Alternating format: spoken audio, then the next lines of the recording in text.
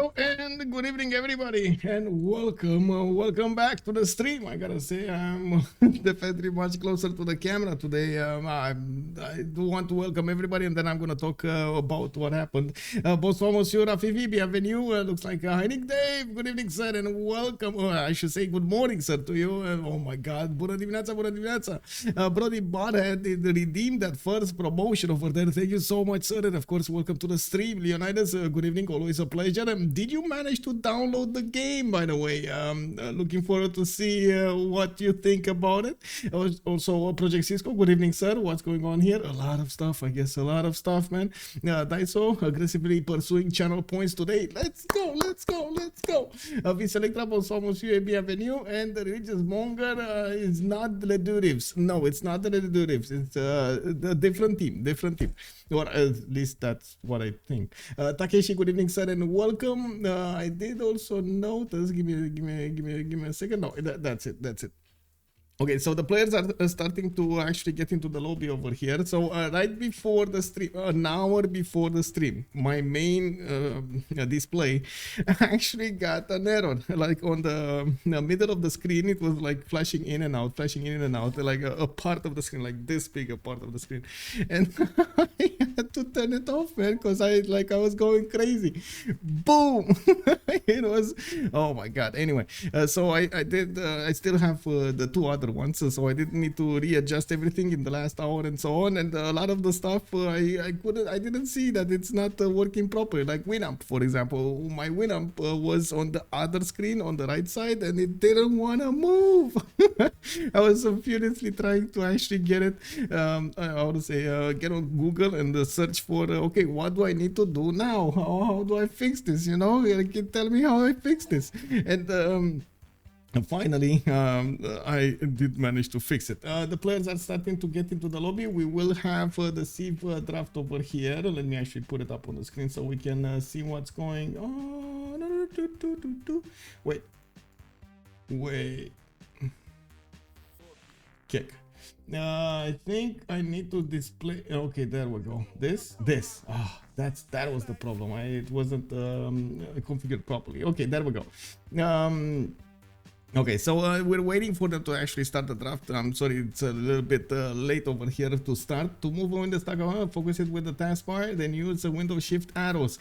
Yes, I found. Wait, Windows Shift arrow doesn't work. What does work is actually clicking on the move and just using the arrows. But yes, that's one of the things I did do over there. It was, yeah, I guess I was so frustrated I couldn't even touch the buttons properly. You know, that moment when everything starts to happen very, very fast and you don't know what to do.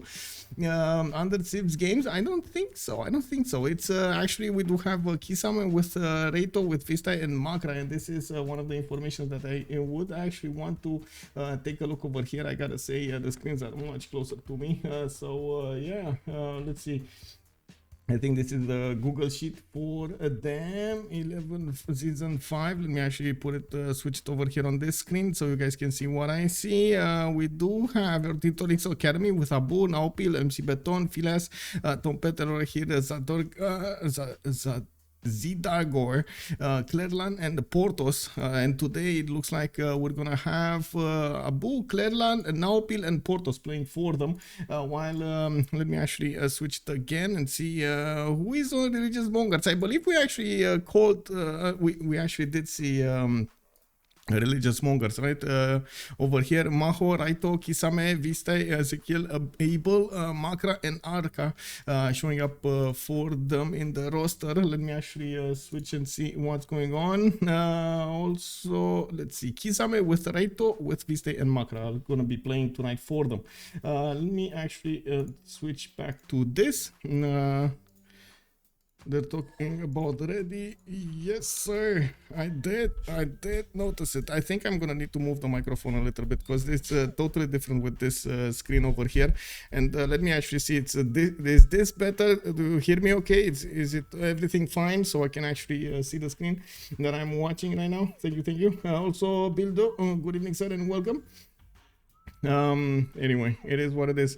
Gonna need to find a new monitor in the next few days to actually replace the old one. It is what it is. Was not planning on this, man. Was not planning. I gotta say, this is one of those moments I definitely wasn't planning on it. Oh man, oh man. Anyway, let me actually take a quick pick. Are they starting the draft? They're starting the draft. So we do have 7 bands on one side, 7 bands on the other. It looks like the left team will be religious Mongers. Do you see what I see actually? Because I don't see if you see what I see. Okay, there we go. I think so. My for some reason the Twitch stream might on my end did okay, there we go. It should be fine. No, it should be fine. It's fine. Not fine. Is it fine? Is it fine? Are you seeing me fine over here? Because for some reason I'm not seeing myself fine. Okay. Exactly. Computers are great while they work, not great when they don't work. Anyway, we do have 2 bands put up on the left, 2 bands on the right. Looks like Spain with Basil II will be coming up on the left side, and it looks like on the right side, Norway, Congo with Portugal are going to be taken out from the drafts. There are quite a few auto bands also in the how to say, in the tournament. Let me actually see how I can actually view this. Give me a second over here so I can switch to the correct screens. Okay, there we go, and there we go. Just takes me a little time to adjust to everything. In the organization, there was an announcement, and let's see, we got Ptolmeic with Ramses, with Cleopatra, Sumeria, Congo, that's Nzinga, and then, or I should say Mvemba, and then we do have Coupe also banned for them. Now we do need to see what they're actually going to pick over here as a civilization, since they're still going through the ban phase. They just got the 2 extra bans taken out, with Japan on the right side, looks like, and Mubande on the left side. Okay, so I guess we do have both Congos taken out of the game. That's a pity, man. I would have loved to see this Primordial. I gotta say, they on the CivFR Squadrons, they do play the Primordial map with the classic regions, which doesn't actually spawn volcanoes at all. There's like no volcanoes on all over the map, but that actually causes an interesting map type to play on. It does give you quite a few opportunities to go against your opponents with a much earlier moment. Rodri, good evening, sir. Dutch good evening. Hello, thank you so much for the primes. Much appreciated, sir. Indonesia and Australia will be the first band. Maybe we'll see Wilhelmina. Well, it looks like they're still not banning neither Australia nor Indonesia at the moment. And yes, on Primordial, you do get quite a few chances to go against your opponents with some coastal civilizations. Now, since there's quite a bit of flatland and with a lot less volcanoes / mountains / tiles to block you from actually getting to your opponent, we might see some land civilizations making it very well on this map. Not banned picked, I mean. Yeah, I mean, definitely I think Australia and Indonesia would be quite powerful to be picked here. Come on, this is the French community. Is somebody gonna actually pick Catherine de Medici, the Black Queen? We haven't seen her in quite some time now. They're totally ignoring her. This is not cool, guys. Not cool. Come on, man.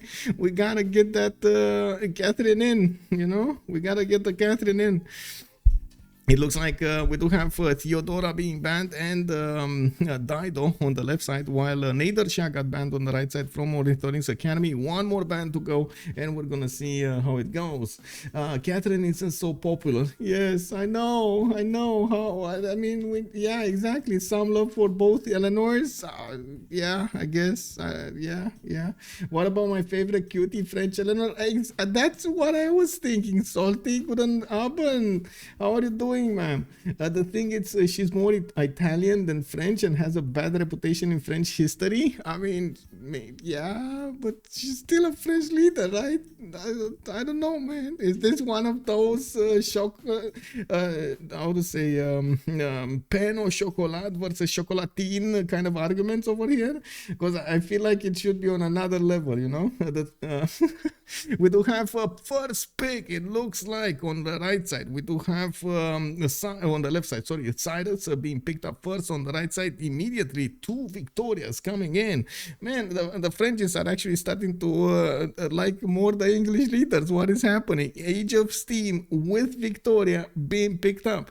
Now it looks like we're gonna need to see also the 4th pick over here. It's gonna be the 2nd pick of religious monger, and we do need to see if they're gonna go for a coastal. They definitely need a coastal, and like Rafifi was saying, I'm pretty sure something like Australia, something like Indonesia could be quite great on this map.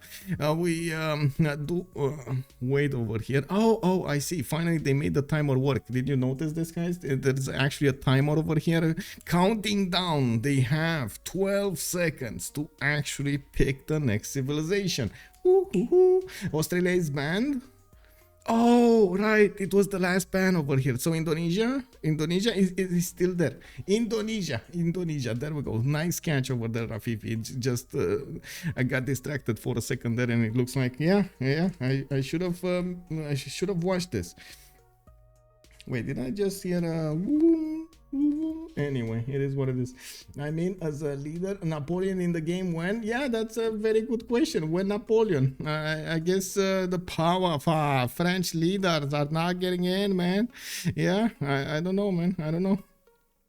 I guess we're gonna need to wait for them. We do have to take a look at the next wave of bans. They do have 2 more bans for each team, and as you can see over here, Ornithorynques Academy are actually starting to go through this. We do have on the right side over there.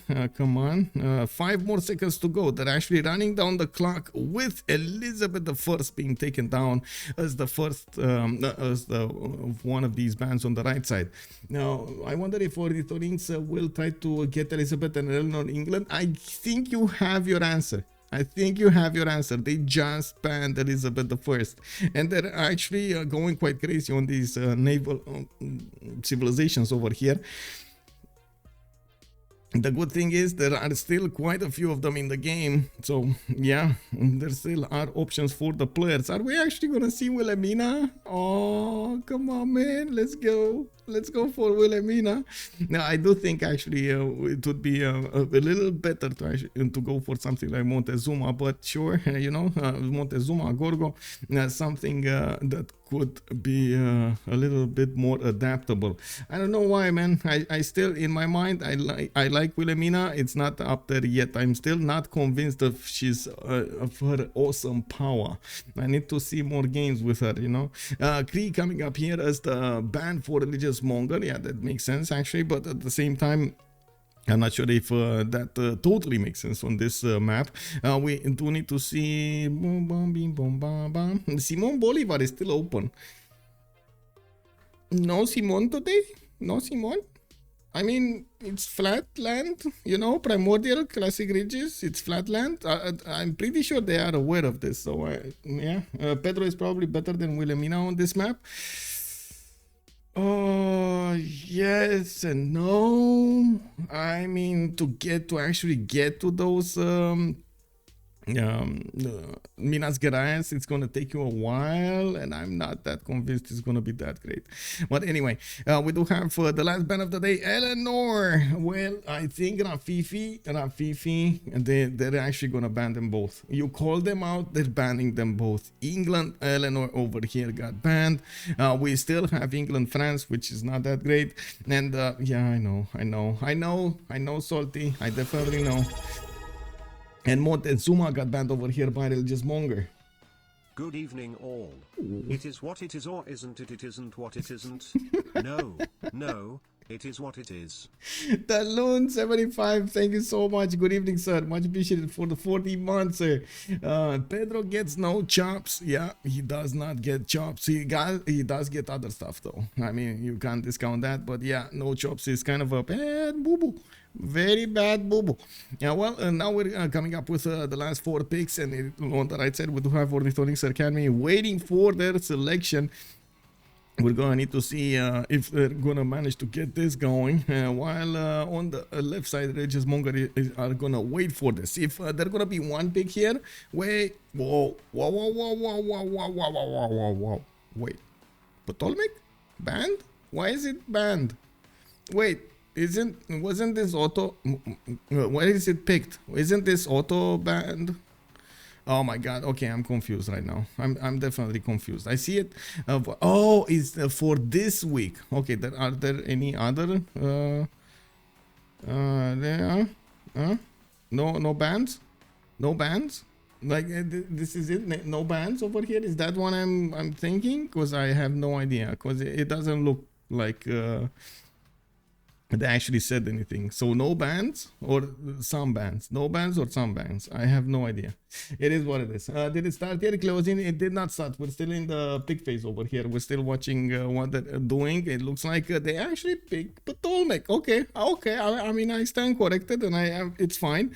Actually, I'm thinking, how did it not catch a ban here? But anyway, Scythia is going to be picked by Religious Monger. We do have Teddy Roosevelt coming up over here. The Rough Rider. Oh, rough, very rough. We're gonna need to see if it's gonna manage to rise up to our expectation, while on the right side Ornithorynques Academy still needs to pick this one. Late, but I love it. Yeah, we're doing it. We're doing one more Civ and then we're gonna go for it. Yeah, USA. Heineck Davis calling it out from there. Yeah, let's go. Let's see how this goes. It is what it is. Okay, let me actually close some windows over here because yeah, this is starting to be a bit too much. Okay, there we go. There we go. Waiting for the last civilization to be picked here from Ornithorynques Academy. It looks like Gorgo is gonna be their choice, and draft is over. There we go. On the left side, Cyrus with Indonesia, with Persia and with Scythia, and then Teddy Roosevelt. We do have on the right side the two victorious Age of Steam and Age of Empire in the same team, with Ptolmeic and Gorgo coming up for them. Now we're gonna get going, and we do need to check really quickly the 0ms. I think I checked them pre-stream, but it's fine. And now we do need to see who's actually going to play what. What are they going to try to prioritize having higher in slots over here for their civilizations. I do want to actually tick off this over here, so we are not bothered by anything. Okay, there we go. And Teddy Roosevelt actually being picked up first by Kisame. Raiito on Ptolmeic. This actually kind of makes me think they're going to prioritize going for those generals and something else other than admirals, while Naopil is going to go for Victoria Age of Empire. Portouss is going to be on Age of Steam. There, I think on one side the team is much more interested in trying to get the land warfare going, and on the other side we do have Ornithorynques Academy with a much more naval concentration over here. We're going to need to see, or I should say focus, not concentration. Now we do need to see if this gamble they're making over here, who's gonna get it, the land civs or the naval civs. Like it feels like they split up quite a bit here. And we do have Ptolmeic also coming up in the last slot. Guitarja played by Macra, Cyrus on Vistay, Gorgo Klerlan, Ptolmeic Raiito, and yeah, that's about it. We're just readying up, and we're gonna get this going. Yeah, and we also have all of the wonders, by the way. It's just the one one that got taken out. I believe it's Bermuda Triangle that is not available for the players to pick. That's it. I'm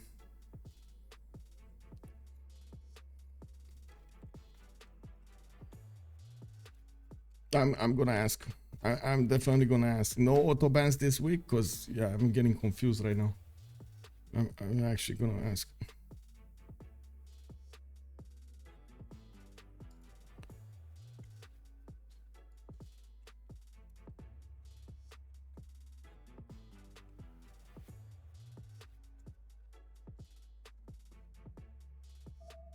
Okay. Can you check the rules for the technical, as we often see that on Primordial? I mean, since there aren't that many volcanoes, I don't think it's gonna be that big of a problem with Primordial, but yeah, I can check the rules. I can definitely check the rules. Just need to find where they are. Man, oh man, la règlement, normalement. Okay, let me actually see. And what is it? Remap technique, right? And I actually need to spell out technique. Remap technique, okay. Okay, it's basically almost the same as how to say, as the CWC one. Let me actually put it up on the screen. There we go. This is the technical remap. Two players are gonna appear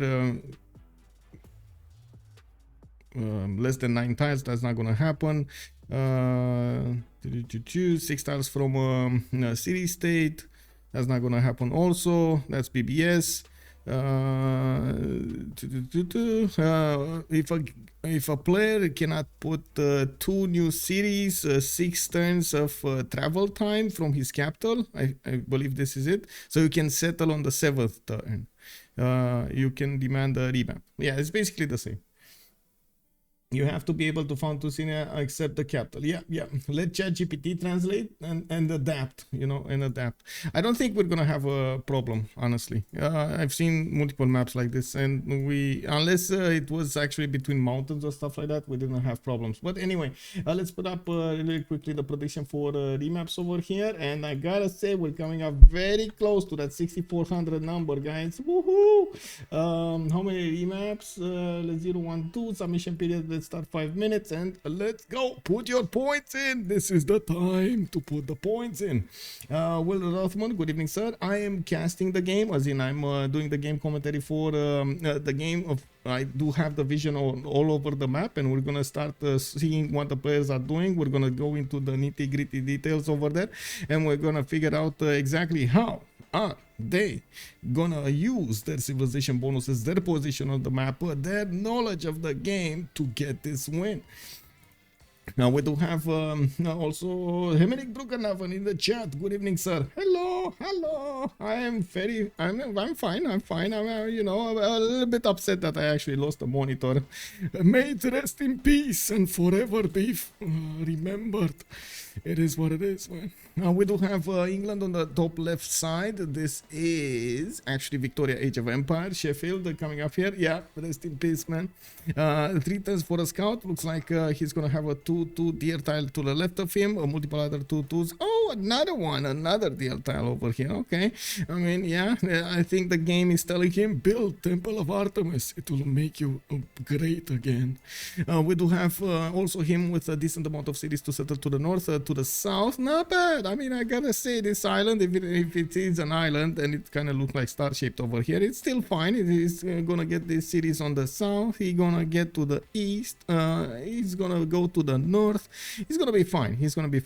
Now Naopil is gonna have also Age of Steam Portouss over here to the southeast that he can trade with, and he's gonna be a very happy camper trading to his ally over here. A lot of gold will be generated between the two teammates. Now we do have London coming up with a 3-1 fertile, a 1-3 deer tile. He can buy out the spices on the east side, doesn't actually need to hurry to get them. He's gonna need a second population anyway. Also Dolkin Rukan, good evening. Losing your mother is also an opportunity. Buy a bigger one. Honestly, I was thinking, I mean, I know what you're saying, and I definitely want to get a decently big one, but having sat on a 42-inch for so long, I feel like 42-inch might be a bit too big. And honestly, I was thinking is there something in between, maybe like between a 32 and a 42, maybe it's like 36 or something, but I didn't actually find 36 that easily. But anyway, I talked with a friend of mine that he might advise me what to do tomorrow, and in the meantime, if push comes to shove, tomorrow I'm gonna get anyway a new one, just temporarily. What is the wonder on England Island? This one is Dalol. It is the Dalol wonder over here with just 2 extra science and 1 extra gold, and that's about it. It does provide the 2 food and 2 production. Some extra era score, and that's it. You don't get that many bonuses from it. Now, in the south, do we have anybody? No. Krakatoa over here coming up with less than nothing bonuses. We do have Prokhorovka, and this is where the gamble begins, guys. So we do see Prokhorovka, Raiito coming up to the northeast, actually in range of England to send his Saka horse archers towards his opponent. If they actually don't remap this is gonna be a weird one. We're gonna see we're gonna see Scythia over here try to bounce those Saga horse archers all over the place over here to try to attack the city of London and take it out. Not to mention the other cities that Portouss is gonna try to put over here. I'm watching your stream on a 60-inch while playing the game on an 86. Oh my god, man, it's all about the distance. I mean, yeah, I guess so. That is true, actually. My other monitors are like 27 and I'm now sitting on two 27s, and I did have to bring them closer to me because, like, I can't see it, you know, on the screen properly. Yeah, it is what it is, man. Also, Dalol is a unique terrestrial hydrothermal system around the Cinder Cone volcano in the Naopil depression northeast of the Erta Isle range in Ethiopia. Oh, yeah, that's a very good information over there. Thank you. And we do have also Gorgo. Klerlan is going to play it. This is going to be an ally of Portouss. I think Greece over here is going to need to play defense for England, because otherwise England might fall. And we do have him with a 2-2 base from a stone tile. He does have dice tiles to play with on the left side. That's gonna mean he's gonna get an extra pantheon, or I should say extra faith from the beginning. Doesn't need to go for the God King card to get the gold and the production. Pretty good advantage here. And we're going to need to see how far in the north he's actually going to settle, and we're going to need to see how he is going to want to expand over here, make use of his land.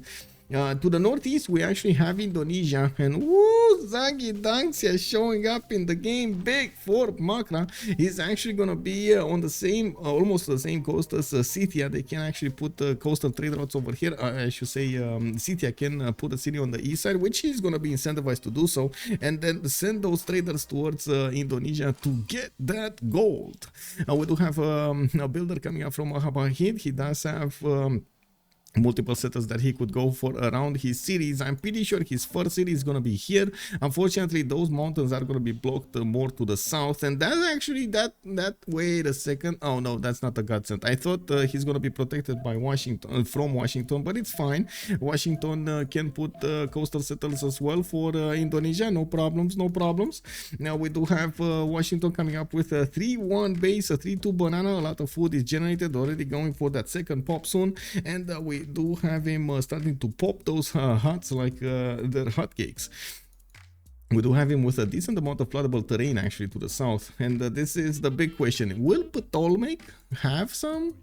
Yeah, she does. 3-1 base, a maze tile underneath there. I see a rice tile to the southwest, more rice tiles and maze tiles to the west side, and I gotta say it's not that big, but definitely can try to build an Temenaki in the second city over here to the northwest to try to get that extra production and science in her cities. Thanks, Wiki-chan. Yeah, thank you. We do have him with extra gold from the truffles, a 3-2 banana, and I gotta say this is actually a decent boost at the beginning of the game. Making 10 gold a turn from such an early stage is pretty good. You get to invest in what you want. Now I do notice Raiito over here is gonna need to discover his opponent, and I think the big question is, will Portouss discover Raiito? Wait, what rivers do you have? Trent River, okay, that's fine. That's not gonna discover Scythia. And this one, what is this name? This is river. Guys, the name of the river is River. Well, yes. This, you know what this feels like? This is like catchphrase. Have you guys seen that movie with catchphrase? Oh my god, man.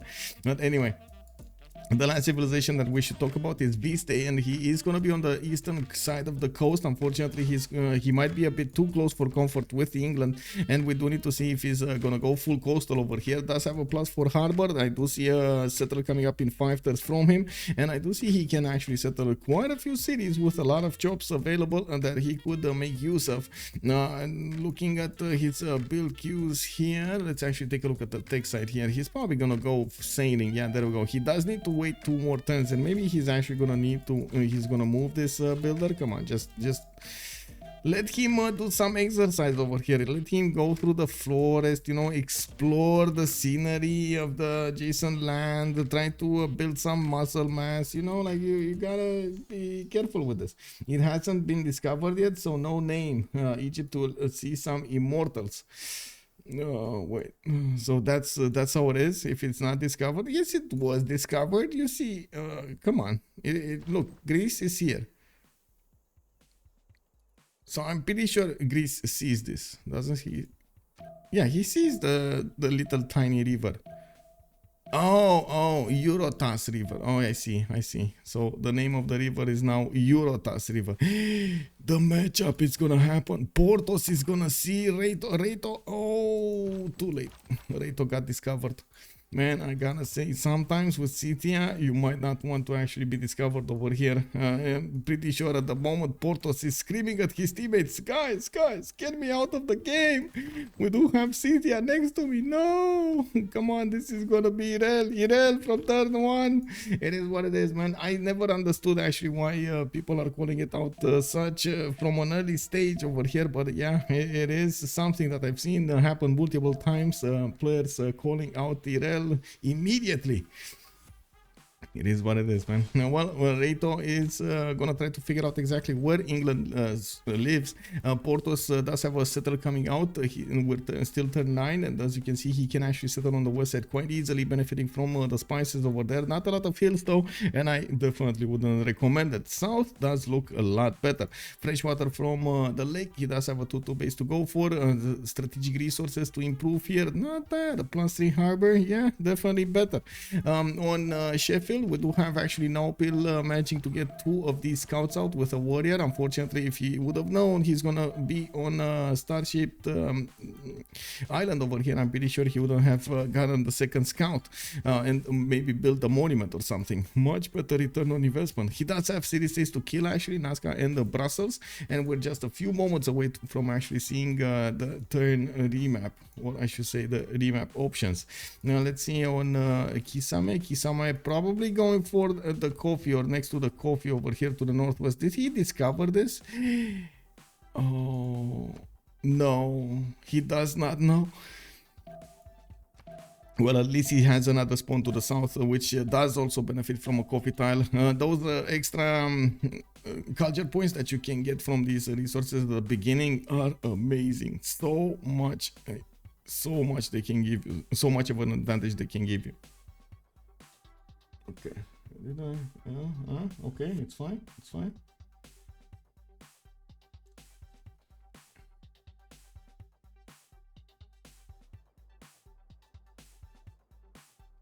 It looks like we had quite a fast vote over here from one team. Religious Mongers did decide that actually gonna get this going really quickly, and yeah, they made up their mind, man. I gotta say, I do also want to put up the team labels, so I'm actually gonna do this while I have a little bit of time. Religious Mongers RM on the right side of this screen, and on the left side we do have Ornithorynques Academy. Wait, did I? Oh my god, wait. Kick. I think I messed that up. It is what it is. Ooh, this is gonna be the guys. I think actually Portouss just put his big pants on, and he said, you know what? I'm gonna take on the great Scythian Empire, and I'm gonna survive and win and prosper. Yeah, makes sense. I mean, let's see if he's gonna do it. Okay, there we go. Now they're in the correct position. Ornithorynques Academy coming up tonight with Abouh, Klerlan, Naopil, and Portouss. On the right side, we do have Religious Mongers, Macra, Vistay, Raiito, and Kisame. Now we do also have to talk about their options at the beginning of the game. Naopil coming up with his improved fish. He's going to want to get his celestial navigation boost. I do also notice that he's getting that second settler coming up from Sheffield in 8 turns. It does seem like he has less production. He's probably working the fish. Because of that, he is getting extra surplus food over there. No, I should say surplus food in the city. I do also notice he's moving the settler to the southeast. Looks like towards the horse tile over there. They're setting this up so they can actually trade coastally. I would not recommend trading coastally from the beginning of the game, and of course we've seen it multiple times how the players do try to wait for Visserbanken to actually get there. And yes, and Sasu, good evening sir, big boy pants on. Gunla Kimbo, good evening sir, and welcome. Now we do have him with available iron in the south, in the second ring of Sheffield. Looks like the horses are going to be probably improved in the second city over here to the east side. And it's going to be one tile out from that city center. Definitely quite a few cities can be settled here. This is going to be 1, 2, 3, 4, 5, 6, 7... seven cities plus the capital, so 8 cities empire over here for England, and not that far away for him to actually go through. The ones in the south are going to take a while to get there, but it's fine. England, Age of Empire, and Portouss is still keeping in the choke point, so Scythia does not get to discover more of his territory here, or any of his territory. We do have a settler coming up from London in 1 turn, and of course you can immediately see the difference between them. He has been working these 2/2s and probably also the 1/3 deer tile, getting more production towards settlers, which does help him out a lot. He did not build a builder, and he's gonna wait probably for the celestial navigation boost from his teammate. He does have a horse tile over here to the southeast that he needs to improve and first of all discover, and as you can see he's going for celestial navigation immediately. I would say actually a lot of the times Age of Steam does want to get animal husbandry quite quickly, so he gets his horses with the extra production, and of course other strategics afterwards with bronze working, with military engineering and so on. Now we do have him getting this settler going, and I'm very curious. Okay, he's going left, but where is he going left? Is he going here? Is he going here? Is he going? Where is he going? 1, 2, 3. No, that's not gonna work. Banana. I don't know, man. I don't like this. I mean, this is gonna be a lot of gold. A lot of gold. I would like this. So this looks much better. So many more chops, so many more hills. You don't need to spend the gold. I guess they're just you know, happy with their gold generation, especially because Abouh is making 13 gold. Portouss is also on 8, so I guess they're thinking, okay, it's fine guys, we got the gold, it's fine. And we do have also Gary coming up from London in 2 turns, and by the looks of it, Scythia's warrior is moving to the south, and he has met Greece, Klerlan over here. Okay. I'm pretty sure he's also aware of the loyalty pressure over here. It looks like Klerlan is going to put more pressure over here in the north with another city. London does benefit from iron tile in the 3rd ring. I do see the city of Hull does also have both of these strategic resources next to it, iron and horses. Not bad, not bad. We do have Sparta to talk about next, and I do see right now the settler needs to make up its mind. Where is he going to go? We do have Klerlan sending his other scout towards the north to actually find out how far away or how close Scythia is gonna be, while Sparta is trying to get his second settler finished in 2 turns. We do have also him with a pantheon. Religious settlements was his choice over here, and by the looks of it, he is gonna benefit from horses in the 1st ring on the east side, while he does have iron tile to the southwest. Okay, I do also notice he's gonna have pretty good settles on the eastern coast. I don't think he's actually gonna want to go on the eastern coast, mostly because all of his opponents are there, and yet he doesn't know that yet, but he's gonna know that at some point. Now, also, good evening, Brody. Hello there, sir. Congratulations for picking up that 4th promotion. 2 Englands? Yes, yes. 2 Englands with just trades. It's just, whoa, whoa. This is the first time I ever guessed the map, the remap correctly. All right, I do need to finish that one. 0 remaps, guys. 0 remaps. No technicals, no remaps, no tokens, no nothing got placed in this game. Okay, let's actually take a quick peek over here on Scythia. Scythia did put his first Kurgan down, and it's gonna be a 2-2-2-3, and it does look like he's gonna move a city to the south. Okay, okay, he's moving here. He's forward settling his opponent, so yeah, that could be a staging place to actually get some units going. I do want to have a mention over here about how the land looks like. These are a lot of hills and a lot of forest on those hills. It's gonna be very slow to move an army through this, and this might be something that not only England is going to try to benefit from, but also Greece in the south. It's going to be a little, quite a bit of distance for them to actually move through. Spoon, hello there, sir. Welcome, welcome. You're a 2nd out of 30. Oh, wait, huh? Okay, I need more England. We do. They banned them. They did not want to get Eleanor. They did not want to get Elizabeth in. Unfortunately, it is what it is. Anyway, Raiito did put a city to the southeast, which is benefiting from fertile sand, 3 to bananas. I do see he's gonna have also Indonesia with kind of the sea on the same coast. So yeah, trade routes can be developed over here. Can't easily put a canal city, but he can canal later, and we're going to need to see how he's gonna try to make the best out of his civilization bonuses to actually push his opponent here. He's not being left to move through the territory by himself. You can see Greece is actually shadowing that Scythian warrior over here to try to push him out. We do also have in the capital turtles, giving him an extra point of science and some gold. I do see horses and iron are going to be third rings, both of them quite expensive to acquire. And in the third city that he's going to have to the south, he's not going to have any strategic resource unless you take into account this horse in the third ring also. I don't think Indo needs canal. Yes, MS Doll, I believe BBS Wonder Zone. Yes sir, BBS Wonder Zone. I think it connects way in the south. Wait, it does it? Way in the no, not really. Well, oh wait, it does. Kick. Oh my god, it actually does. Look, oh my god, he's actually gonna snake around the map to get to his opponent. Okay, we're going to need to see if that's actually gonna be a thing here. Talking about Indonesia, God of the Sea is giving him the extra protection on his tiles, coastal resources, and as you can see, he does have quite a few of these fish tiles to improve here. Third city is going to the north. He's gonna pop a builder soon from Majapahit and gonna finish that monument. The fact that he did get the Zangitaxia settled first, you can imagine he's actually getting right now in the Great People screen some merchant points and some general points. Not bad. Free general, free merchant, not bad. Extra copy of a luxury resource makes everything good, right? Make your people happy. In the second ring, he does have horses. Third ring, also 2 tiles over here to improve. In Jambi, he's going to have an iron tile to the northeast also in the second ring. And I do have to take a look what's going to happen in America's territory. Also put a city on the coast to the west side. He did buy out that the coffee tile and the 3-2 banana to the south. By the looks of it, he's starting already on his internal trade routes and put down a +3 campus. I do see also New Orleans got settled over here on the east, which will put him quite close over here to Indonesia. Doesn't need to worry about it. And oh my god, look at Thebes.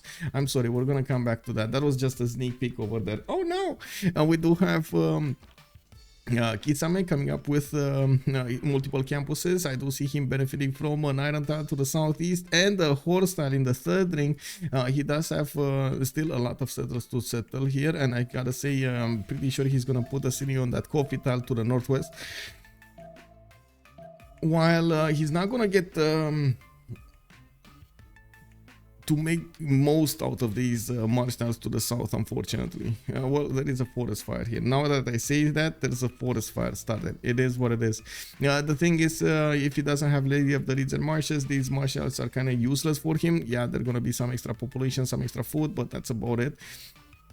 So I think he's just going to stick close to the mountains and make the most out of that territory there instead of anything else.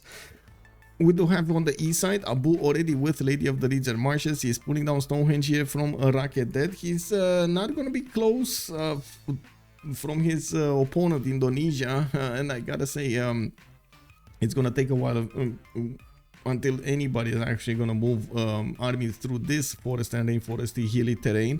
We do have him finishing up at Ptolmeic in 4, which will give him an extra point of production on all of these floodable terrain tiles and an extra point of science.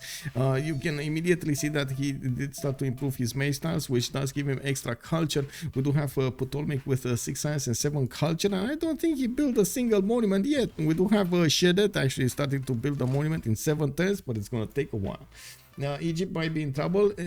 Enemies in all directions. Vistay over here. Yeah, I guess Vistay is gonna need to do something against Ptolmeic. And wait, does he know about this? Uh-oh. Yeah, he knows. He definitely knows. So wait, we do have 2 civilizations that are in danger from warmongers over here. Scythia might attack England, and then we do have Ptolmeic that needs to defend against those immortals. I don't know, man. I guess they're gonna test their name. Are they gonna be immortals this game or not?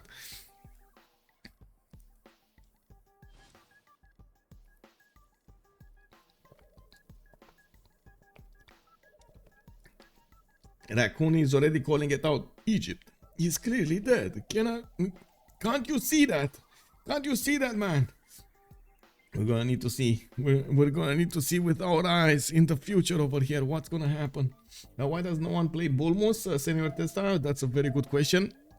There was a time when Bulmos was preferred. Unfortunately, Bulmos doesn't actually have a good track record of keeping his borders and cities alive at the beginning of the game. It's pretty good if you have like a lot of breathtaking appeal and quite a few mountains and so on, but if you low roll on your spawn, it's kind of bad late game also. If you high roll on your spawn, late game is quite good, and we've seen actually cultured victories with him. He does have a little bit of I would say a different game style compared to other nations in the game. Egypt better rush to the pyramids for a proper kick, so she's gonna have too much. She's not gonna have too much to defend, or else she defend 2 versus 1. Oh, you're talking about the west side over here? Yeah, I'm pretty sure America will have an extra incentive to actually go to the east side here, and we're gonna need to see how this this looks. Yeah, boom.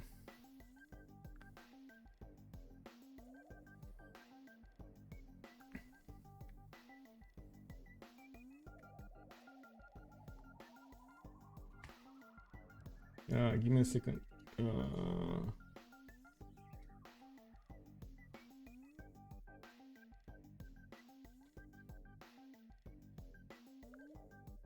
I'm talking about a friend of mine about monitors.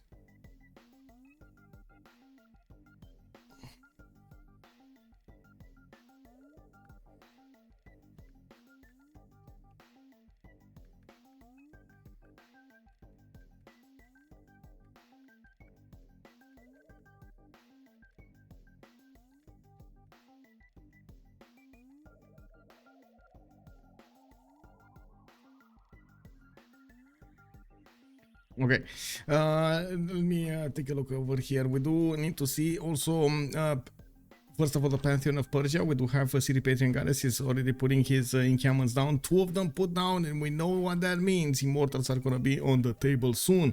We do have him with a 4th settler actually coming out from Passagarde. A bit surprising that he's going for the 4th settler, but it is what it is. And I gotta say, England is gonna try to stop him from doing anything like that. We do have both coming up here to the south, and he is gonna try to force Persia to actually split his decision between 2 of them.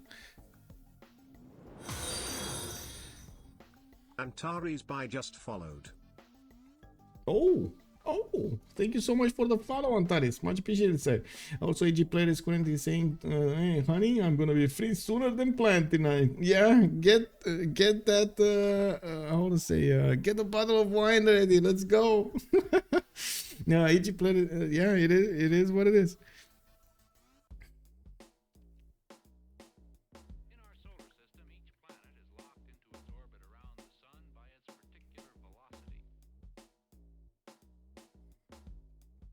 Okay, found something. Okay, so we do have a settler coming up in 3 turns over here. I'm very surprised, by the way, about the 4th settler. I would have imagined that he's actually going to get a new builder going, or try to get that monument, and we'll see how it goes. We'll see how it goes. Just give me a second so I can copy paste the code over here and see if I can actually find it.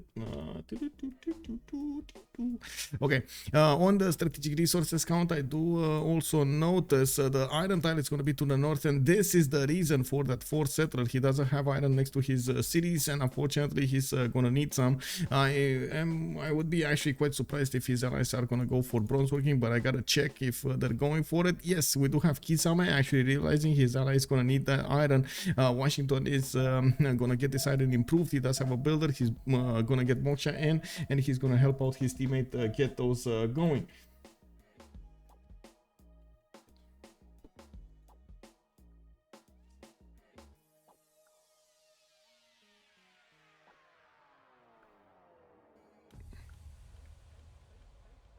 There's so much we can learn in the universe.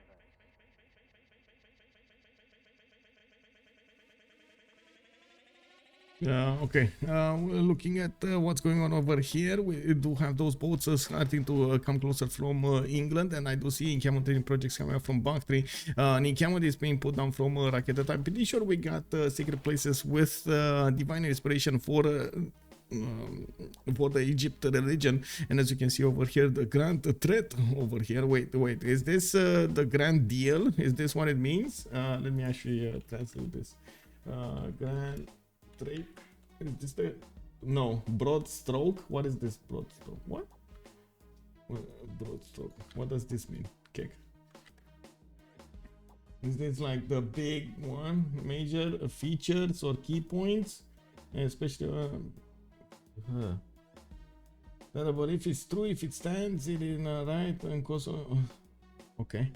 Anyway, he did not get defender. No, he did not get defender.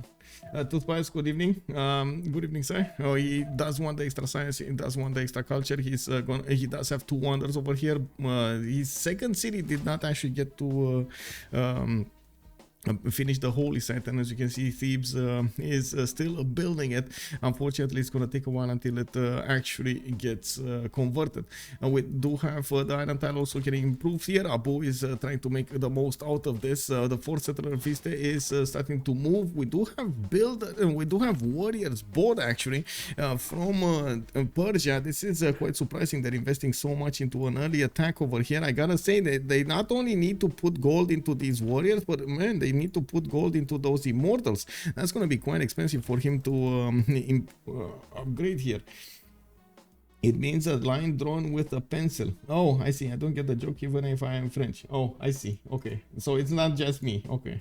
I thought it's just me, man. I thought it's just me who I don't get it. Who will win? We do have to go on to prediction over here.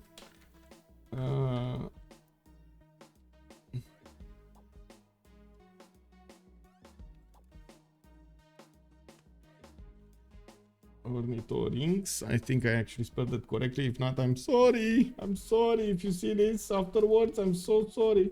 Religious Mongers in the second team. Summation period 30 minutes. We're gonna need to see what's gonna happen here. Arsenius, good evening, sir. Those grand traits are either about religious traits or the religion icon. It looks like broad strokes indeed. Oh, that's okay. This one. Okay, I see. I guess because it's like, you know, big wavy hands. Now Ave Machiavelli also, good evening, sir. You know, I recommended Breaking Bad. You did. Yes, you did. We do have prediction is not Egypt. Yes, prediction is not Egypt. I mean, you put your points in whoever you feel needs the points, man. You know, it's gonna give you the points. We do have a 1028 now. 2 things that I want to take a look at. All of the pantheons in the game, so we're gonna take them in order. England, God of War and Plunder on Age of Empire. Age of Steam is gonna benefit from God of the Forge, and we do have a lot of slingers coming out from him that are gonna turn into. Oh my God! Look at the massive fleet going in. I'm actually, I wouldn't be surprised if he's gonna try to attack Bandar Brunei over here on the way, while Nazca is probably gonna be taken by the other England, even though I think Brussels would be a much better pick. Now we do need to take a look here on Scythia. Scythia did go for initiation rights. Gonna get some faith coming out whenever he's gonna put a city, whenever he's gonna pump out a unit from a city, and he's gonna have a relatively okay-ish monumentality. Religious settlements coming out from Greece. We do have America with Goddess of Festivals. He's gonna get the extra culture point on each of these improved pastures, and as you can see, he does already have 4 of them. Very surprised that he did not improve the iron. This is kind of a moment. He got his bronze working, did not improve the iron. This is a bit of a problem over here. They have zero resources. I gotta say, this is a big moment. Oh well, it is what it is. God of the Sea coming up on Indonesia. We do have Lady of the Region Marshes picked up by Egypt, and I gotta say, Egypt is incredibly productive here. 40 production versus Vistay's 31. We do have Abouh with 19 science and 14 culture, while Vistay is on 8 and 5. This is gonna be quite a difference between them, and we do need to see if it's gonna help him not only survive but thrive here. Putting down 3 of these encampments does mean he is embracing his position to defend against the Persian nation. Now we do have also city patron goddess coming up from Vistay. He's gonna get 40% towards his production of the first district in a city. Not bad. And the moment, I don't think he actually saw, or did he see? I don't know if he saw the English galley or not, but I think he did. He did manage to pump out a galley of his own, and as you can see, he's trying to get another encampment training project going. He's gonna get this general. We do have Indonesia with the ability to pick the first general. Persia coming up next, and no general yet for Cleopatra. Would be amazing if they do manage to deny Egypt over here its general, but we'll see if that actually happens. And we're one turn away from getting the golden age. We do have Vistay actually. Oh no, oh, consequences, guys. 17 out of 19. The fact that we didn't have somebody improve the iron for him, and he did not settle towards iron, and he did not get to improve his iron, made him go into a normal age. Oh my god, man, this is so sad. This is so sad. This is the last turn they can actually influence this. One turn. Normal age enjoyer over here for Vistay. I don't know, man. Can he actually choose a city state? I have no idea if he actually has envoys, and I'm not going to go through all of the city states to see. And we do have 1, 2, 3, 4 of these religious city states: La Venta, Nazca, Yerevan, and Cinquetti. Looks like Mexico City with Auckland, Cardiff, and Brussels will be the ones for industry. Bologna is going to be the one with science. Bandar Brunei coming up for trade, and I do see Kumasi is going to have the culture bonus. Okay, sure. What is Kumasi? Where is? Oh, I see. It's on the sea. On the seas, wide open. It seas. It is what it is. We do have the first world declaration being sent. It looks like England did try to attack into one of the Scythian units, and no, Vistay normal age. Man, the consequences. Honestly, when I saw the builder, when I saw Kisame actually getting bronze working, I honestly thought he's gonna get this going. And if he would have done that, his ally would have been in a golden age. This is incredible how much like a quick different move can influence the game so big. Big wolf, yeah, big wolf. Wait, normal age means you can brag more when you win eventually. Yeah. I mean, we all know. Who was it? Tirits. We all know the big Titian conquering of Byzantium, right? Dolkim Rukan, Michael and friends players that miss golden age. No. I'm friendly, bro. What do you mean? Okay, so I do have a bit of information and feedback over there from the Swiss general chat, or I should say from the CivFR general chat. There are 2 bands, Coupe and Congo Movember.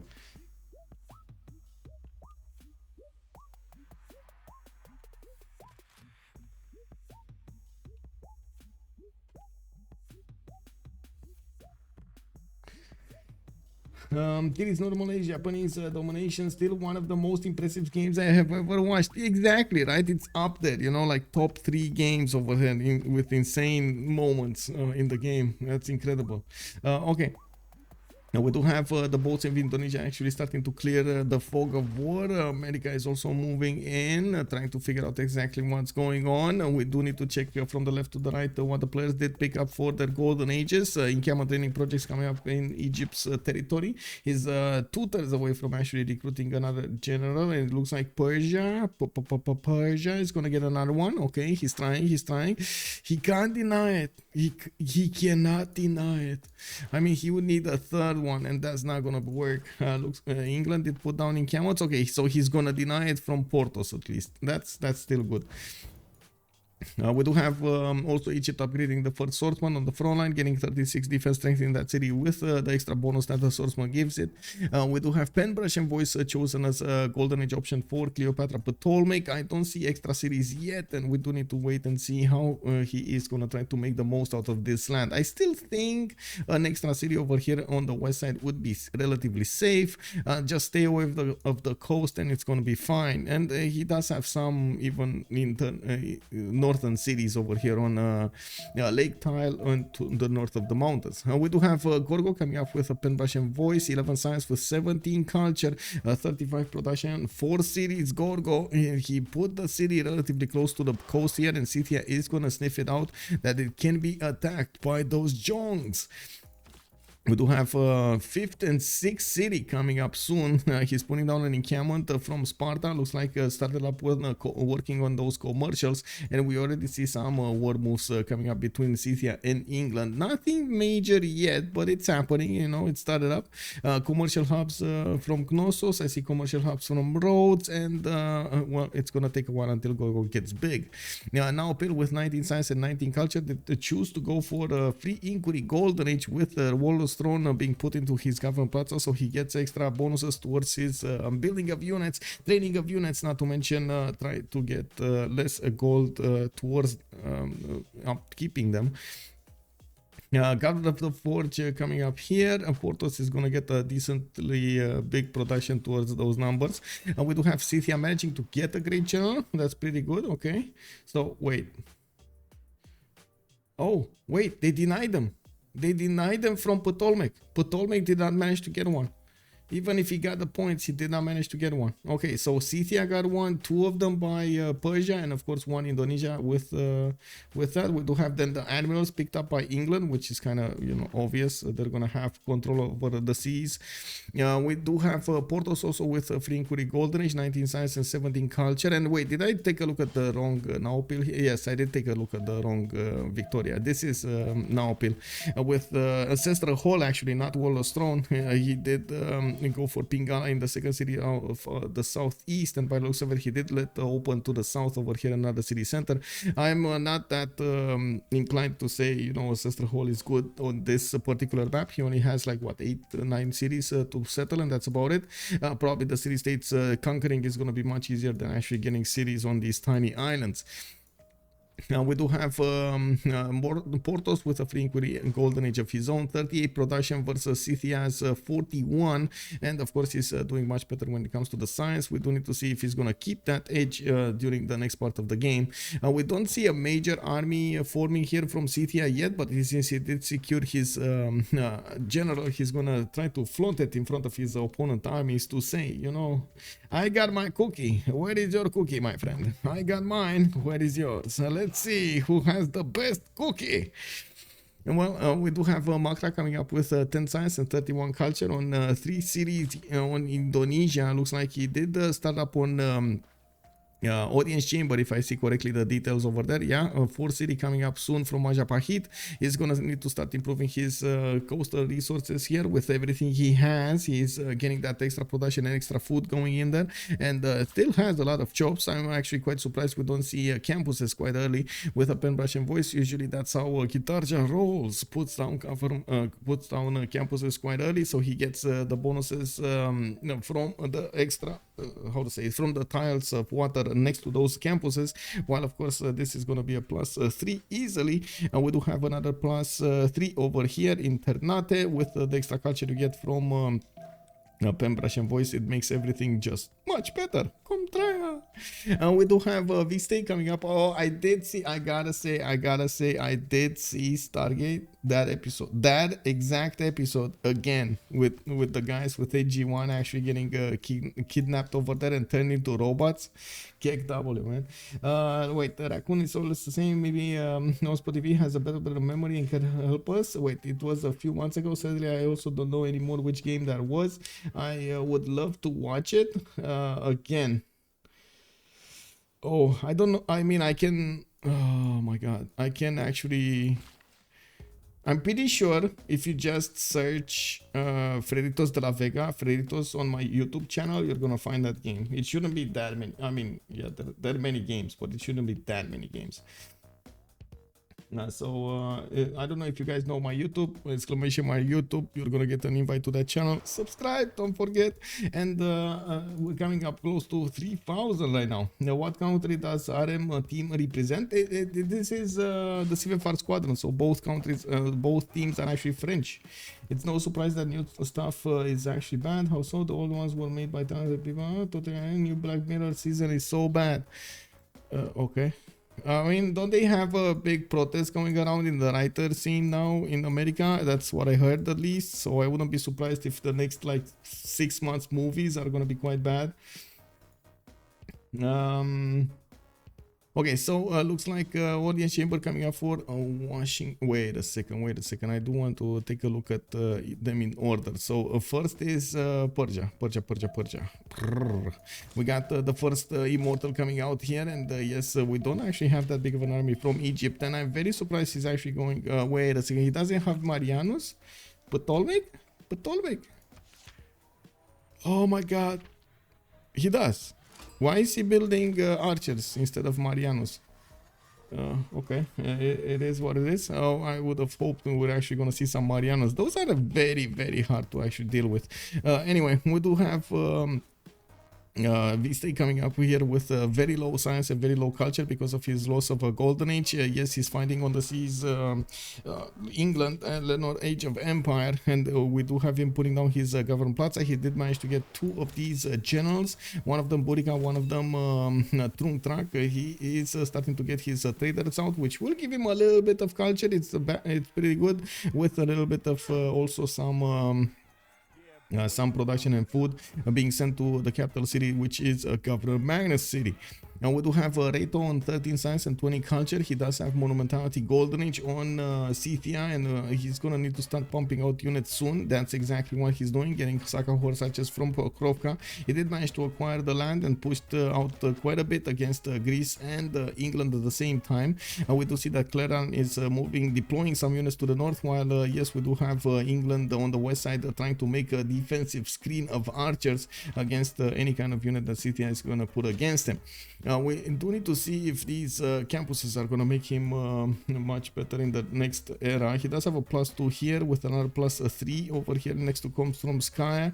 I'm a bit surprised about the position of Generals, honestly. I would have thought he's actually going to get it on this 2-2 tile, but I guess he did want to keep this city to the south for him, but it still doesn't make sense to me. It is what it is. Anyway, maybe it was something related to position, and he can get another city to the west of Genolus, right next to the mountains over here, right next to the capital city of London. Well, let's actually see the development on Teddy Roosevelt. He's already on 4 cities. He's going to finish Temple of Artemis next turn, and by the looks of it, we do have Moksha established here in Washington, with Reina going in Philadelphia. He's preparing for that gold generation, and we do already see a trader from Macra being sent to the city of Washington through the city of Philadelphia, so they're trying to get those funds in to be able to afford whatever they need. And we do have Kisame on 20 science for 31 culture, 25 gold at 10, and 47 production. On the production side, he's doing quite well here. He did manage to finish those campuses, and I do see the government plaza did get that audience chamber finished also. Not bad. Now that he has his iron improved, the situation has changed. We do have a decent amount of iron being acquired by the players of religious Mongers. It just was a little bit desynced over there to the golden age, which unfortunately did keep Persia from getting it. Fourth settler is coming out from Rakedet here. Mariano Cheret are just coming out from Thebes. A lot of production is still available for that city center. It's 24 production in that city center, while the capital is only 18. It's actually not that common to see this happening. The second city or the third city actually getting more production than the first one.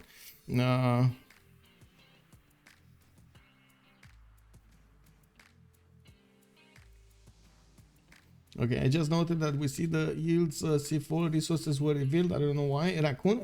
This is because of the how to say spectator mode. Is the new Cleopatra better than the original Cleopatra, or is it equal or dependent on the map? I would actually say Ptolmeic is a little bit better than the original Cleopatra. The original one is still good, but Ptolmeic is just a little bit better. The extra culture tempo, as you can see, is just amazing. We do need to see if he's going to manage to keep his borders, though. Persia is going to start pushing with those immortals soon, and you do see that he's getting his own Warlord's Throne built. We do have a monument coming up from Halicarnassus. He did not choose to go on the coast here. He stayed away, just led his capital and the third city to the west side here. I also am quite curious if we're actually going to see them warring on the west side here. I got a point out Greece does have a lot of cities already. 2, 4, 6. I do see him going for Orient Chamber, going for taller cities. A few Scythian archers did arrive next to the Greek borders. While yes, we do have hoplites coming around here from Ephesus. First Aka horse archers are starting to be chopped, and yes, these will actually need to be bigger in numbers for them to actually do a lot of damage. I would really say it's much better to go against England than against Gorgo. Just make a defensive line over here, put them in the 2-2 forest, and that's fine. That is fine, you know. Just don't mud fight with Gorgo, because it's not gonna go well. Now we do need to see also Bandar Brunei. Bandar Brunei got taken over by England. We do have actually, unfortunately, the other England not getting city-state easy peasy. I would have thought Brussels is actually going to be the one being picked up by Naopil, while Portouss is going to get Bandar Brunei. They had boats around them, and unfortunately they did not choose to do this. We do have another 2 cities coming up from Portouss. He's escaping his situation here, so it's fine. He's going to get a city on the coast. He's already on 3, and this is going to be his 4th and the 5th one. The 5th one is going to be placed to the south of Hull, there where he's starting to build up trader. I do see swordsmen are being hard built also from the city of London. While he didn't improve the first one, he's getting more defense in his garrison strength. Looks like Egypt fighting that city-state to the northwest.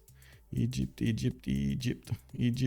Oh yeah, Cinquetti. Cinquetti is actually doing quite a bit of scaremongering over here on Egypt. Who is Cinquetti? It's Kisame's city. Okay.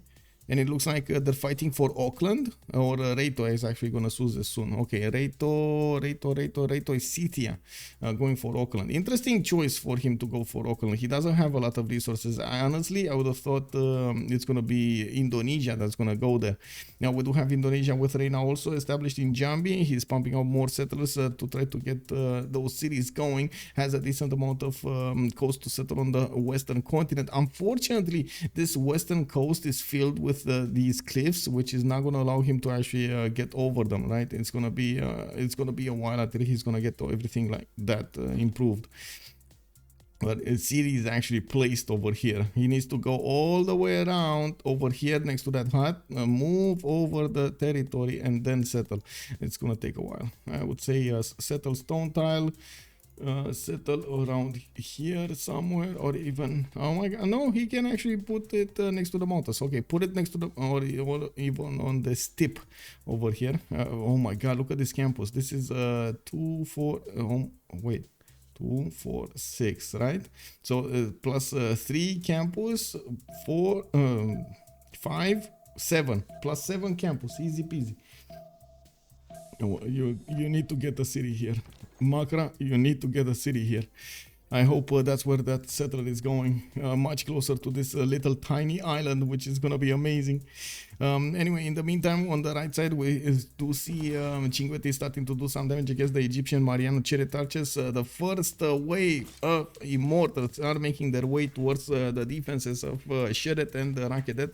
Now, there are some swordsmen that are trying to defend these cities, and as you can see over here, we do have only 3 immortals on this first wave. He's gonna need to get some more while he's still waiting for Wallace Throne to come out from Passagarde.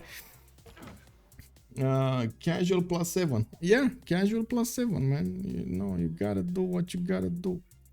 It looks like we do have another encampment put down from Susa, and he's kind of ignoring the seas here. Yes, he has gotten 2 of these galleys out to defend himself. It's probably just a matter of time until England, the Age of Empire, is going to get to his caravels. And looking at the tech side here, we do have Naopil going for buttress in 4 turns. He's going to need to get the gold for that. It's fine, it's fine. I mean, they do have a decent amount of gold in the coffers, while Naopil is expanding his economy with lighthouses. He's going to get extra traders. We do have harbor shipping projects coming from Plymouth for those admirals, and of course he did get his 4th city over here, Bandar Brunei. I'm very surprised he did not settle the other cities. I mean, sure, they're not that great, but still, 1 city over here next to the on the island, actually 1 city over here. Come on, man, you can do this, you can do this, you know. It is what it is. Do see these immortals are taking some time to actually get trained, and yes, the ancient walls going up next turn is gonna throw a wrench in Vistay plans. The land is actually helping a lot Egypt to defend against his opponents here, and by the looks of it, these rainforest tiles are blocking the vision of those immortals to shoot these units of Egypt efficiently, or I should say in concert. Grouped? Anyway, Portouss have a good map to defend against Scythia. Raiito will not do a lot of damage to him, in my opinion. Maybe to Gorgo, but not to England. The Raccoon is calling out the war between yeah, I think so. Yeah, it does look like he's actually focusing down Gorgo, Greece, instead of going towards England. And I guess we're going to need to see if that's going to be the correct decision. He does have a horse starting to get closer. Yes, multiple archers are coming out. He's actually deploying a few Hasaka horse archers to the north of England, and both of these nations are going to get pushed. Not bad. That's Raiito trying to do as much damage as possible to his opponents, and we do need to see if this is gonna be good in the long term. Now, usually when you do have something like this happening on one team, you do have quite a bit of a problem getting all of the resources, getting all of the gold for those teammates, so they can survive and thrive over there. And a lot of how do you call it? A lot of effort will be expended to actually get everything going. Wait, is this? Oh my god, this encampment got put over here, 3 tiles out from Sheret. Okay, I see. Abouh has just made a line of defense, and very good line of defense. We do have him with new warriors coming around. These Marian Chariot archers will actually need to deploy on the higher tiles, especially on this plain seal tile with the rainforest. He's going to get to shoot against these immortals, but he's going to get shot back as well. These immortals are extremely strong against the Marianos and the archers. Not usually the unit you want to fight against these immortals, I mean the Marianos. As you can see, also on return, the Marianos do 38 damage, especially with the Governor Victor bonuses. I'm still very surprised that we actually see archers in production instead of Marianos. Anyway, Vistay needs to promote. No, I guess he's waiting to get shot by that unit. Anyway, he can take out one of the swordsmen, honestly. He can shoot it with this immortal and then double attack it with the other immortals, and that's one unit down. He's probably a bit worried about the consequences of doing that. All of these archers are just waiting for a weaker unit to get over there closer to it. Oh no! I think Abouh just gave him the chance to take out his swordsman. Anyway, it looks like he's kind of, how to say, he's hesitating to do anything aggressive. Probably wants a few more immortals to be on the safe side when he's going against his opponent. He did manage to finish World of Stone, so these immortals are being built a little bit faster. He does have builders ready to chop some in Susa, and I do see he's building from all 4 cities these immortals. We do have also him putting down a few Peridesas, the unique improvement of Persia, so he can get some gold, some culture, not bad. Actually, looking at what Scythia is doing over here against Greece, it looks like he's still pounding on the city of Ephesus, slowly doing some damage. It looks like these, of course, the Saka horse archers without promotions are not that good, but they are getting those promotions with the experience they're getting from attacking Ephesus. Raiito only has 1 single horse that he can use on the offense, and of course, with the ancient walls going up in Ephesus, it's going to take a little bit longer for these archers to chew through that defense. I'm very surprised about the choice of actually going swordsman over here, mostly because you don't actually have that much movement available for those units, but I guess they're kind of the same movement with the horses, looking at the territory over here, so much at the same time you would think, well, you know, it doesn't matter, same movement, it doesn't matter. I get it. Let's see what's going on here. Oh my god, this swordsman is still alive. How is it? Okay, it is what it is. I'm actually curious if you're gonna see a battering ram coming around from Vistay. He's gonna get engineering in 1 turn, and that is the technology that does reveal catapults. I'm not that convinced catapults are the correct way, but I guess, you know, if he wants to, sure, you can get catapults. Why not?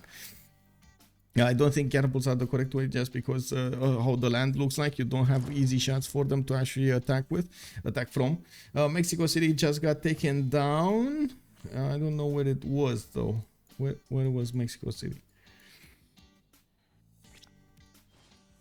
Oh, I see. So Greece just got a free city over here, Mexico City to the south. He's up to 2, 4, 6, 7 cities while he's getting pushed by his opponent. The city of Ephesus is going to get the victor bonuses in there. And we do have quite a few Saka horse archers massing in Pazirik. Now these units are going to slowly chew through the archer line. And yes, they do have reinforcements to actually hide behind. We're going to need to see how Raiito is actually going to try to get the triple attacks, quadruple attacks against these units to actually guarantee the kills. I gotta mention, it's very important to actually guarantee the kill when you go for an attack. Otherwise, you're just gonna give them promotion. So that's why, for example, I was looking at exactly how much damage these guys, these immortals are doing against the swordsman, because you don't want to give that swordsman a free promotion, right? You want to attack it and guarantee the kill, and then keep on moving forward, or manage to promote your own unit, but take it away from your opponent. Oh well, we'll see how Persia is gonna get this.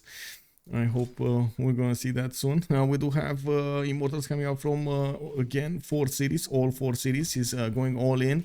England and Naopil is Sixten's cartography, and he's gonna get his civil service. He's not gonna get enough culture to actually work mercenaries, which does mean he's not gonna get to improve those caravels from his galleys with the half coast card. That's gonna be a bit of a problem. Harper shipping projects coming out from his side. He does have a decent amount of gold for at least 2 of these going, and of course we're going to need to see how this is going to develop.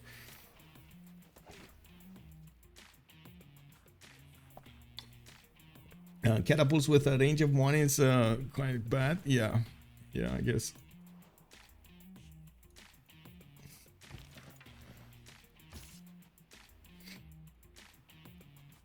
Oh, by the way, guys, do you know actually in Romanian crap is a how to say an actual, wait, you call it carp, like the carp, the common carp, we call it crap cake. It's crap.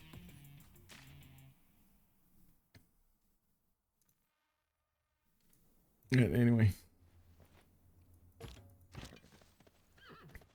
first they take away indirect fire from artillery, now they nerf catapults. This is so a better balanced game.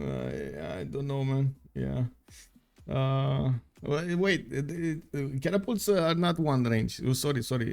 I think you misunderstood this. They're not 1 range. They're actually 2 range. The only problem with them is how the land looks like, where they need to be deployed. He cannot attack from 2nd range. He cannot make use of that 2nd range. That's the problem here. It's not designed. And I gotta say, Vistay already has to fight these crossbows, which are not gonna be that big of an improvement, and you can actually see the damage difference between them in these Mariano Chariot archers. Honestly, I think Marianos would have been just much better in this scenario. We do see Abouh is starting to get some promotions on them, and still no battery ram coming off from Vistay's cities. Unfortunately, this is gonna be a problem for him to push through the defenses of his opponent. I think he should be able to take down that encampment. He just needs to start sacrificing a few units and to get this war effort going, and we do need to see if Vistay is actually gonna do that. Yeah, they're turning into fish stories over here. We do have Kisame actually sending one of his settlers to the east side, and as you can see, he actually built a road towards the city of Cinquetti.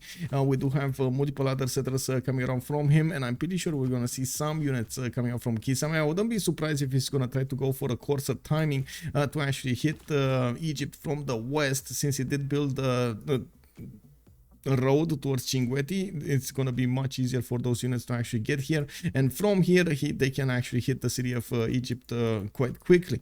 Now he actually needs to connect this land as well towards the city of Washington, and this is where the new traders are going to come in. A lighthouse being finished in Philadelphia and Tutors, another one from New York. He's going to get another trade route. I'm pretty sure he needs to connect New Orleans to Washington, or even try to send it on the coastal trade route towards Indonesia.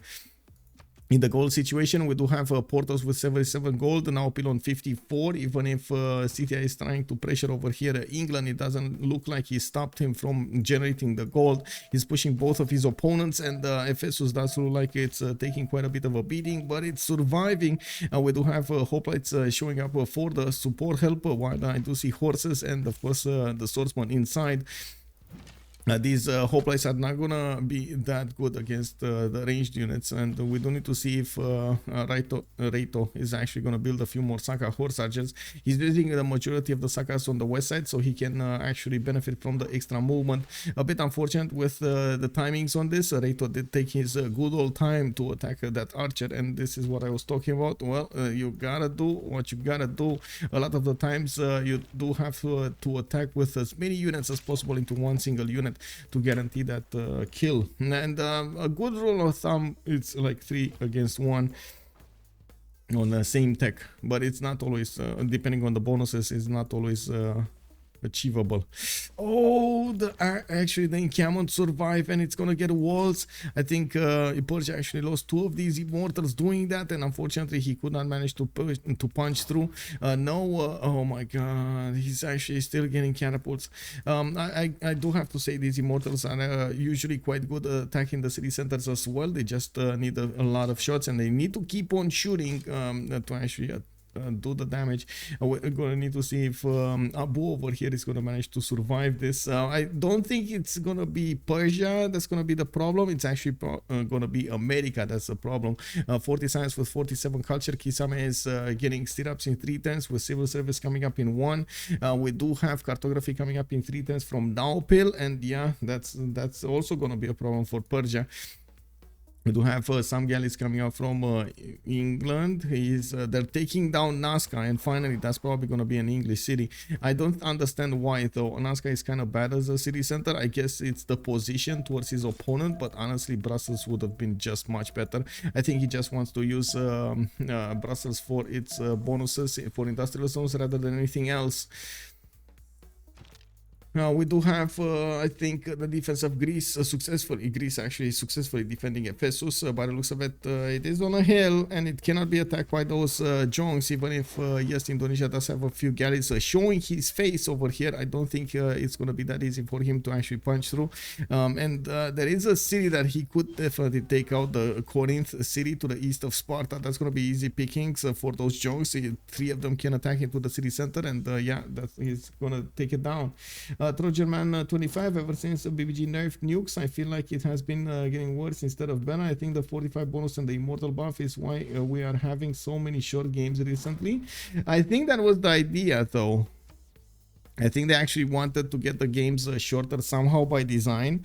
I mean, don't get me wrong, I really like long streams and so on and so forth, but they were at some point exhausting. So yeah, the players just wanted faster games. I'm very confused about BBG also. I mean, as in there's like no information. I don't know if maybe I'm not watching I would say the server where I need to watch on the server, but I cannot find any information, pre-information, like what are kind of changes, what is the discussion about those changes, how are they taking in feedback from the players and so on. And it's just a bit surprising to me. It is what it is. I am comparing it to even like Eilden era and Jack the Narrator era. All of those how to say months with both servers had a lot of feedback coming in from the players. Now it's just, I don't know where it is. Maybe I don't have the correct tag or something, so I don't get my don't keep my opinion as the full and the full truth, because maybe I'm missing something. Anyway, everyone loves to sit in the draft and wait for the remaps longer than the actual game is. Has anyone found Auckland yet? Yes, they did. And they also sued that they're fighting for it. You see Klerlan with Macra fighting for it. Macra definitely needs it on Indonesia. I'm a bit surprised about Indonesia's I would say a lack of cities here. He's gonna get his 6th and 7th soon, but it took him a while to get there, and still no campus, no +7 campus coming up to the north of Surabaya. He does have a +4 over here to the south of Jambi, and I do see Majapahit is gonna wait.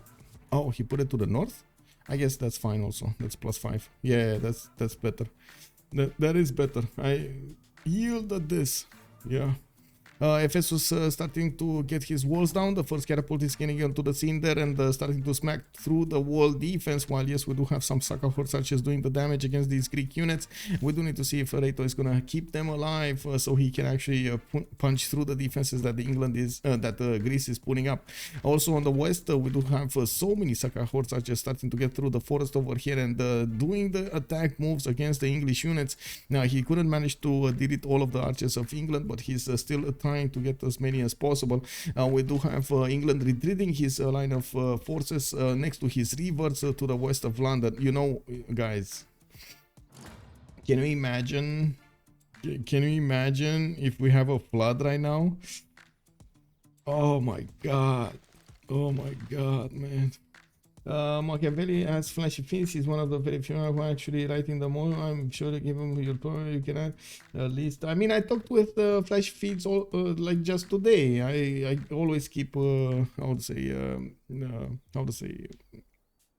open relationship with as many people as possible. And yes, Flashy Feeds is one of the few coders that gave a lot of his time and helped us a lot on multiple sides. So yeah, I mean, definitely. But he has no answer to this either. He said the same thing to me. He doesn't know. So I don't know. He doesn't know. You don't know. I don't know. You know, we don't know, I guess. Did he tell you why they are making change? No. There's no. The discussions are not open. I don't know. Yeah, Oranzi, maybe Oranzi knows more. He must be insider. Come on, Oranzi, do you know more about it? Apil? Oh, there we go. We got Apil over here. Why don't we see the discussions on BBG? Apil, can you tell us? Or you don't see the discussions either? Because I understand there's like at some point there was like a segmentation happened, which I don't know why. I guess I'll have myself like who told him to try and remove the spy capture mechanic from the game. Okay, so Apil does see the discussions. Okay, guys, let's actually ask Apil over here. So a lot of questions. First of all, I think the most important question: why don't we see the discussions? Why is the player base that actually wanted to get involved in BBG not seeing the discussions? And second of all, like so many other questions, the spy capture, the religious change mechanic, the anti-cav, the faster game pace, the immortal nerf is gonna be next one, I believe. Why is there no announcement on the changes beforehand? Why is there no discussion on the changes beforehand before you actually put them in the beta and so on? Like there are like so many topics. I'm sorry, I'm bouncing with. Let's actually come back to the game over here because. We're deviating from the topic. It looks like Vistay did manage to get the first catapult, but unfortunately, again, he doesn't actually have the land to attack into his opponent. It does seem like also Abouh did manage to get significant forces over here to defend his cities with a lot of crossbows. I do see Kangi Gardens coming out from Thebes, and he's probably seeing this road being built towards him.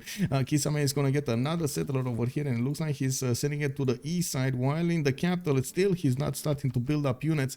We do have Naopil managing to get caravels. Let's see.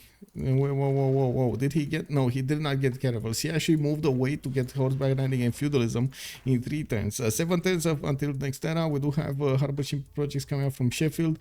Great Lighthouse coming up from Newcastle upon Tyne. I have no idea what you're talking about. Okay, as Kyber said about discussions, what did Kyber say? Because spy capture is bad for the game. Okay, I remember I mean, that's the spy discussion was actually a lot of doing. There is discussion just for council members. Just Chuck is doing great work into making us to come up with ideas and discussions. I mean, sure, but they're always in the back scene. Why is there no openness? Wasn't the players actually wanting this openness for like multiple servers now? We're coming up on the third server. It's like third generation of modders, and everybody wanted the openness. I don't say react, I'm saying watch. There's a difference between watching and reacting. Let's see. Scythia coming up against Ephesus. We do have Raiito going against Greece, and it does look like he's managing to punch through his defenses, while I do also want to check his stats here. Klerlan did get to 31 science with 64 culture, definitely much bigger than Raito's 30 and 21, but Raiito is in a monumentality. He's putting down a few more campuses, and yes, he's using that face generated from his units to get going some builders, and at the same time probably some more units. Nothing to know as far as I know. Yeah, even if I was read only channel where people could vote with emotes, could see if people playing actually want it added. Yeah, that's another thing. As in, anyway, it is what it is. No, we're gonna see in the next patches. I guess you know, I would say the chips will fall. Well, they will fall. My only thing is, my only worry about this, if you don't have open discussions beforehand, when the shock is gonna be handed to the players, there might be the same reactions that we've seen in like 2 generations of server, again, of coders on the same, or leaders on the BBG server, and I would really like to prevent that.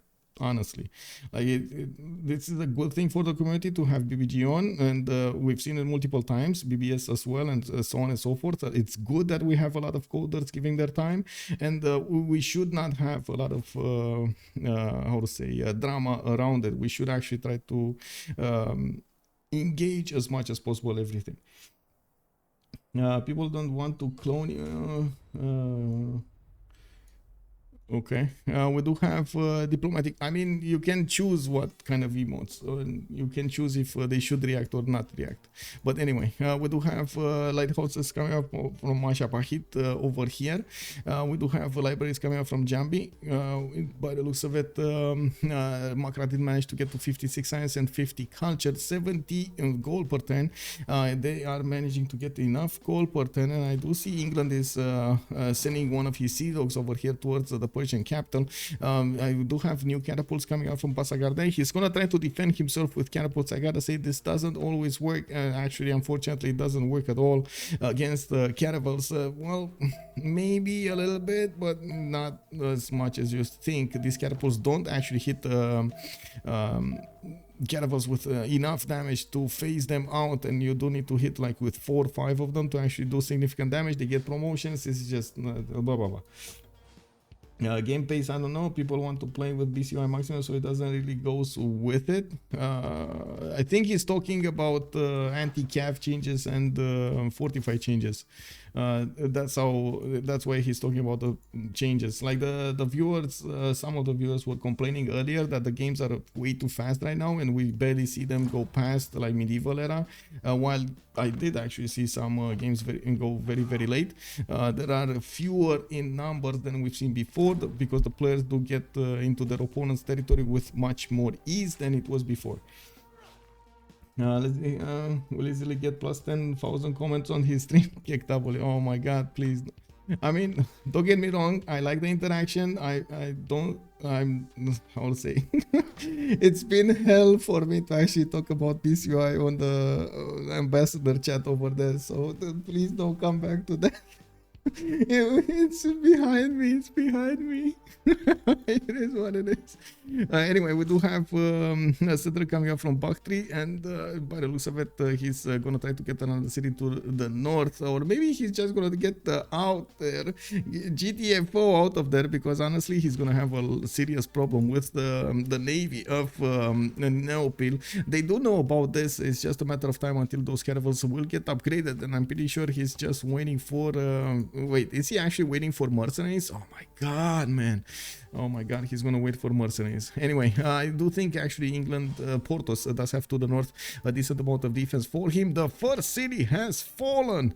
Raiito does manage to punch through the defenses of Klerlan, while Klerlan is scrambling to get his knights on the battlefield here. He's 1 turn away from stirrups, 1 turn away from mercenaries, building up the defenses over here to the north of Knossos, while of course this city can be hit from 2 tiles out from with the help of the catapults. Even those knights might actually have a bit of a problem, but I think actually with the knights this attack would stall considerably until we're gonna have Raiito. Oh, never mind, he's actually getting his own knights anyway. Oh my god, the Raiito is there. He's sinking with this opponent. Oh, okay, I see it. Now I trust the Raiito a little bit more, man. Every city center is 10 foot. Man, you know what I want to ask? When each scout gets a nuke? This is the question I asked BBG from the get-go. When Abaza actually created BBG and then gave it to Code to actually do it better, this is the first question I asked. When do you give the scouts a nuke? You know, it is what it is. You see opponent, bam, you take him out. That's it. Game over. 5 turns. What it is. You know, it is what it is. You know, just knock down all production costs to 30% and keep everything else the same. Better crashing. Kick W. Anyway, coming back to this, we do need to see if Persia is going to survive the encounter with Naopil. Naopil looks like he's kind of refusing to spend that gold into something else. They do have a lot of gold acquired, and honestly, I think just 4 of these, even 3 of these caravels would have been enough to take Pasargade and Susa. Yes, he cannot keep Pasargade all, or maybe he can keep Pasargade all the game, while Susa, I'm pretty sure he can just raise it. It's fine. We do have him with the ranged units, the Sea Dog, which will do significant damage against the city center, so all in all it should be fine. 4 turns until the era is gonna close, and we're gonna have also to take a look at the golden ages over here. Abouh is gonna manage to get his 68-68. Klerlan is on 53 out of 52, so got his. Naopil 6 points out. This might be one of the reasons that he actually moved away from getting his caravel timing, just because of the great how to say, building up water and so on. I gotta say he would have gotten an extra point anyway, right, from discovering cartography. So kick W, I don't know. Anyway, horse, swordsman, where are his horse and swordsman? No horse, no swordsman. I think that would be actually enough points. He does have chop over here, and he should have enough time to get this golden age. Is fine. Portouss though is kind of far away. He's trying to get his campuses up. 61 science with 37 culture. He is in a free inquiry golden age, and yes, he's gonna get quite a bit of science soon from all of these campuses. He did manage to successfully defend against Scythia. Man, you see, he got his bulletproof big pants on, and he made it. There we go. We got London over here, Leeds still kicking, alive and kicking, while Gorgo in the south, Klerlan, is clearly having an issue with Scythia. Scythia is not letting go, man. He's not letting go of his opponent over here, and we do need to see if Raiito is going to manage to keep pushing through the remaining defenses of his opponent. It's going to take a while until all of these catapults do get deployed, and it will significantly slow down the push. The fact that Greece does have a knight over there in Knossos defending that. There is the hoplite over here on the west side, and maybe Mycenae is gonna fall, honestly. To be honest, I think this city is gonna fall. We do have the one catapult that can be deployed over here in the forest, and then he can attack Mycenae from there. It's, yeah, it looks like it's gonna fall.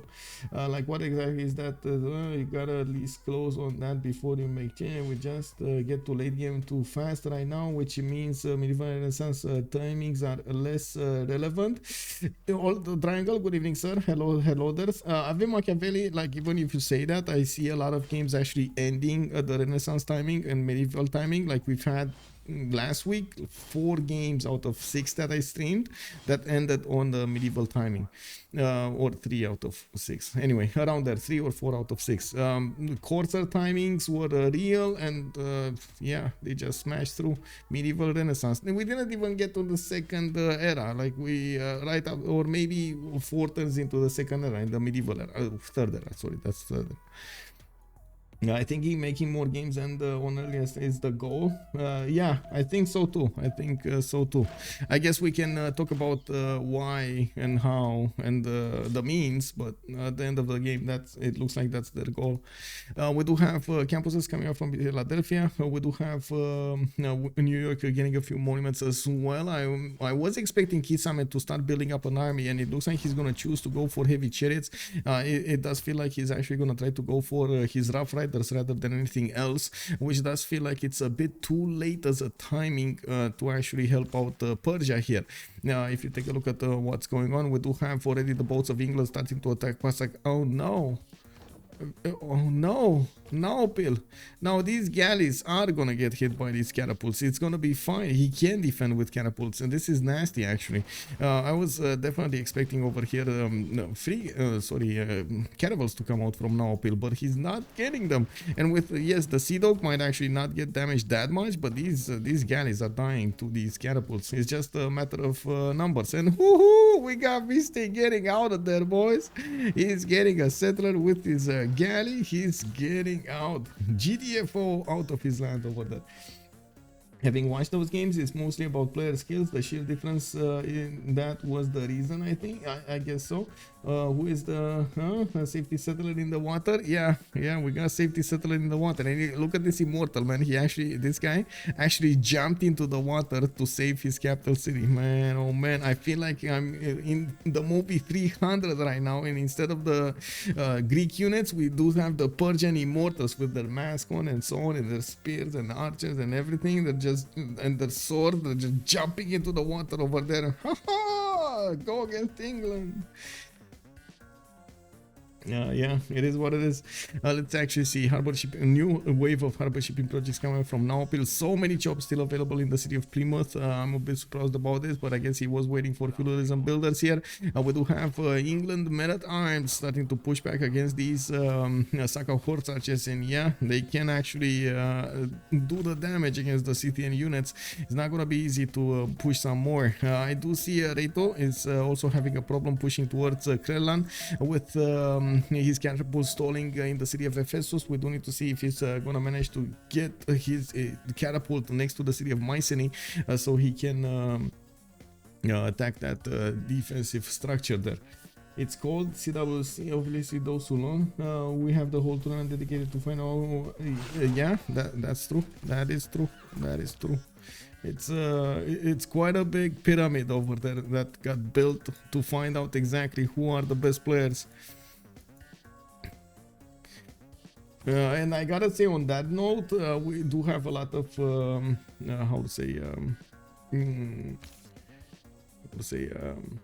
do have a lot of very experienced players getting the job done on the CWC. So yeah,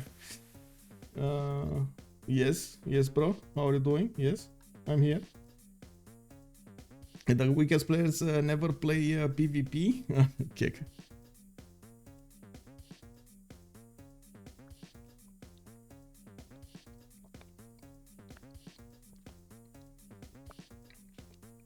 What assume? What did you say? To what player? I did read the message. What are you talking about, man? Anyway, coming back to this, we do need to see what's going on over here. We do have galleys coming up from Susa. Yes, he's still putting up a fight against England. That catapult in the capital is doing God's work over here to defend the Persian territory, while we do have Susa coming up with some defensive units to actually escort the settler far away from his territory. He can get on one of these islands over here, or even to the south of America, and be safe. We do have Bologna in the game here. The only Series 8 is being held by Kisame. That's Teddy Roosevelt, and he's getting printing in Fortans. Looks like also mercenaries coming up in one. The weekend. I mean, I understand, but you know, I turned it around, bro. I did turn it around, and this is something that I think you got used to on my channel. I don't like to actually, I do like to translate a lot of your words so they're more commercially viable, because you know, like I don't like, even if you say something, in diplomatic talk, you can say it differently. It just has, you know, like a totally different effect. Some words will have a lot more impact emotionally than others, and I do want to stay away from actually impacting the I would say the community and the players with very strong words or expressions. So I do, you know, mold them a little bit. It's the same meaning, but a little worded differently, you know. In this case, the correct term would be misrepresent or not translate. No, it's translate. Yeah, it's translate. It's definitely translate, bro. Because if you make a statement about something being something, let's say you say the street sign is red. If you say the street sign is red, well, that means it's not green. That means it's not yellow. That means it's not blue, right? It's red. So both statements can be correct at the same time, depending on what you choose to say. We do have campuses coming up from looks like 245 cities from Egypt. He did manage to get one more over there to the north, pretty good, and 6-1 coming up on the west side as well. Translate is not going the opposite of what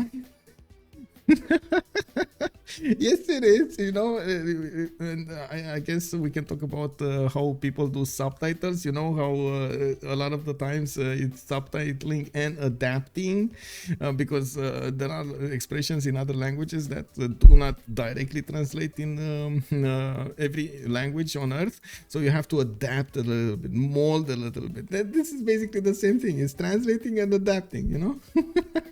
The guy is just looking yeah, I see. It's fine, it's fine.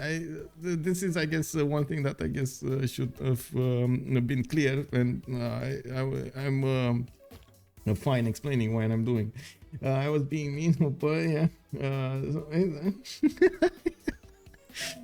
Anyway, we do have libraries coming up, Internate, Tuban, getting those commercials up. Yes, Macra did manage to get quite a bit of gold going and a lot of science, 104 science with 108 gold.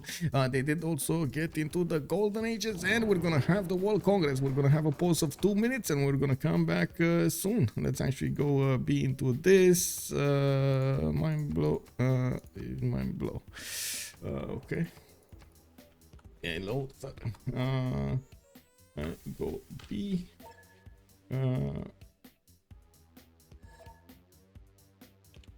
And trade. You. Okay. 2 minutes of a pause, and we're coming back. He lives for them. Yeah, man. Yeah.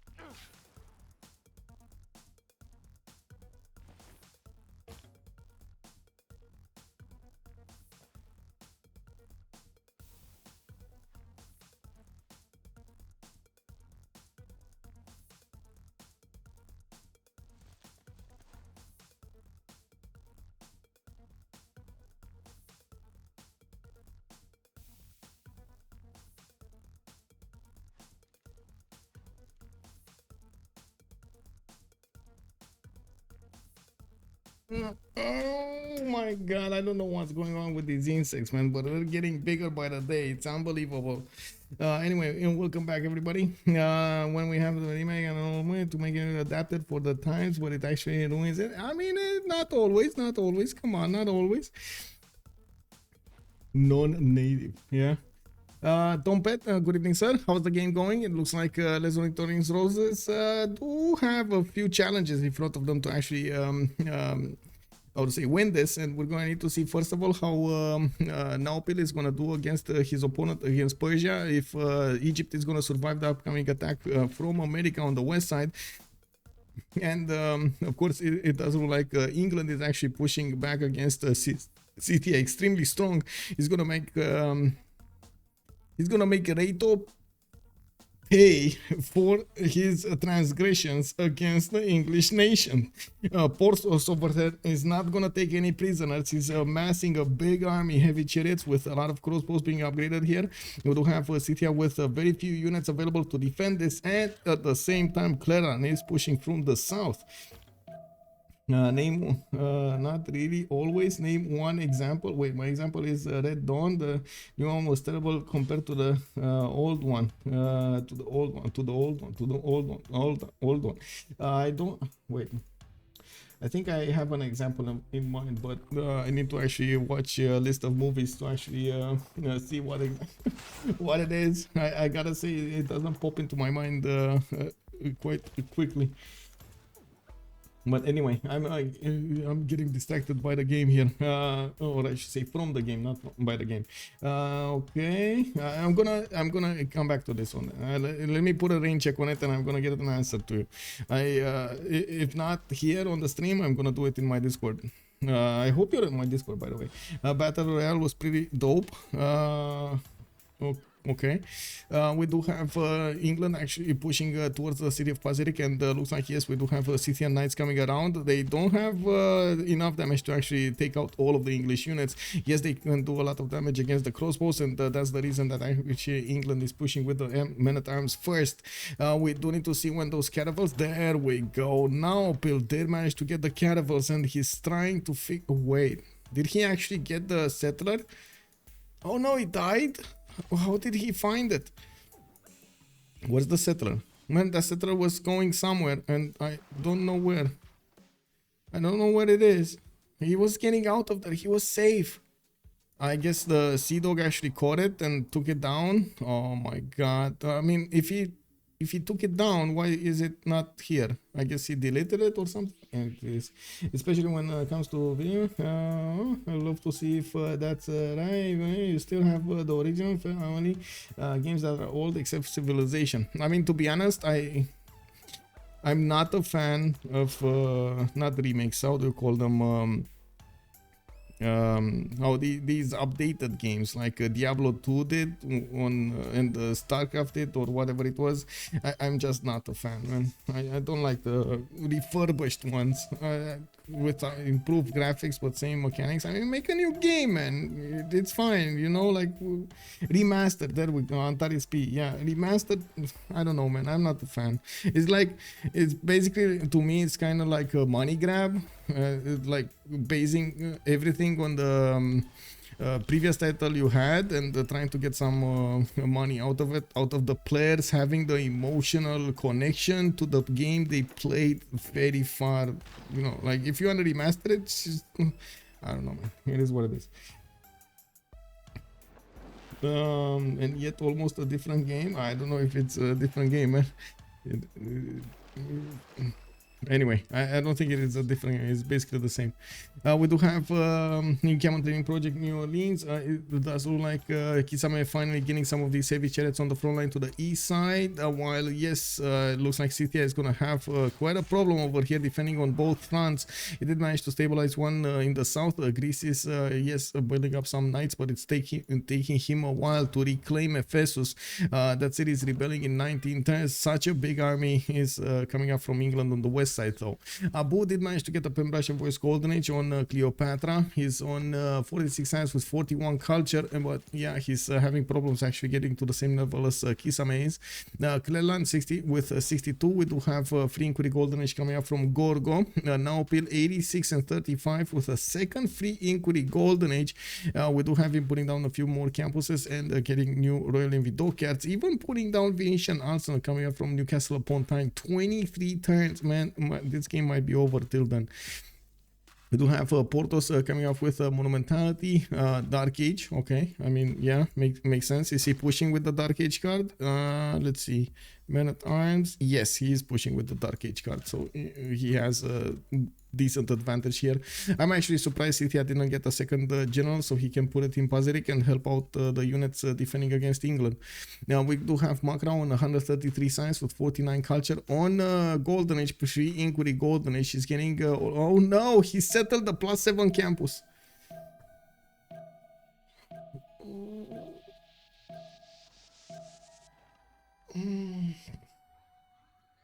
This is one of those moments I want to go sit in a corner.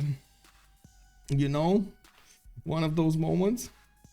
I'm playing a Blizzard Sork that still has to be limited to where I can farm. If you Grail High, that's so much different, especially with the terror zones. Okay. Okay. Yeah, there we go. There we go. Oh my god. Anyway, we do have Vistay 30 and 36, and he's gonna start losing cities here already. He lost the city of Susa, while yes, these immortals are quite strong, not as strong as these catapults are pushing into the city center.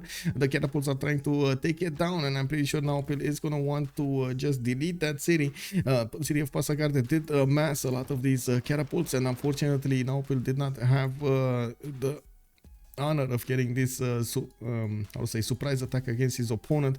Wait, we still, oh man, I don't know what happened to the settler. I would love to know what happened to the settler. It just disappeared off the screen while I was out.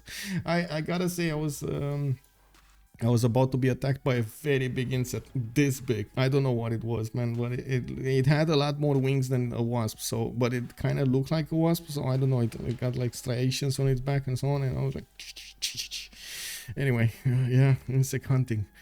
We do have Kisame with 101 science and 62 culture. Looks like free inquiry golden age, normal age for Teddy Roosevelt. Unfortunate that he couldn't manage to get that gold, and now we do see him getting his Sun Sin, and I do see him building up a new heavy chariots. Remember when I said he definitely needs to connect the city of Washington with New Orleans so he finalizes the resupply chain towards the front line? He never did that, actually. This is so unfortunate. He actually got all of the trade routes going from the cities on the west side, and unfortunately didn't connect the one from New Orleans to the west side here. Would have been amazing if he just had one being sent to the capital or something. 21 was nice for the first year of going to the bar, and I think it's been 3 times since. I want to be 20 forever. Yeah, I want to be 20 back. Yeah, give me my 20s back, man. Can I like stop time, please? Like, please. Wasn't this a movie? This was definitely a movie at some point with I would say Time. Was it actually called Time? Wait, there was a famous actually actor that played in it and singer at the same time. Who was that? Time movie. In Time it was actually called, and it was Kick. Come on, who's this?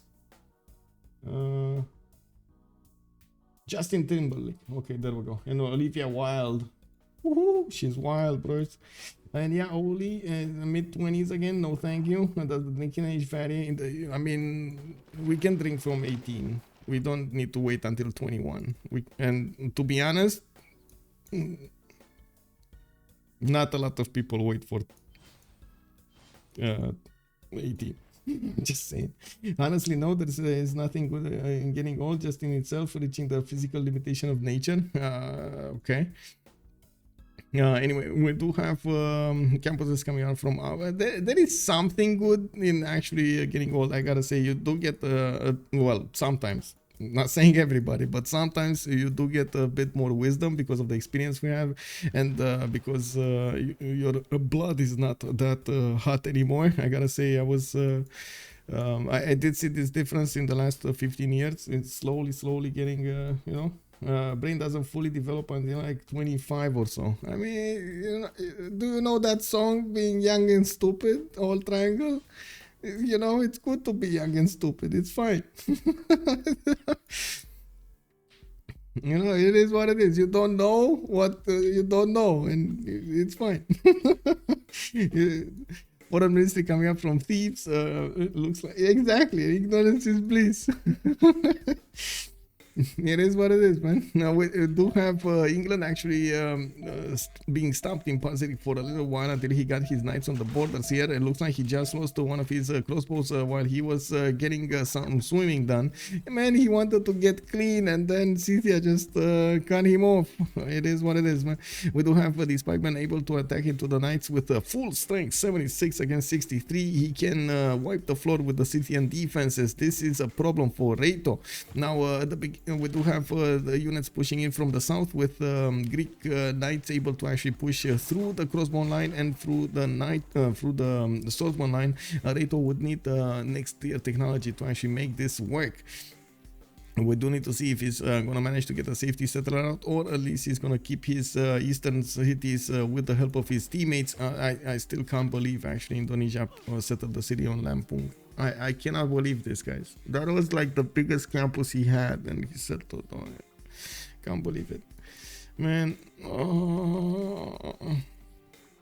We do have the Persian defenses being split in half over here. I also see Naopil is keeping Susa for a little while longer. We do see Persia's immortals with a catapult still available on the west side. He might actually take back his capital, but he's not going to actually take out the catapult with it. The capital rebels in 6 turns anyway, and I do see he's trying to make as much of a defense as possible on Bakhtri. It will not matter though. There is open lands, open seas over here to the north that England can still push through, and we're probably gonna see some catapults getting through to the Bay of Abouh and try to get towards the city of Bakhtri. Halikarnassus is gonna be a bit harder to get to, and we do need to see if we do have a different continent. Yes, come on, Naopil, red coats, Naopil. Let's see the red coats bounce against their opponent over there. Don't take away skinny dipping. Yeah. That's why you're told not to. Okay. Many people like their current. So if you're 26, you'll think that's the best thing. When you're 36, you may reconsider which age is best. Yeah, exactly. Oh man, yes, plus. Yes, plus. Very big plus to that. Very big plus to that. Okay.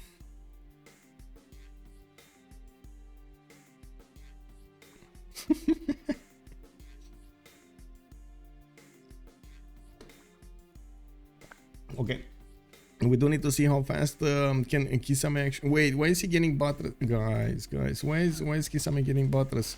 I hope he's not going industrialization over here for us, because that's gonna slow down everything. Oh my god, no. He's actually pushing with knights against Egypt. No, I mean Egypt is gonna get his own. It doesn't look like Kisame at the moment is that interested in building it up to that era we were waiting for, unfortunately. Let me see. Oh, this was a bit late. When CC face the threat is asking us. Well, I gotta say they still have America and Indonesia alive and kicking. They do have a decent amount of stats on them, a little bit more actually. There's less Ornithorynques roses. I think it's a bit of a problem with Scythia going out, and again it's a bit of a bigger problem of Persia going down. Losing the military alliances will also not allow them to actually get any other kind of alliance, and I'm pretty sure America is using a type of alliance with Indonesia here. I wouldn't be surprised if it is Science Alliance, because I don't see them benefiting from a lot of culture per turn. Now we do have America starting to build a navy in New Orleans, and I do see Washington did put down a harbor on the eastern side, which does mean he might actually try to focus on taking on England on its own seas. I think England does have quite a big lead on that department.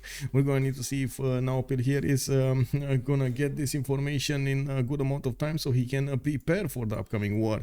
And unfortunately, all of this delays, all of these details does force Kisame to face a stronger defense from Egypt.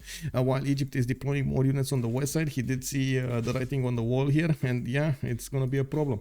Let's actually take a look at the previously recruited. Not a lot of scientists did get picked up. Hypatia did get taken by Indonesia, and as you can see, that's about it.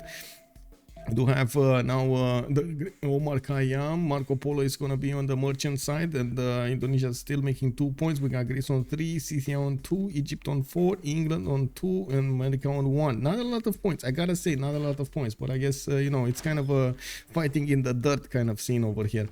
Now we do have Pazerik about to be taken down. The city is being put under siege, and yes, the Paiben and Portouss are going forward and attacking the Scythian units with all they can.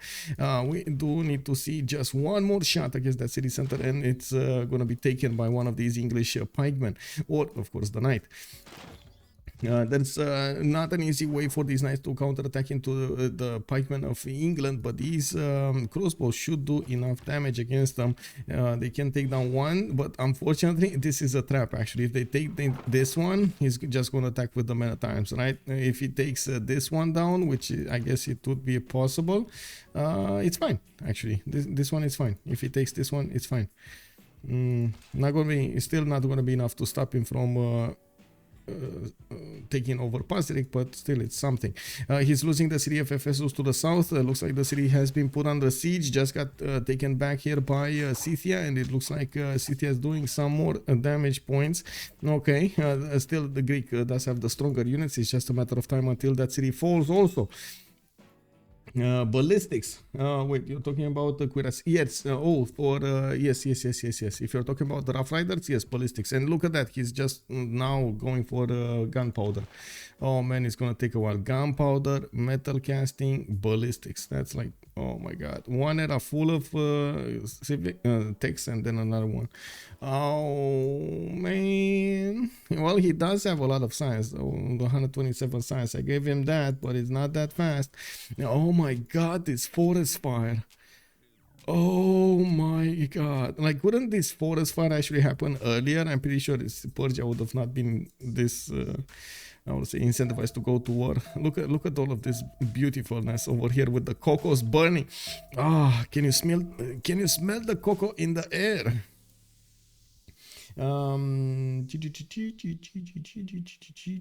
That may be the best forest fire I've yeah, I know, right? Oh my god, look at the tiles. Look at the tiles. So many rainforests did get burned down to a crisp, and now they got fertility. We're gonna come back. We need to come back to this in like 2 turns to see exactly how everything changed. More of these galleys are coming up from America. Looks like he's going middle 3 finally to actually do some pressure against Egypt. He's noticing that Egypt did put a settle Memphis to the south of Chinguetti. Chinguetti is still Abouh city. That's actually Indonesia, and yeah, he's gonna try to protect it with all of his might. A Venetian also coming up in 10 turns from Jambi. It was being built over here. 11 turns actually in Newcastle upon Tyne, and there are 3 chops available for Naopil to get this going. I'm still very surprised he didn't settle the city faster, but I guess it is what it is. He's going to need to settle it now. Are there any chops for this Venetian? No more chops left. He's not going to get Venetian arsenal. Oh, that's not good. That's not good, guys. Gotta walk the dog. Okay. Imagine chicken pizza on that. Yeah, exactly, right? Oh my god, with all of the mozzarella and all of the pepperoncino, and oh my god. And I know some people would actually ask for like ananas, and some other people like crazy would go for cabbage and stuff like that. Yeah, a lot of pizzas, man. I gotta say, there was a comment on Twitter, guys, I'm gonna give away my PC to the one that makes the worst comment. And in my mind it was, yeah, You know what? I'm gonna do it. I like pineapple pizza with cabbage. Don't you like cabbage? Yeah. Yeah, it is what it is. Yeah, exactly. Ananas, ananas. Wait, it's pineapple, right? In English. It's fine. Some people got it, some people didn't get it. Yeah, it's fine. Jake, hello there, sir. Good evening, good evening. I just did a nice little Primo Indonesia run. A massive rainforest around the spawn that burned down in the first 15 turns. It was a joy. I know, right? It's always nice when you see it burning. Let's see what's happening. Let's see. Oh, okay. We gotta need one more turn. At least we know where it started, guys. We know where it started. It was in the middle of the forest. It is what it is. I don't know what that is. Feli, good evening, sir. Oh, I guess it's ananas with different letters or something. No, anyway. We do have... let's see... over here, some of these bushes starting to get going. It looks like Kisame keeps on building these galleys and moving into the southeast. He's probably worried that he's going to get attacked by England, and with good reason, because England is, with the help of Egypt, is actually tearing apart the empire of Persia bit by bit here. There's two cities remaining. One of them is very low HP, and yes, England is going to take it down. Now I'm actually curious, who's going to keep this city? Is it going to be Naopil, or is it going to be Abouh? You know, wait, Abouh is actually on Cinquetti. Abouh managed to get Cinquetti away from America. Okay, I see how it is. We still have Auckland. Auckland is Klerlan's now. Klerlan is Gorgo, actually. Wow. Okay. Gorgo doesn't actually use it, but you know, it's better on him than on his opponent, right? I once played with Apocalypse mode on a modded all forest map where the fires just never stopped. I can imagine, right? It never stops, man. It keeps on going. The tree that keeps on giving. It is what it is, man. It is what it is. Let's take a look at also the left side of the map over here. We do have Age of Steam Victoria, Portouss getting his trebuchets going, and for somehow Pazik did remain alive. There were quite a few counterattacks over here from the city of Pazik, and by the looks of it, Portouss kind of remained without units to take over the city. There's only one remaining. There's a single pikeman available to take over that city. All of these crossbows cannot take cities. We do have Scythia with a few knights available, and yes, he can do enough damage against that pikeman with the crossbows, and then bam, take it down with the knight.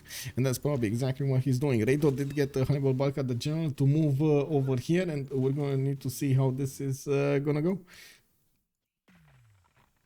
With my country burning, that's it. Wait, what do you mean? Oh my god! Whoa! Anonymous.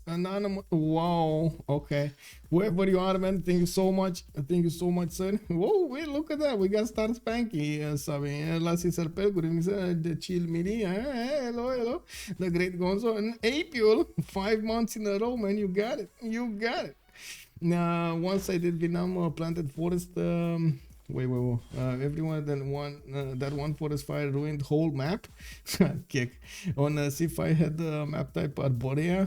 Majority tundra and forest, a lot of forest, no rainforest. It was a joy. Kick W, man. 4110 walls. Yeah, that's very optimistic. I don't know. I guess he doesn't have anything to build, and he doesn't want to build anything. So, you know, if he gets, it is what it is.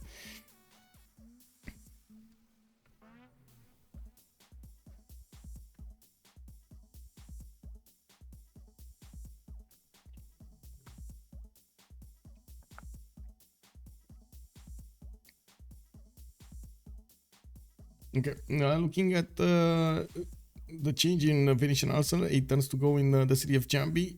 By the looks of it, we do have 7 turns in the city of Newcastle upon Tyne. He did chop 10 stone, and by the looks of it, he's improving it with a mine, that tile with a mine. We do need to see if he's gonna chop that forest or improve it with lumber mill. We do have libraries coming up over here on the southwest. Shipyard in Sheffield. I do see lighthouses coming up in Preston, and yeah, the forest fire just that keeps on giving, man. Look at that. Look at all of this improved land over here. Three tiles everywhere, and I gotta say, Vistay is actually seeing this, right? He's there watching this to his north. He's probably trembling over there in front of his PC. And why did I not have this earlier? Why? Yeah, it is what it is, man.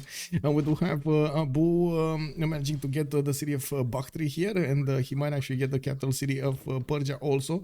By the looks of it, he's moving forward towards the last remaining stronghold of Persia, the city of Halicarnassus. Filling walls during early turns can be useful to increase overflow after a later wall building turn mid-war. Okay, I kind of disagree with building walls at the beginning of the game. Even when you're getting attacked, sometimes it's just not that useful to build the walls. You're much better off just getting, how to say, units, and even like builders to chop other units out than the walls. But yes, there are some situations in which you cannot defend the city properly without walls. I admit that. Yes, you gotta be, you gotta judge the situation properly. Don't need scouts and don't want to start paying maintenance. You know, well, I do agree with a worker would probably be more useful. Okay. Yeah, see, we get to see it. Wrong, build builders. If you have nothing to build, there can never be too many builders. Tamar strongly disagrees. Must be world. Yeah, Tamar definitely strongly disagrees. Okay, guys, how many of you are accepting diplomatic, how to say, delegations from the AIs? How many of you are doing it? And then how many times did you get attacked soon after you got a diplomatic delegation? Diplomatic delegation. Gitarja has great engineer on Venetian. Uh-oh. He does? He does! That's Imhotep. Following up on the build queues over here. 5 turns to get that going. He does have 2 actions to work, and he might snatch it away. Let's actually see on England. 6 turns for Venetian. Oh, I'm so sorry, Naopil. You might not get this, sir. I am so sorry. Indonesia is gonna get it away. He's gonna get it from you, man. This is like somebody gives you a cookie and then takes it away from your hands. You know, like, you can even see the tears over there in their eyes. Just don't give them open borders and you will be fine. Yeah, nothing, man. Don't give them anything. What do you mean help out the AI? Don't do anything. Don't do it, man. Don't do it. Imhotep, let's go. You can do this, Imhotep. You can strike the final nail. Okay, I guess Venetian also 2 turns, while over here it's 5 turns. This is gonna be important, but I wouldn't say it's that important for the remainder of the game. Let's actually see where Kisame is. Is he getting those? Oh my god, he's still going cartography. Guys, he has 1 single catapult that's coming against him. Come on, man. I mean, I get it. You want to fight England. I totally get it. You want to avenge your brother over there from another mother. But come on, man. Can't you like get Rough Riders and attack Egypt here? He's a much weaker target. And he's been taking also Persia cities. You can do it. Take their gold from delegation, then burn the cities to the ground. I mean, yeah, I guess I have a better idea. Don't play against AI at all. I'm Machiavelli calling it out. Oh my god, yes. Yes, I agree. I gotta say, yes, I agree. Don't do it, man. Not AIs. Don't do it. Don't do it. Whoa. We got I got a ping actually from the Brazilian community. Ooh, they're starting to get going. More games. I see. I like. Yeah, we do have more campuses coming. Oh my god, this is so unfortunate. +4 campus instead of +7 campus, guys. Anyway, we do have a builder coming up from Badung. Yes, we do have over here this +6, that's a +3 doubled, and of course we do see another +3. No, +5 actually is gonna be over here. Wait, why is the water tiles? Never mind, I didn't take into account the water tiles. On the last stronghold of Halicarnassus, we don't see that much of an army from Egypt remaining. We do have him with three of these crossbows with 2 men-at-arms. It looks like they are quite leveled up. He's gonna get a 4th crossbow soon, and I do see he actually has ways of deploying this army properly. We do need to see if he's gonna get them correctly over there, and we're gonna see if he's gonna manage to push through the last remaining defense of Vistay. Hope so. They said they are. Oh wait, are they going to show up for their games? That's a very good question. I really hope they will. I really hope they will. They did get the game going in the second day. Like, who was it? Toilet and Kyber, I think, casted that. Weren't you there, Kyber?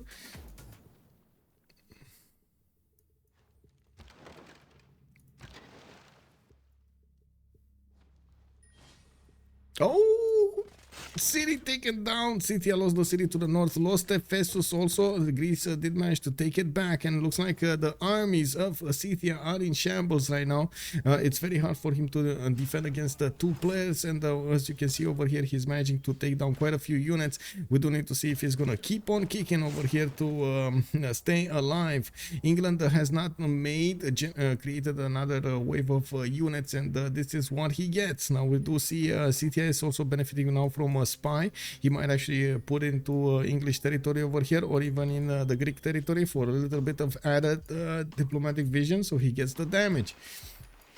Now we are starting to get closer also to the medieval era. And why do I have these buttons over here? What are these buttons? Is this like a... I don't know what these buttons are. Oh, I have some buttons on my screen and I don't know what they are. It's a microphone and like circle. It's a circle. It's yin and yang. Anyway, nights coming up soon. Era score. Methyl_TV just followed. Hey, thank you so much, El Jake, for the Prime, and Method TV. Thank you so much for the follow. Much appreciated, sir.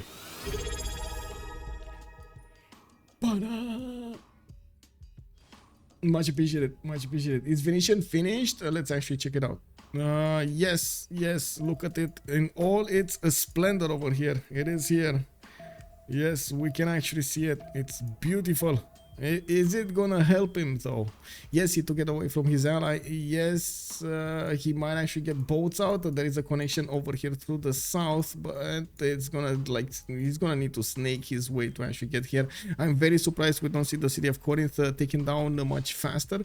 I would have expected those junks to be there like 15 turns ago to take down that city. It would have put pressure on Greece to defend his east side and probably relieved a little bit from his capacity of attacking into Egypt, into Scythia in the north. Show yields, please. Yes. Yeah. Oh, this type of yields. Tunia, good evening, sir. Did England chop the tile and then miss out on Venetian? He chopped both tiles. Like, he chopped the stone and chopped the forest. Yes, that actually happened. Yorkshire Bit, good evening, sir.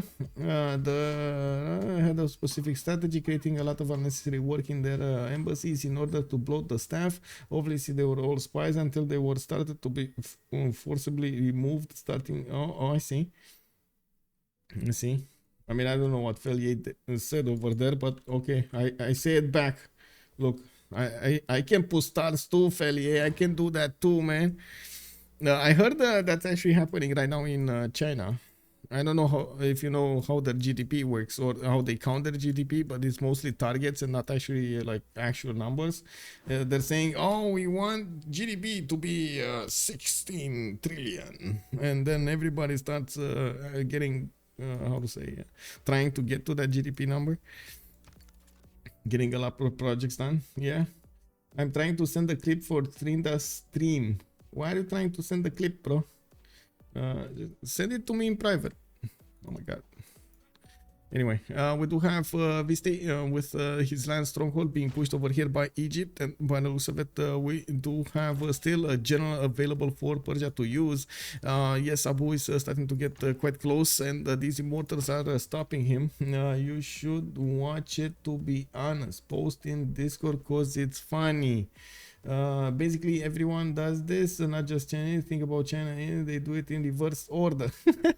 Okay, but it's working. You just gotta click the link. I mean, don't spread links on my stream, bro. You never know what links I get. Like, I need to watch it in private to actually see if it's good, and then, you know, vet it, and then we go there. I never know what are the links. And yes, it's not a good thing to actually just click links without knowing beforehand. Okay, we do have Egypt. I don't know where you shared it though. Honestly, I have no idea where you shared it. Never gonna give you. Yeah. Yeah. Well, we do have a statue of Zeus coming up over here from Egypt, and by the looks of it, we do have quite a few of these free spearmen and the archers and the battering ram. He's probably gonna deploy them to the west side so he can defend against the upcoming attack from Kisame. 181 strength. Kisame is gonna discover ballistics next turn and nationalism coming up in 6th. Unfortunately, he just couldn't amass a big ball of the knights that could turn into Rough Riders. He does have a few of them, and I do see Klerlan just paused. Okay, 1, 2, 3, 4, 5, 6, 7, 8. He's just buying out these heavy chariots. 9. Okay, now this is a little bit better, but do they have so much gold they can just afford to buy out stuff like this? Whoa, I mean, yeah. It is what it is.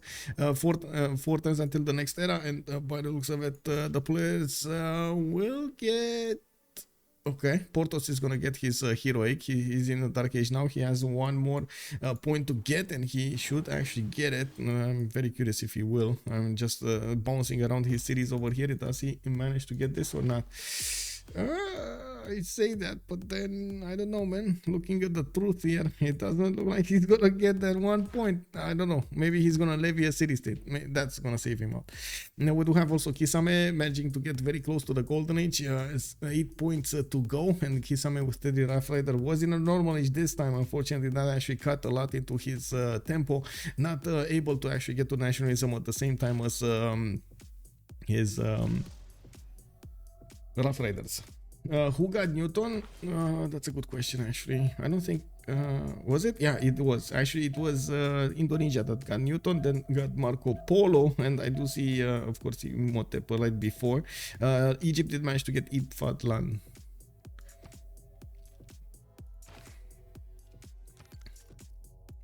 Ox Daniel, how are you doing, sir? How are you doing tonight?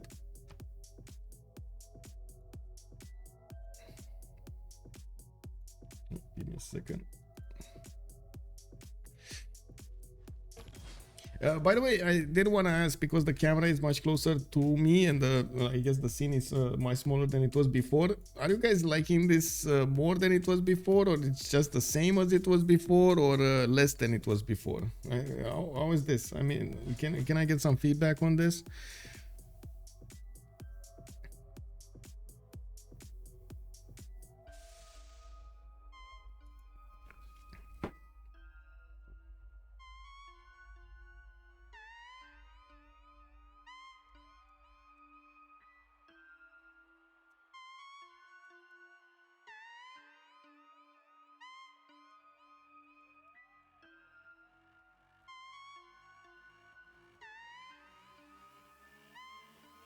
Looks fine. Okay, looks good. Okay, okay. Thank you. They're gonna give Cinquetti to Persia. Well, Persia did manage to get these units over here, but Cinquetti is putting up a hell of a fight. We might actually see America need to get in. He did upgrade his Rough Riders, and yes, he's gonna do quite a bit of damage against Cinquetti. Now, Persia actually needs to stay alive until then, and we do have muskets coming up from Egypt with crossbows attacking the city center of Halikarnassus soon. The Immortals are not, the units actually, I should say, from Persia are not there to save it. Camera is fine. Music reminds me a little to the ghost houses of Super Mario Land. Wait, is that bad or good? I don't know.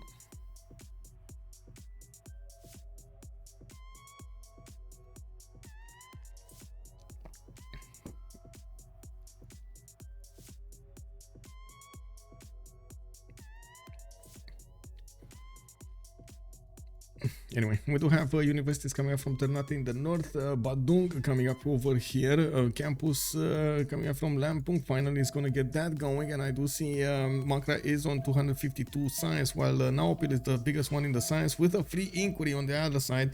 This is gonna be quite a problem in the next part of the game if Macra does manage to get to ironclads much faster than everybody else and does actually deploy them against his opponents with his ability to get that production going. It is going to be very, very problematic.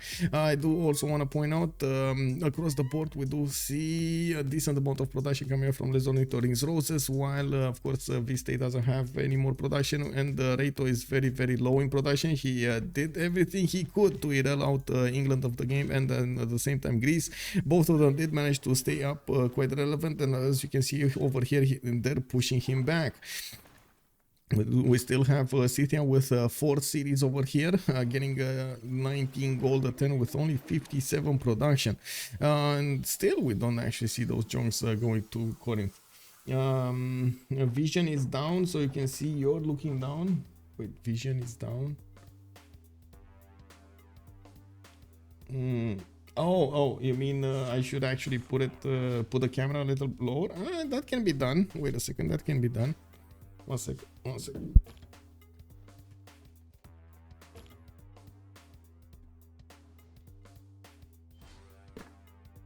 There we go. Is that better?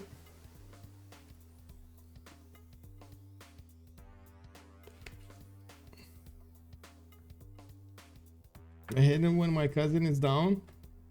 Wait, okay. I mean, I hope he's gonna get up.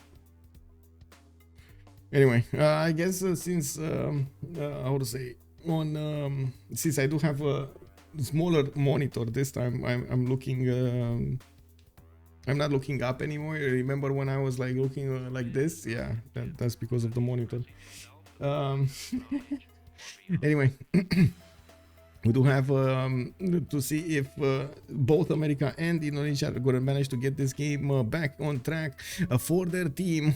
It doesn't look like the religious Mongers are doing the best they can to actually get this win on their side. We also see the last remaining stronghold of Persia is getting attacked now by 4 units of Egypt. That last immortal did get taken down, and the walls are starting to take quite a bit of a beating from these crossbows. Only 34 defense strength. The Persian side does only have 1 single cannonball. He's pumping out a heavy chariot, and I'm really curious if he's gonna get the stirrups.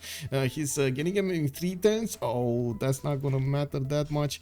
There is a musketman over there, and Raiito just dropped. Oh no, Raiito, come back to the game, man.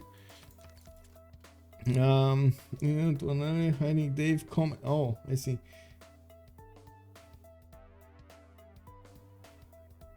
Oh, okay. Okay. I don't know what cousin is down. So I'm Pikachu. I don't know what this is.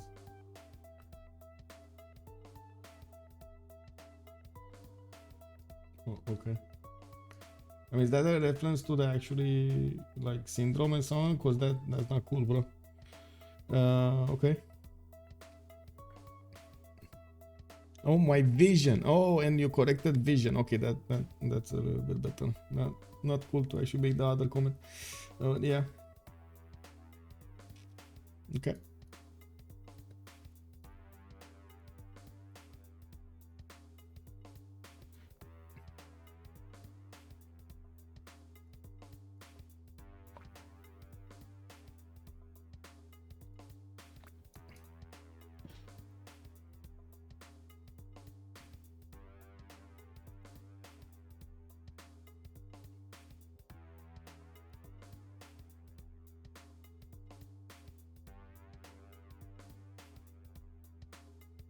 Man, this autocorrect, I gotta say I don't like it, but I do have some friends that actually use it how to say, in their day-to-day messaging, and they say it's much faster to write messages with it. I don't know, man.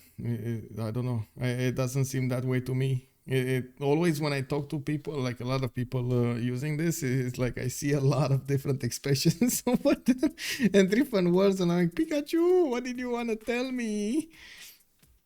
What is the win condition of religious Mongers in Indonesia? Is this she bashes and kills the world? Basically, not with only battleships, but with ironclads.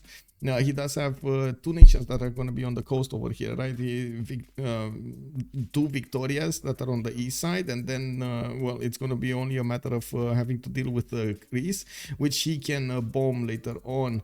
It does look like also Egypt is going to have a serious problem with the Rough Riders, so now these are going to caught up. Unfortunately, Kisame did not go all in on this, and because he did not go all in, he did build a navy. That's taking away from his chances of pushing into Abouh properly.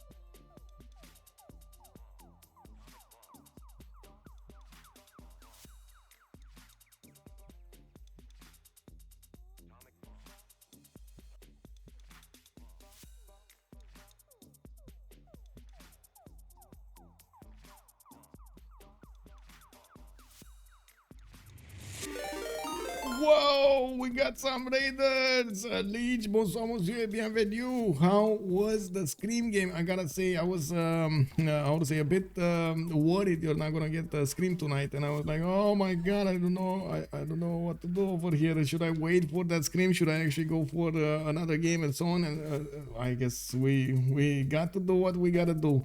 Bonsoir tout le monde, bienvenue sur la stream. Je casse le game, I don't know how to say between. Les Ornithorynques is going against religious Mongers, and I do want to welcome everybody to the stream. Religious Mongers are in quite a bit of a pickle over here with 1 city remaining for Persia. They're trying to give Cinquetti to Persia. You can see Vistay does have a really banged up warrior and 1 scout trying to get over there, clawing his way through the forest to get to Cinquetti. There's an Indonesian jong that has been punching Cinquetti in the face for a long time now. That didn't get anywhere, and now of course we do have Rough Riders coming up very late to the game here. Kisame is trying to get going.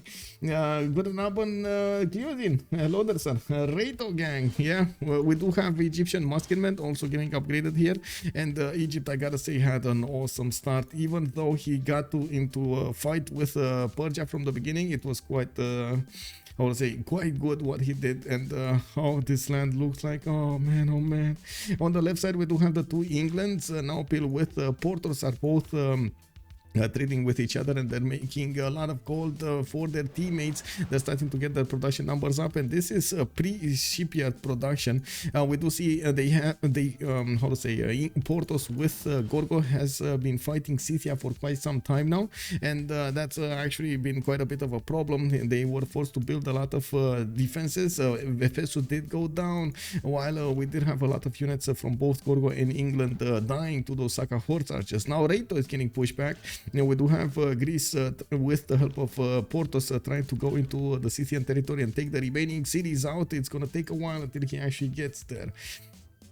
We do have also Gorgo managing to get a new wave of units. A lot of heavy chariots are being deployed to the south here. It looks like there's an American. Oh, that's everything for an American knight, I guess. America did build a fleet so he can defend against Naopil, and maybe go against Naopil at some point. By the looks of it, his caravels are not as strong as the caravels of England, and I do believe it's you know, not it's a problem with an admiral. There's no admiral on America's side. It took him quite some time to actually get those harbors going, and he's now making 16 great admiral points a turn, but he wasn't, and of course we did have a big advantage coming up on the other side. Now we do have the countdown ticking down, because we did have a quick pause for how to say, for a disconnect. We are also 1 turn away from getting the next turn. Looking at the era score here, we do have Portouss managing to get his heroic age, while Raiito could not manage to get his golden. We do have Kisame managing to get also a golden age here on Teddy Roosevelt, the Rough Rider. And we're going to need to see if he's going to manage to successfully push into the lands of Egypt. And I gotta say, there's a frigate over here in Chicago. We'll see, we'll see. I do hope we're gonna see some blasting action here. There's also one more mention. I do want to say that the city of Jambi from Indonesia did manage to finish Venetian Arsenal, giving him a quick, big boost when it comes to building units. And by the looks of it, he's starting to get the Jongs out, which is good. Good for us.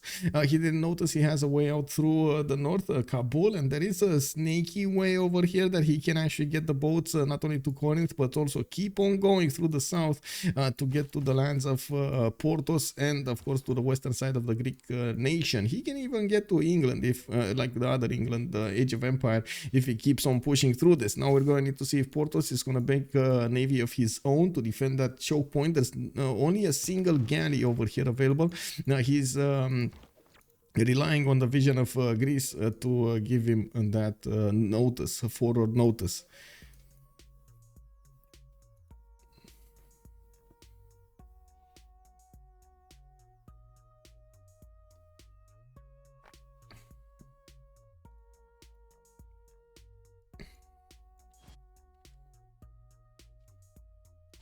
Has Great Lighthouse been built? I think so. I think I saw it somewhere. Wait, yeah, here. Newcastle upon Tyne built it. It was actually the one that gave him the second golden age, if you remember, if I remember correctly. We do have a new vertex coming out. He did lose his free inquiry golden age, and now the difference in science between the two teams is quite massive. Yes, Vistay and Raiito are not making that much, but then Kisame is 200, Macra is on 246, and we do need to see if Les Ornithorynques Roses are going to get their science points up for this fight, upcoming fight in the wars. Now, looking at the tech side here, it does look like it's going to take a long time for both Englands to try to go on the top 3 and try to smash through their opponents. Looks like we got also a player taken down. That's a 4 versus 3 situation coming up here. Religious Mongers just lost 1 player, and that's before the Congress. Persia cities have been taken over by both Egypt and some cities from England. It is what it is, man. We'll see how this develops. I mean, now actually Egypt can focus all of his efforts into getting his defense on the west side here. We do have Rough Riders pushing into him, and these are not something you want to mess about. Yes, they're doing quite a bit of damage against the muskets of Egypt, and we do see that Abouh did manage to get a few of these crossbows to try to attack back into them. Abouh is also going to get ballistics in 6 turns, with nationalism coming up in 3. He's moving on the pike and shots on the front line, which are going to be a much better unit to defend against these Rough Riders. This is one of the big surprises I have. We did notice he did finish Statue of Zeus so long ago. I was expecting already all of those units to be actually in the borders of Memphis and ready to go, you know, upgraded, ready to go. They weren't, so I'm actually quite surprised why he chose to keep them behind. Maybe it was a problem with the technologies. He didn't want to lose the units before he actually managed to upgrade them into pike shots and so on. Maybe that was the strategic decision. We do see also new pike shots coming out from Memphis. Akhenaten also getting new ones. I do see encampment projects coming out from Rocket Dead, traders coming out from Abouh, and the commercials coming out from Swenet. Now, now Abouh is going to need to reposition all of his units from the east to the west, and I think everything hangs on Indonesia. We do have the World Congress coming about here soon, and let's actually put into wait, is it gonna be gold or production? I guess gold. Let's go for profit, and let's go for mind blow. Wait, gold, profit, I go B. Okay, pause 2 minutes and we're gonna come back. We're gonna get going to the bathroom, to the toilet.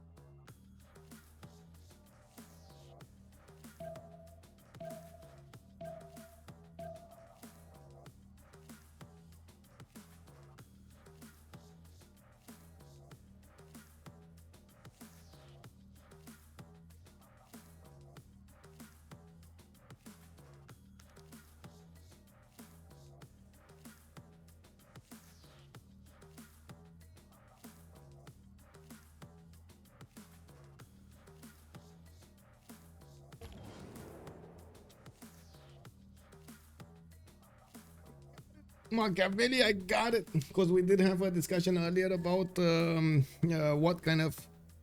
oh, we got a reload. Okay.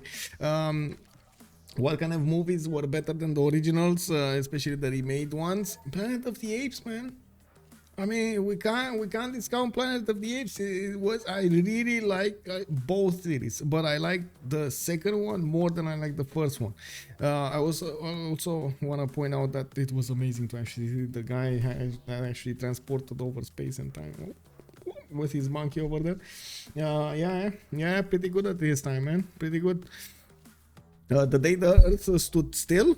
Also amazing. That was what was Keanu Reeves played in it, right? Let me see. I know, you know what to do at the toilet. You actually look up things on Google. Okay. Okay, so we got a relobby here, so we got a bit more time to actually talk about this. Let's actually see also what is going on. Okay. King Kong, not bad also, much better than the first one. Come on. Mommy, though, I don't think I liked it that much. Did you see the Mommy, the new Mommy with Tom Cruise versus the original Mommy that was like in the 1990s or something, 2000? I think 1990s. I think the original was better. So yeah, I guess some of them are hit and miss, but yeah, some of them I do like.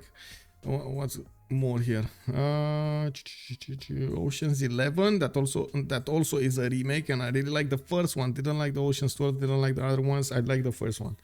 They did try to milk that. Oh, Italian Job. Oh my God, Italian Job, man. Do you remember that movie? It's amazing. Yeah. There we go. Ocean's 11, Scarface, Italian Job, man. Italian Job is amazing. You gotta. I don't know if you saw that, but it is amazing. So there are some very good remakes. I don't know how I feel about RoboCop though. I mean, I totally forgot about RoboCop movie. Like the new one versus the first one. The first one I saw when I was very little, and I guess I need to watch it again to actually make a good impression on it, because I remember little from those days. But yeah, I guess I'm gonna know. I really like the one. Yeah, I like the Ocean's 11. What did you not like? The first one with Frank Sinatra? Not a fan, bro. Not a fan. Modern remakes, made after 2000 AD. Yeah, 2000 AD, bro. Yeah, 2000 AD.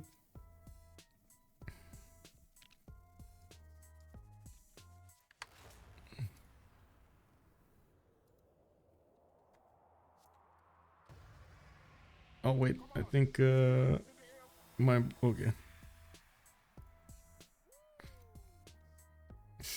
Modern remake. Man, it is what it is.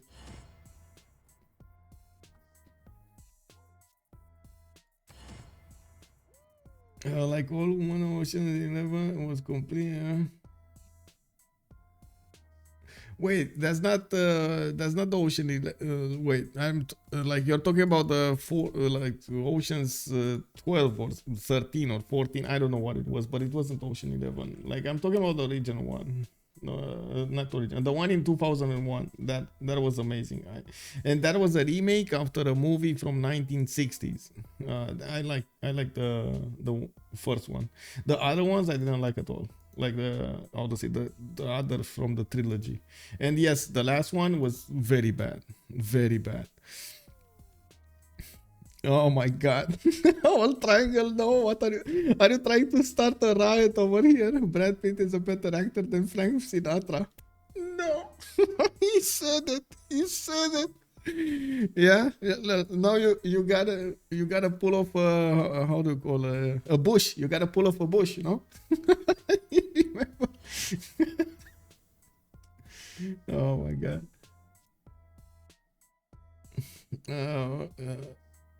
Well, I guess we can take it. Maybe we need to narrow down the time frames further. Yeah, I guess so, man. I guess so. Okay, we got more than 0 MS to everybody. It's fine. Maybe remakes made after 2010. I don't know how many of them were remade after 2010, honestly. Like, I guess Robocop was one of them. Robocop was made after 2010. What was it? 2015, 16 or something? It was much later. Let me actually take a look. I did like what they did with it, as in where the story went. Oh, 2014 it was actually. New powers call forth from the barrel of muskets to flowers of fire Cashman in the also sky. with remakes for sure. Well, to be honest, the movie has been evolved to such a play. The movie production scene, or I should say industry, did evolve much faster in the last 20 years. We got a lot more content. We're eating a lot more content. We're viewing a lot more content at the same time.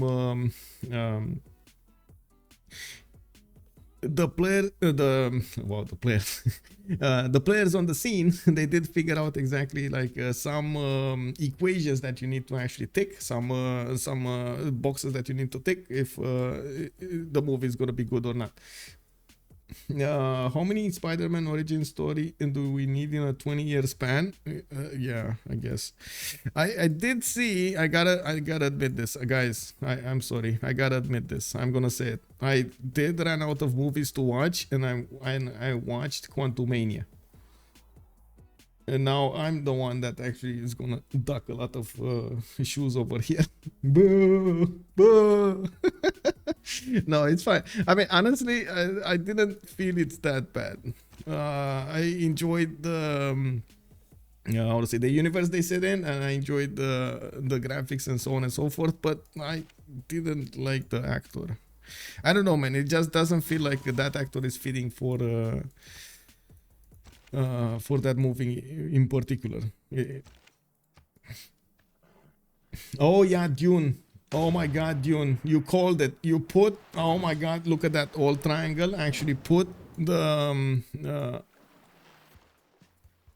finger on the wound over here with a lot of salt also around it. I think old triangle is very Dune.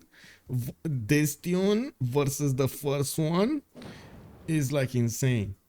There's like not even comparison between them.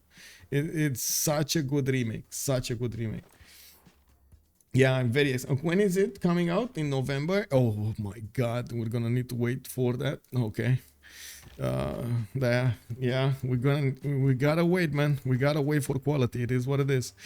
We do have actually America attacking with a frigate as well from this pond next to Chicago, between it and Memphis. I do see he can't actually attack the city with it. Unfortunately, those are hills in front of it. We're going to need to see when he's actually gonna get battleships, and by the looks of it, he's one turn away from industrialization, one turn away nationalism. We do have 241 production coming out from Kisame, while his opponents are 192 and 163. Abouh is also on 176, even though he doesn't have a lot of science or a culture to work with. Now we do need to see also if America's territory is going to be defended here properly from the English Navy.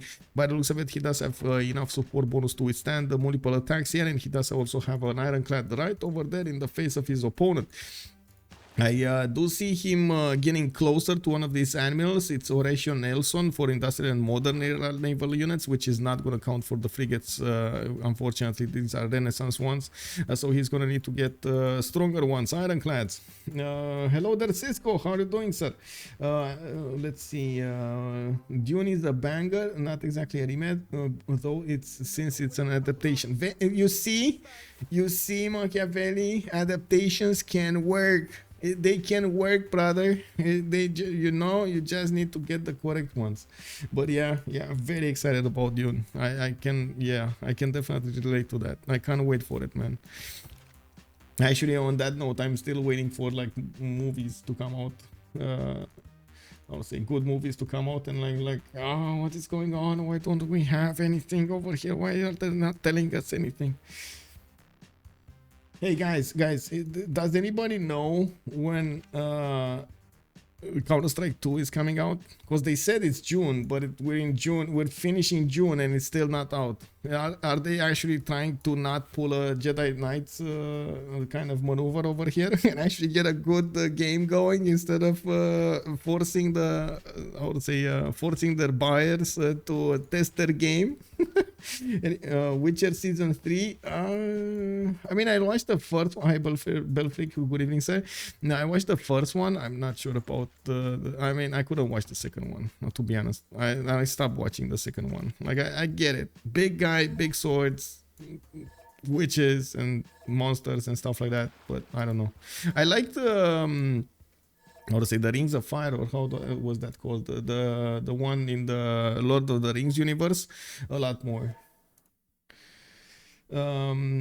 Cisco, there we go. We got a fan. We got Cisco in the house. We got a fan over here. Okay, yeah, there we go. Okay, so let's see what is going on. I have no idea what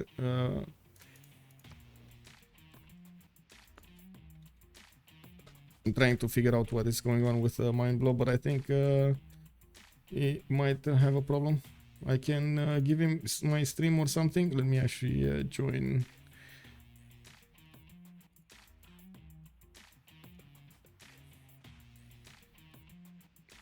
There you go.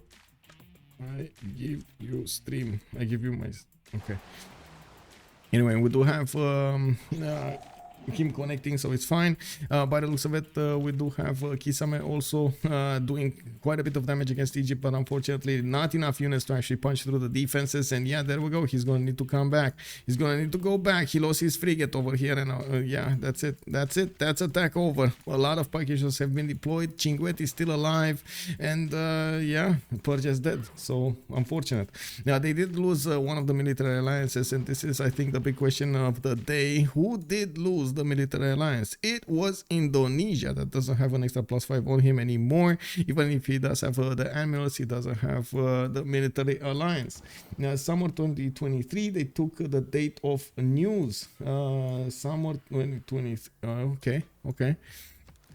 I mean, to be honest, they they didn't even make a Steam something announcement on it, like a Steam, you know, ID or something for the game. And I'm like, Pikachu, I want to see it, you know, like, come on, man.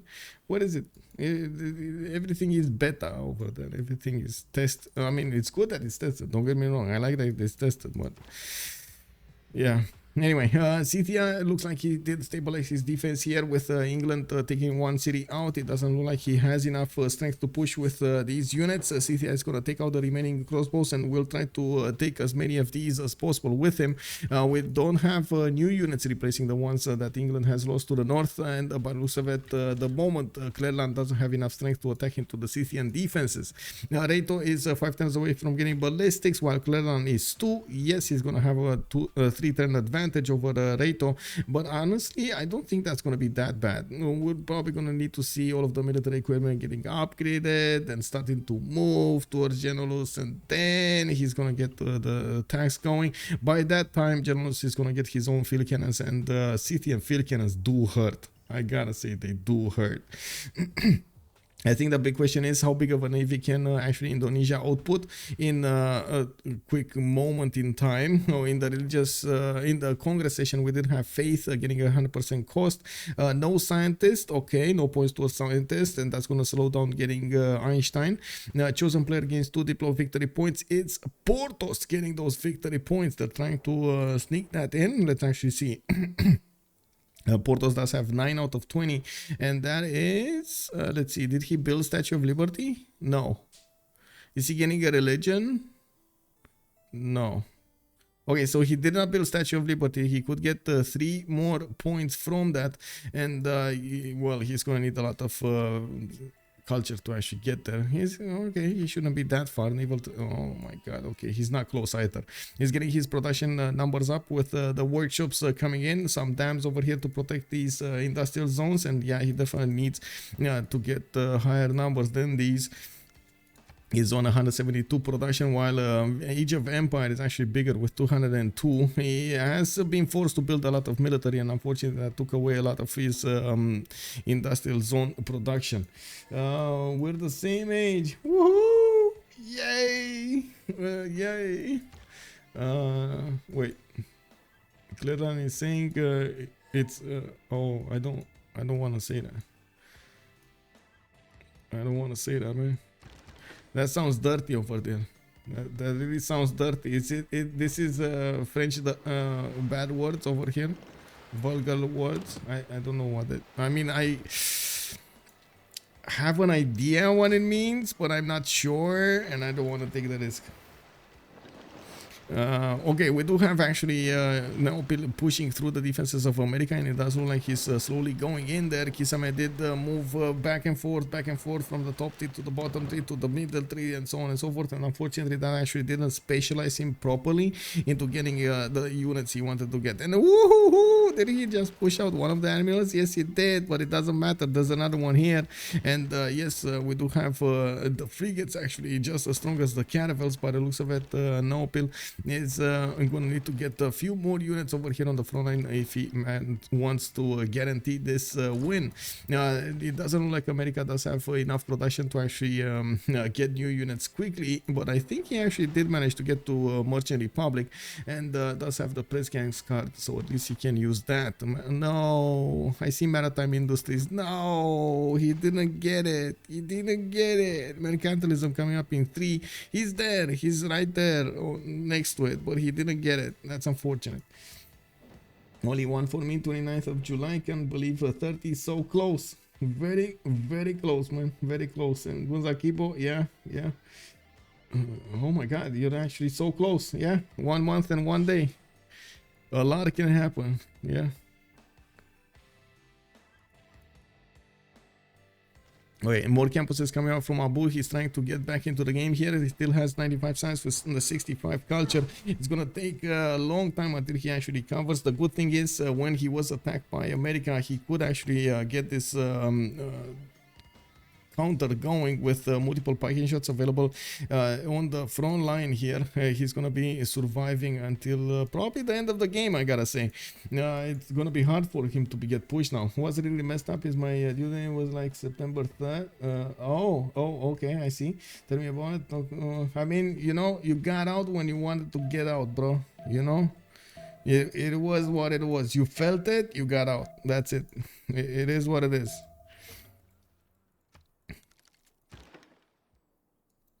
On Naopil though, we do have only 106 science and 63 culture. It's gonna take him quite a bit of time to actually get these science numbers higher, and especially as you can see, he already built quite a few campuses and got the libraries and got the universities in.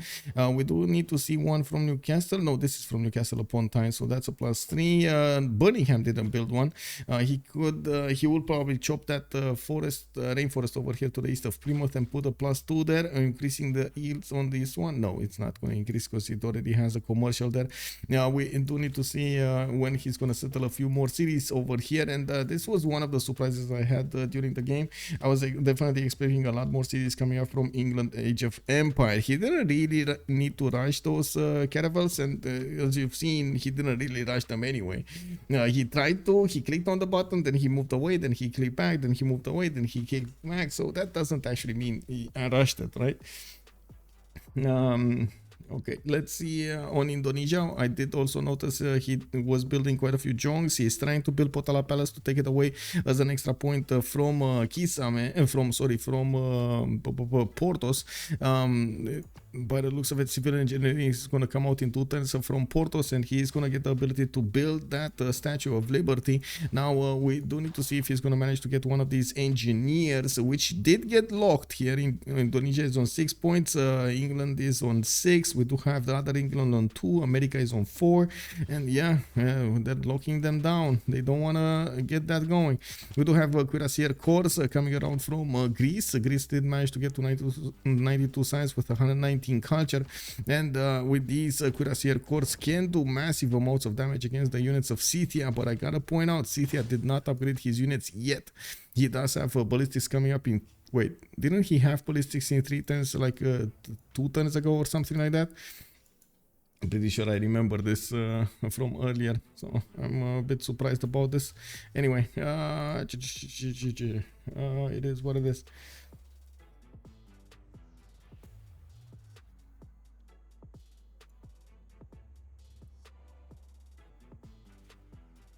Okay, a lot of junks coming out from Macra.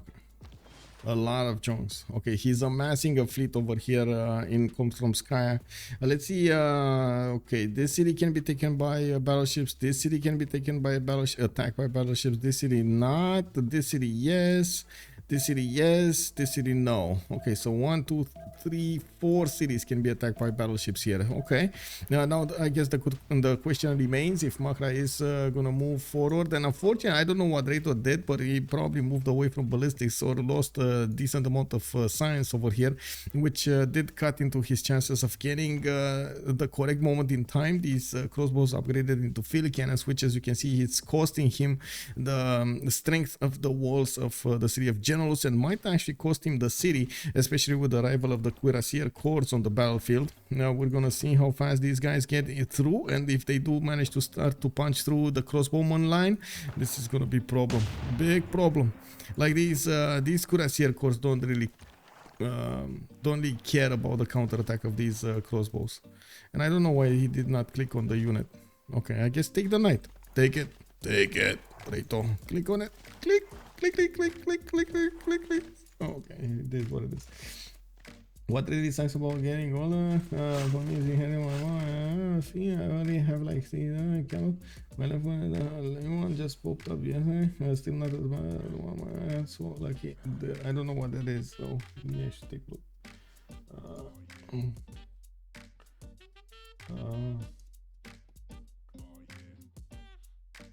Oh, I see. Okay.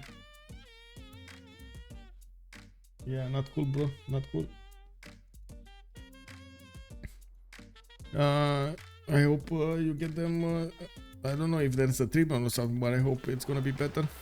We do have settlers coming out from Rakedet. It looks like with the arrival of peace over here, because America cannot push through him, is gonna try to get a few more cities in the north and try to thrive while using even the cities he got from Persia. Sometimes you feel like other times you feel like you're walking on a rock. Oh, I see. Okay. We do have also Portouss retreating his units back to his borders. He did manage to get another city, Liverpool, in the north, while I do see he's getting Oracle out. That city, honestly, Liverpool should have been settled so long ago. I think this should have been actually his second or third city, but it is what it is. Yeah, we do have Oracle. That's gonna give him a few more points, and he's gonna discover civil engineering next turn. He's gonna get that option available to build the Statue of Liberty, and the big question is, where is he gonna get it? Now that he did build his workshops in the industrial zones, he's getting a boost in production, managing to get to the production numbers of his opponents over here. I would definitely say, man, you gotta get that industrialization going for you. The factories are very important for England. We do need to see if the forces of Indonesia are gonna manage to punch through the defenses of Corinth to the southeast. There's no siege unit to actually defend that coast, while of course you do see the junks starting to get in through the one-tile choke over here between New York and Corinth.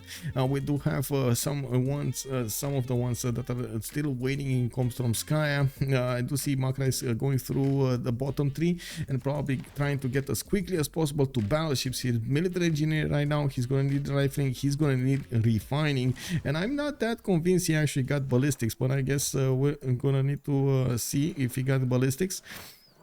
Yeah, there we go. He did get ballistics because he's on rifling right now. Okay, makes sense. Chinguetti is still getting attacked, and I gotta say I'm quite surprised these junks don't have escorts with them to have an extra +5. That's the only way you can actually activate the +5 on your units on the junks. Now we do see Egypt is actually pushing back against these Rough Riders with his spiking shots. The spiking shot corps do quite a bit of damage against these Rough Riders. Man, these are just like not benefiting now. Oh my god, he just doesn't have the numbers. We do have actually America managing to win the naval fight against England, which is very surprising. We now have ironclads beginning upgraded here in the city of Susa, and I think he actually got ironclads straight up. We do have, there we go, multiple ones upgraded here. New caravels coming on and getting their upgrades in the city of Nazca, while he is hard building frigates from his cities. He's also expanding with a few more cities to the west of Preston and to the northeast. We got some new cities already settled with the Ornithorynques getting into full effect. It does seem like Kisame is kind of late on civil engineering. Macra did finish it or did not finish it. Let's see if he is putting down statue. No statue. He can only build it from some cities actually. I don't think he wants to kill a fish for it. So we're probably going to be talking about this one to the east of Surabaya or to the north. I think to the east actually. Okay. I don't think he can. Yeah, he cannot put it to the north unless you're talking about Lampung. That's a problem. That is a major problem for him. Portouss. Did he put statue? I think this should be actually a big priority for him to put Statue of Liberty somewhere. He can build it from the city of London, where he does have probably the most production in his cities, 52 production there. No, that's cool. No, bro. Portouss? Okay, there we go. I think he misclicked. I think the first one was a misclick, guys. What do you think? Was this a misclick from Portouss? I think it was a misclick. He got lucky though. He had another slot available. He got really lucky. Imagine if he didn't have a slot available. Then, oh my god, that would have been quite bad. Yeah. Kick.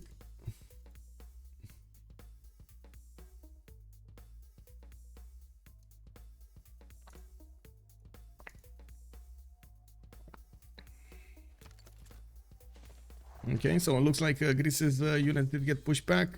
Finally, we do have some field cannons on the field here trying to attack into Scythia's defenses. Raiito did get his ballistics, and he's going to have the available option to upgrade these crossbows into field cannons. We do see encampment training projects coming out from Scythia also to get these units on the southwest, and I gotta say we're going to need to watch out for the generals here. It's gonna take a while. 91 points out of 270. That's a lot of projects that he needs to get going. On the east, Naopil is bringing those ironclads, or is he not? No, he's not. Come on, how much time do they? He was the one that built Great Lighthouse, so he does have extra movement, and with ironclad's extra damage, he should be able to take care of the remaining fleet of America, unless America gets a new unit. And we do see, like a new technology unit. We do see that he's 1 turn flight and 2 turns civil engineering. Macra did not manage to get his civil engineering. He's 6 turns out. That's gonna take a while. And I think that actually guarantees Portouss Statue of Liberty. That's gonna be dangerous because in a 4 versus 3 situation, there's very good chance that the team with 4 players will overall overwhelm the team with 3 players in Diplo favor, which means they can guarantee the wins in the World Congress, which means they can guarantee a Diplo victory. It's just time ticking down over here. So we do need to see if Indonesia is going to manage to equal this out somehow. He's trying to poke at Gorgo a little bit over here in the southwest, trying to attack the city of Corinth, but that's a bit too late. Now these Jongs could have attacked the 40 strength cities. Now they're attacking to 68 defense strength cities. That's gonna be slow, and it doesn't look like he actually has a unit to take the city. What's the unit to take the city? He needs something like a horse or something that he can take the city with. He doesn't have one. Oh, I see. America is putting a Rough Rider in the water here. He is gonna be the one trying to get it. Okay, makes sense. That should have been taken out from such an early stage. That's so much science and culture taken out from just one city. I know it's 7 pop, but still, you know, it has a campus, it has an amphitheater, and that's quite a bit. I don't know why it dinged. Did you hear the ding? I don't know why it dinged. America will just block the choke on the sea with planes. I was thinking just that. Yeah, this choke, right? This 2-tile choke. Yeah, I guess. Not gonna stop the battleships from shooting, though. Oh, yeah, it did. Never mind, it will. No, yeah, it will. Yeah, it will. Never mind. I don't know why I counted like 3 tiles instead of 4 tiles. Would have been brutal. Yeah.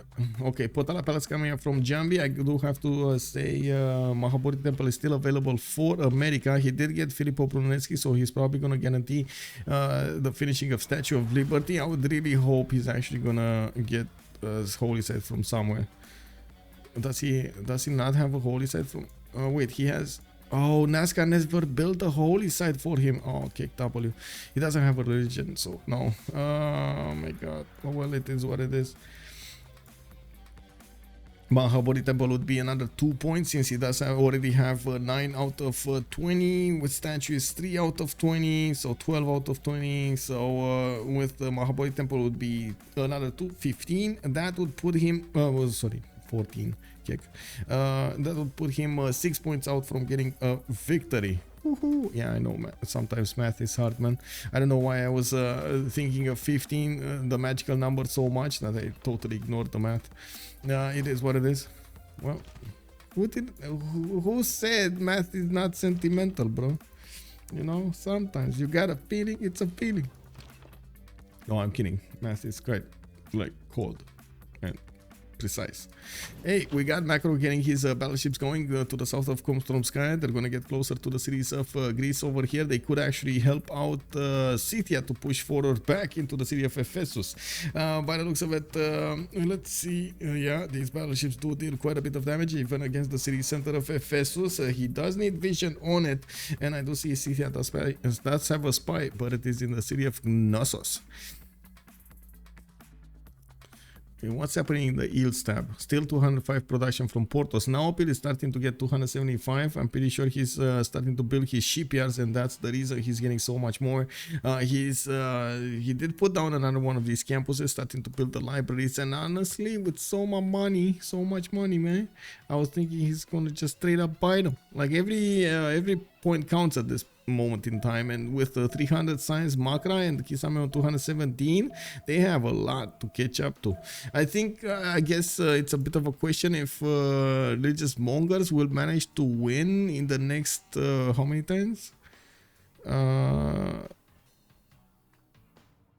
Wait, 13 turns until the next one Congress, so in the next 33 turns, if they manage to win in the next 33 turns. What do you think? Will they manage to win in the next 33 turns? Because otherwise it's gonna be a Diplo victory. That's I think the biggest question. Okay, Macra just took away Potala Palace.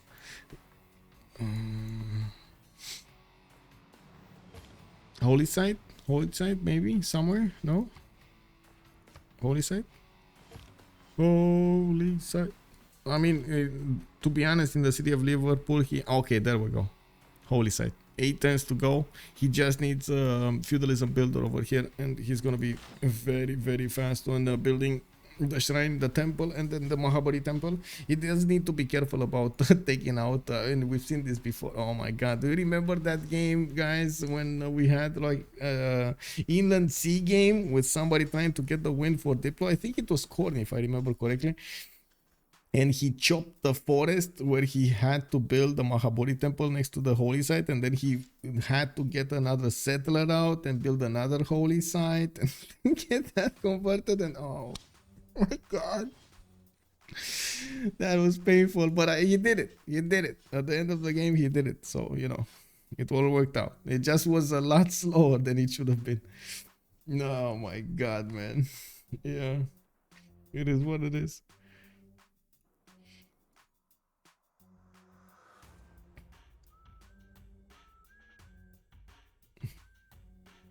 Well, let's actually take a look over here on Scythia. Scythia did upgrade quite a few units, got his cuirassiers on the backline, new wave of heavy chariots. Easy for him to actually buy them out with faith. I'm actually seeing he did build a few kurgans, but not a lot of them.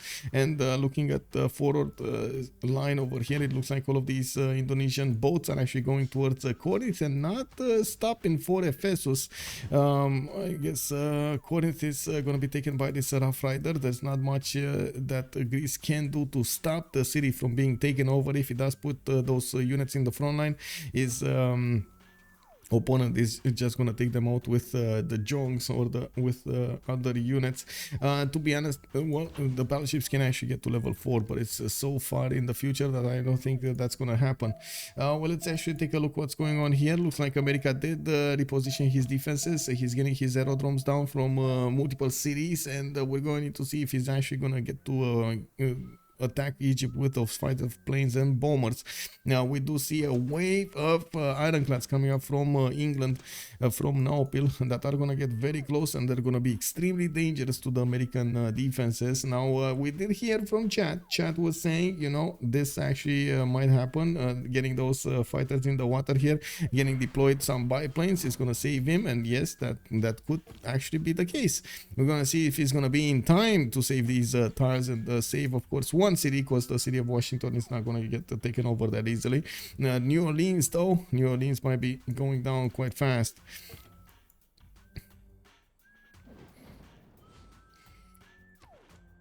In the city-state screen, we do have Oakland being kept by Klerlan, that's Gorgo. We got Bologna and being kept by Kisame, that's actually America. Looks like, wait, he just got a city. He actually got Corinth. He got it, guys.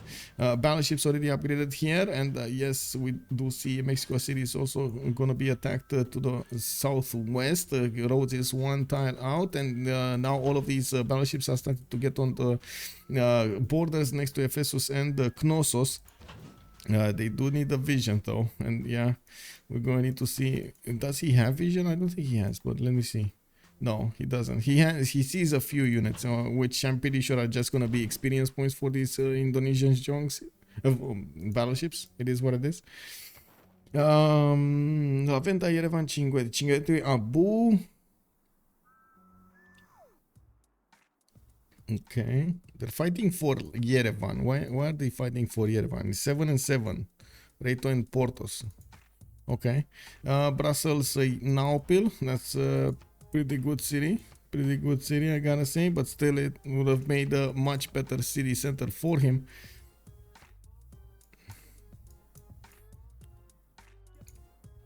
The Statue of Liberty did get finished, probably with the help of Raiito Brunelleschi. Shipyards coming out from London, and looking at his tech side, he is going into civilization in 1 turn, nationalism coming up in 4, starting to build up his science count, and we do see that he did put in the north over here a holy site. I'm just expecting to see when is he actually going to invest into a builder, and they do have enough gold right now to actually buy him a builder. They're probably going to need to invest a little bit in Klerlan's defense if they can, so they can keep him alive, or at least not lose as many cities and try to fight back against Indonesia. Nobody's perfect. Yeah, gotta like how the battleships can shoot 3 tiles but only see two. Matt Beats, yes sir, yes. Good evening, sir. And yeah, you gotta like it, man. You gotta like it. Nice mechanics, right?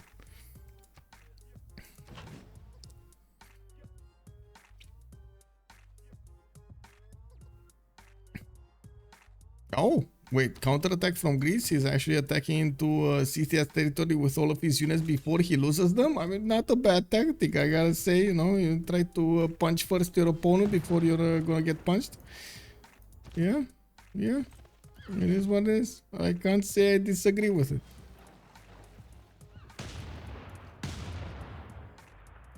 He's actually doing significant amount of damage against the Scythian units, and yes, he's probably gonna lose another city here, Knossos. I'm very surprised that America did keep Corinth. I was expecting him to raise it to the ground right after, of course, Indonesia did upgrade his battleships. Looks like we do have, let me actually take a look over here. Floodable terrain, actually. Oh, no, it's still not enough. Actually, floodable terrain over here. No, this is floodable. This is the turn 3. Oh, man. So these are gonna go down first, right? The white tiles are gonna go down first. The second wave are gonna be these ones. But in the north, we will need to wait for the second wave to get closer to Sparta, and that's going to take a while. Since we do see in the world climate, it's going to be a while until the polar ice starts to melt, and of course we're going to have increased flooding. Oh well, it is what it is.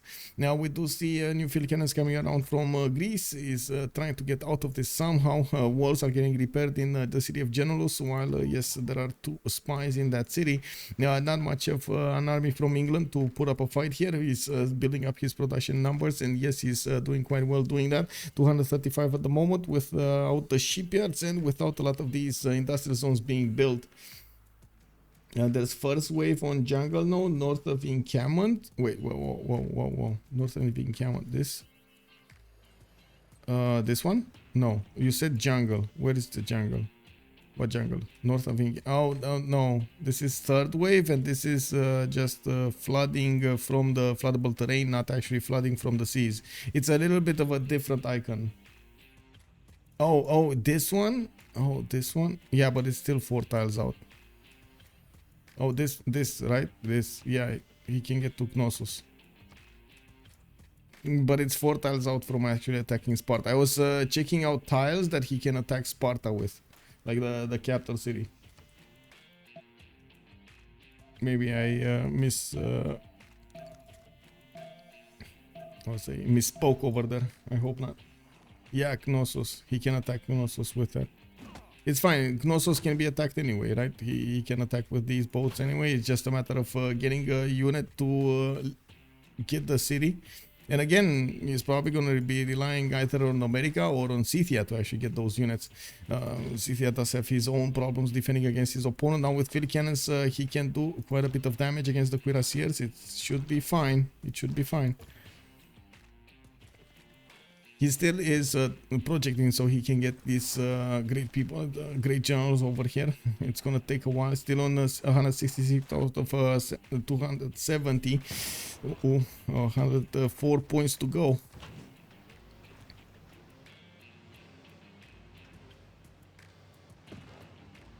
Well, that's gone.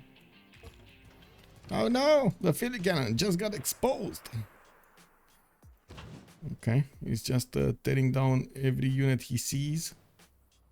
Also, we do have Portouss getting a wave of these caravels in the south. They can do quite a bit of damage against the battleships. Macra's battleships don't have enough coal, and this is gonna be a problem if he doesn't actually get a lot of coal for his units. Do see he actually doesn't have it. Oh, no coal, no coal. That's not gonna be a problem that England has. If I remember correctly, he did have coal. I don't see it though.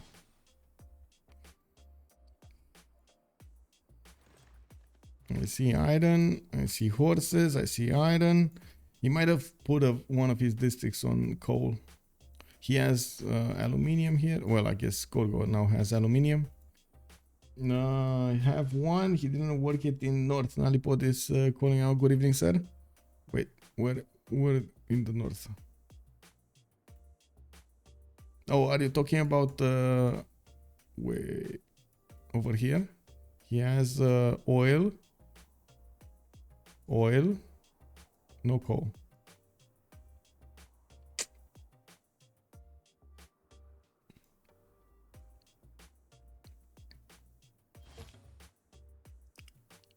South Monger. Kick. Oh, you mean America? Oh, this one. Yeah, okay. I see what you said. Oh, I see. But it's like 4. Well, I guess he still can improve it, right? He didn't improve it. He needs to improve it. Oh my god, and look at that. Actually, America's Rough Riders are getting pushed by the Egyptian pike and shot cords, and they're actually doing damage. Field cannons also alongside that army, and that actually forces America to split again his production between two sides, defending on the land and defending on the seas. He's trying to get the biplanes up in the air, and we're going to need to see if Kisame is going to get his advanced flight soon. The biplanes are not that efficient into dealing with the units. And another question is, does he actually have aluminium? Yes, he does. He does have an aluminium tile in New York. And yes, I know that you can actually get it with airports. It's just a lot of production to get there. Okay, first plane out to close the choke. I'm actually surprised about the position. I was thinking he's actually going to get it over here. But it looks like no. American frigates are going to go down without the support help of the biplane. No, it's fine. He's getting back. Now, where is... whoa. What are the frigates? No battleships here? Okay, a lot more sea dogs. We do have ironclads. Finally, frigates. Okay, he's just getting as many of those as possible. And Knossos' defenses did go down considerably. We do have Kisame sending a few more horses towards Gorgo. And by the looks of it, Scythia from the north took quite a few punches and lost quite a few units over here on the defense of Generals. Is there a diplomatic win condition, Tompet? Yes, yes. 9 out of actually 12 out of 20 points for Age of Steam, Portouss, and he can build and he will try to build Mahabodhi Temple over here. He just finishes. No, oh my God, no! Don't do Portouss. Don't do it. Okay, guys, quick poll, very quick poll. Will Portouss chop the forest? Yes. No. Quick poll, guys. You got 1 minute. You got 1 minute. Let's go. 15, let's go.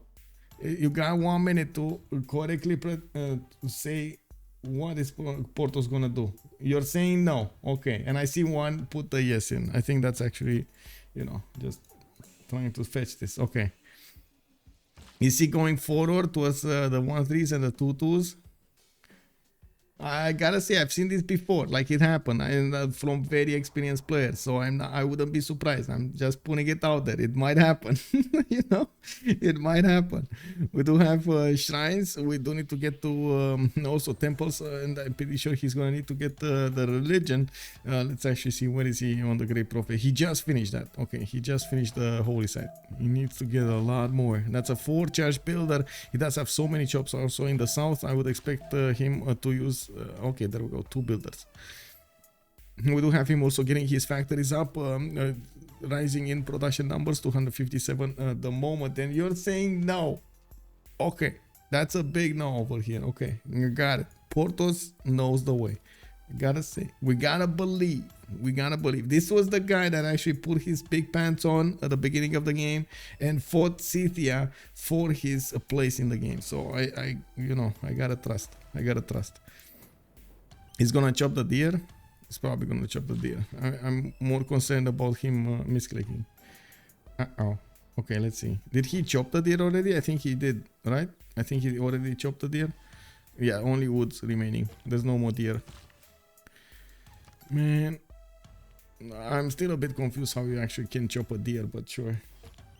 Yeah, you did. All Civ6 players have an uncontrollable urge to chop any and everything independent of circumstance. I know, right? I mean, you know, guys, we're a simple bunch. We see forest, we see rainforest, we chop. You know, that's simple. It is what it is. Okay. Is he gonna fight the urge to chop that forest? That's my question. Is he gonna fight the urge to chop the forest?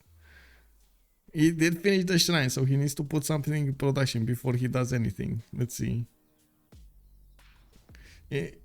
In the southeast, by the way, we do have Indonesia getting his fleets up with quite a few battleships here. He's going to start pounding on the defenses of Ephesus, and I do see Klerlan is 7 turns out from steel, while it's going to take a while until Kisame's Rough Riders are going to get there.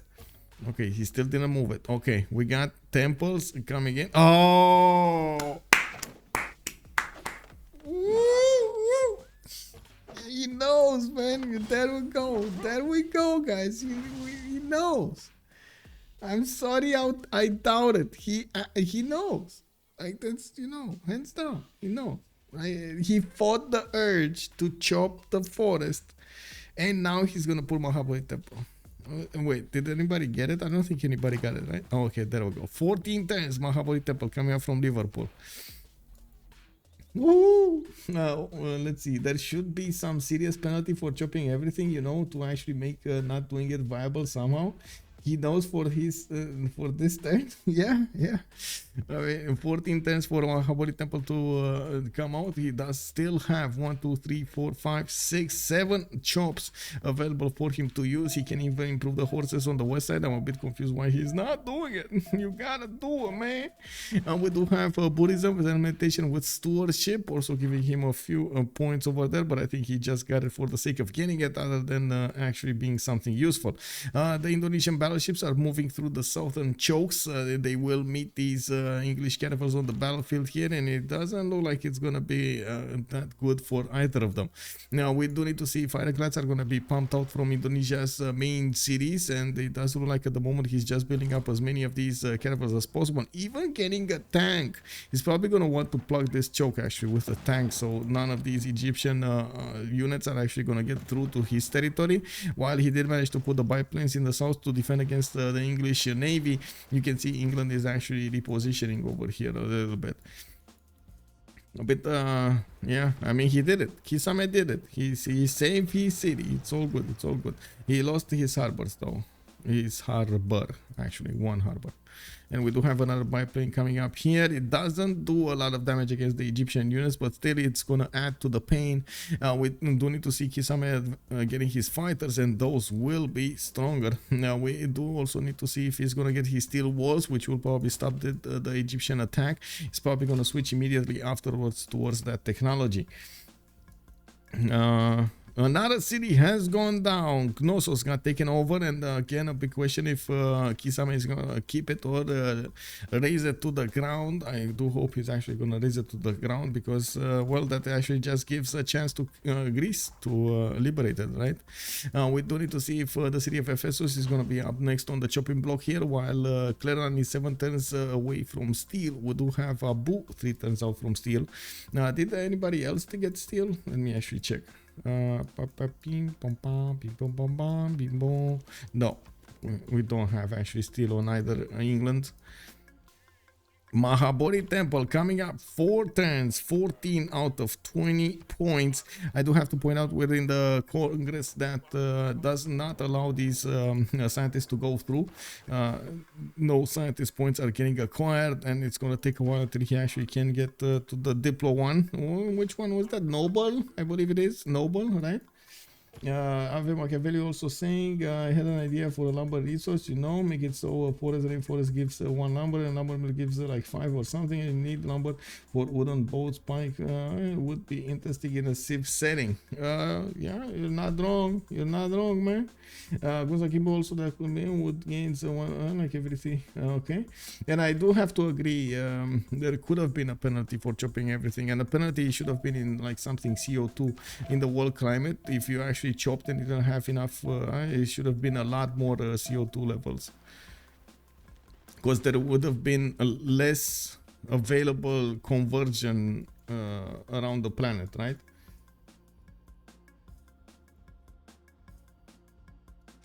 I don't know how they didn't get this in, but it is what it is. I mean, you know, you actually need trees to convert CO2 into oxygen, and there's a point in which even the trees fail if there are like too few of them versus the CO2 in there. Yeah. Also, conservation civic should change -1 appeal on forest into a +1. Woo! There we go. BBG team, do you see this? We might. Oh my god, man. Yeah. We gotta see if BBG is gonna do that. Yeah. Yeah. I mean, oh, they already know? Okay, well, I guess we're gonna see when they pump it up. You know, pump it up. You gotta pump it up. Anyway, we do have Mahabodhi Temple finishing up in 3 turns here, and looks like Portouss is gonna start improving all of this territory after he chopped it. He does have 2 of those horses to improve there. Quite a bit of production over here available for Liverpool. Starting to build a navy as well. He's getting pressure from the south, and he's gonna get very quick caravels on the front line. He does have the fleet ability on his side, and he does have Santa Cruz as a great admiral. That's gonna allow him to get one of armada out. We're gonna need to see on what kind of boat he's gonna use it. Portouss is going for scientific theory with colonialism. Okay, not bad. Scientific theory is gonna be allowing him to get over here. Well, let's actually see what is he gonna do with it. Now, what is it over here, right? It's over here. He needs sanitation, he needs chemistry. Come on, let's get that chemistry going. He also needs it for steam power, so you know, it is what it is. I don't think anyone but him has heard it. Okay. Oh, that's unfortunate. It is what it is. I think they have other ideas to implement beforehand. I heard they had a few problems with implementing, or at least that's what I read, implementing the changes for how to say how do you call it, Exodus of the Evangelist. Did you see that, by the way, the changes for Exodus of the Evangelist? Guys, Exodus of the Evangelist, you get +2 gold, +1 culture, and +1 science per city converted to your religion. Less production towards building holy sites. There's gonna be a change on missionaries. I mean, you say valuable, I say it's better than Pembrush, bro. I don't know, man. It does feel very strong, I'm just saying. And especially if you get like Arabia or something, or like Gandhi, and you just spread your missionaries everywhere. It's like, go monumentality first one, spread to 9 cities, and then boom. I guess beta text. Exodus is not working. Okay, like what's not working on it? It's not working at all, or it's not working because like X, Y, and Z, like something of a part of it. Sounds to me like they need to do the math on that before implementing. Yeah, I know, right? Machiavelli. Like, yeah. Well, a little bit more monumentality gameplay would not hurt. The bonus doesn't disappear after golden. Oh, I see. So it just gets it. Oh my god, I can I can imagine it now, just getting it all over the point. At what point do into a complete? I mean, it's already a completely different game, Heineken. That actually, that moment has gone, came and went like a year and a half ago, 2 years ago. You know when it changed the governor point. That's where it changed. Like when that point was crossed to change the governors, then it became a totally different game. It's not close to the base game anymore. It went too far. And I actually argued with I know what he did it, but I argued back then with Kono that he shouldn't do it because of X, Y, and Z. And I actually did make I would say Q&A session with him on YouTube. I think I still have it on YouTube somewhere. Why he did it, why and what were the reasons, and so on and so forth. So he makes everybody understand.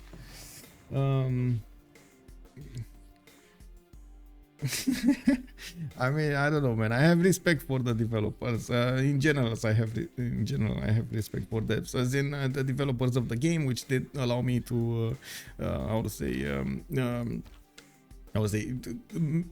be a part of all of this community and watch their game so many times. I enjoy every time this, having the experience of actually playing so many maps and so many hours. I think I'm reaching, if I'm not passing, or already like 10,000 hours in the game. Am I? Let me actually take a look over here. My Steam, where is my Steam? Oh, check. No, I don't see my Steam. Oh, don't tell me that my Steam is on the other. Oh my god. No, it's here. Okay. 9,300 hours. Okay, that's a lot of hours. We do have a city actually lost by America here. Looks like the P-51 Mustangs are coming up on the field, and they can do a lot of damage against the Egyptian pike shot corps, not to mention these field cannons and all of the units actually of Egypt. 2 of them on the front line right now with bombers coming in. We're going to need to see if he's going to manage to take down the Egyptian defenses quickly. I don't have any permission to post in casual votes though. If you're on internet, we'll talk about it, but it's not my job. I mean, we don't know. Okay, I don't want to press the subject anymore, but I'm just gonna say this. It's kind of hard for people to know, for BBG Council to know what people are interested in and they're not interested in, if they don't have an open discussion forum, so actually people can see what is being discussed and not actually do the same thing on the other side and partake into this, or try to partake into the discussion, or have a side discussion. But anyway, I'm gonna say my rant on that. We do have Indonesia coming up with the battleship fleets on Ephesus, and by the looks of it, they're gonna slowly take down those steel walls. We do have Gorgo trying to keep his borders as much as possible. Still quite a bit of a surprise that Knossos was kept alive here. I think he actually kept it alive so he can get P-51s or some bombers deployed there, so he can actually take those cities. I wouldn't be surprised if we're gonna see the first bomber actually deployed to the left. Oh, he actually gets two, so he can deploy one to the left and one to the right. You're either banned or not on the right Discord. Okay, he might not have the casual something. He might not have the citizen tag. I don't know. I'm not sure about how it worked. Machiavelli, did we actually get banned over there? Whoa, bro. What happened south where the snow melt? Over here? Or wait, I don't think we had snow melting yet. Or here. Yeah, we didn't have any snow melt yet. Let's see. Nope. Nope. Next melt of polar ice expected in 6 times. Okay. So 6 times to go. I guess we're going to need to see if Macra over here is going to manage to do anything about England. It doesn't look like at the moment Portouss does have enough boats to defend himself, and it's going to be hard even for Indonesia Macra to actually output as many of those. Portouss does have 388 production after he didn't manage to get his factories up. He did manage to get the coal power plants in, and I do see actually no coal power plant, only factories. I'm sorry, only factories, no power plants. Ooh. Well, he did manage to get 14 points out of 20, and that actually just puts us up from 2 congresses away from a win. This one and another one. Looking at the score screen here, we do have quite a bit of points caught up on Ornithorynques Academy. 485 on Abouh. We got Klerlan on 263. Naopil doesn't have any. He's probably starting to lose points over there. Portouss is on 234. It's quite important for them to actually keep up on the overview of the city states, as many as possible, and actually looking at this side, we do have Klerlan taking 2, Portouss 1, okay, 3, 4, 5, and 6 and 7. Wow, they have full control on this instead of, except Bologna. Whoa, only Bologna is left on the other team. This is major, guys. I don't know how they actually missed this, but this is major. They're gonna have so much diplo favor because of it. And yeah, there we go. Deployed bomber in Knossos. Next up, Sparta. He's gonna die. We got Corinth also getting a bomber. Okay, so I guess he's gonna take out Sparta from within. It is using his cities against him. Did you check the Get Rolls channel? What's the color of the Discord icon? That's a good, I have no idea. I guess you're talking with Ave Machiavelli. Literally never posted a single message, and I could not have been banned. Okay, yeah, I guess so. Let me actually check. Is it no, I don't see you. Maybe you have a different, I would say, different nickname or something, but you're not here. What is it with Ave at the beginning? No. Machiavelli? No.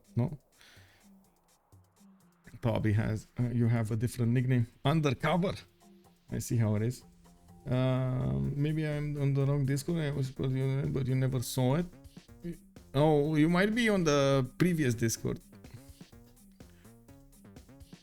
They swapped the Discords like I don't know, 7 months ago or something like that.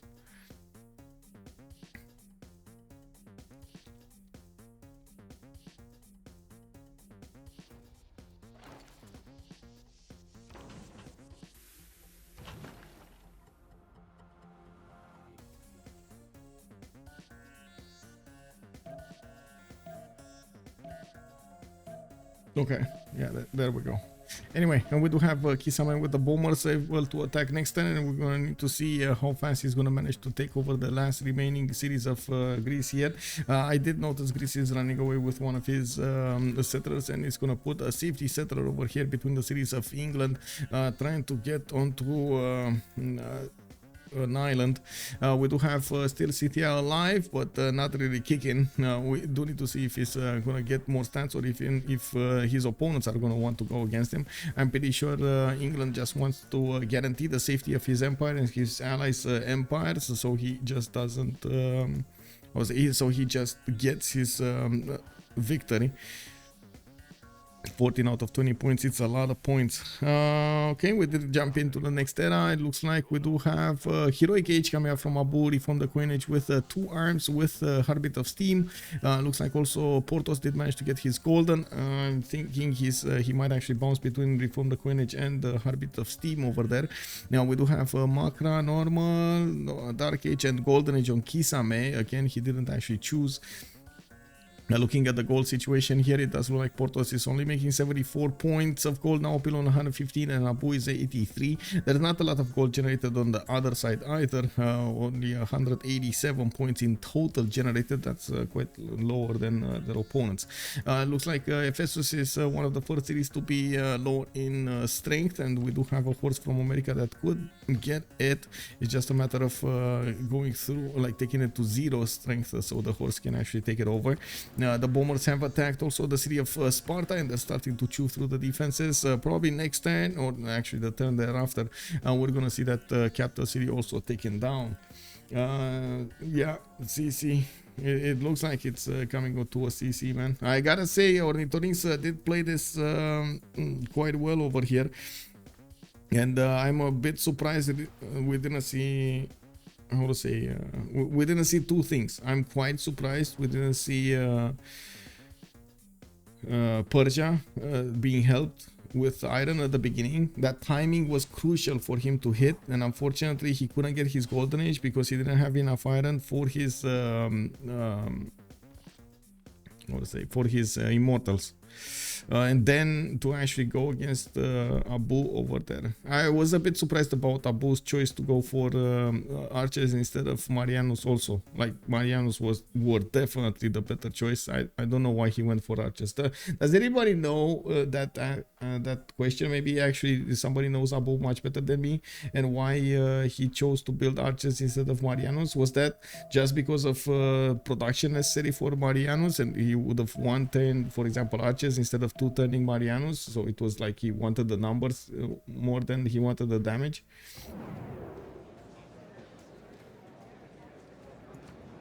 Begin voting. Okay, I'm voting B. Let's go relic. Okay, so we got 2 minutes of pause here. Let me actually sync with Mind Blow. You relic, you, I go B, and we're gonna come back.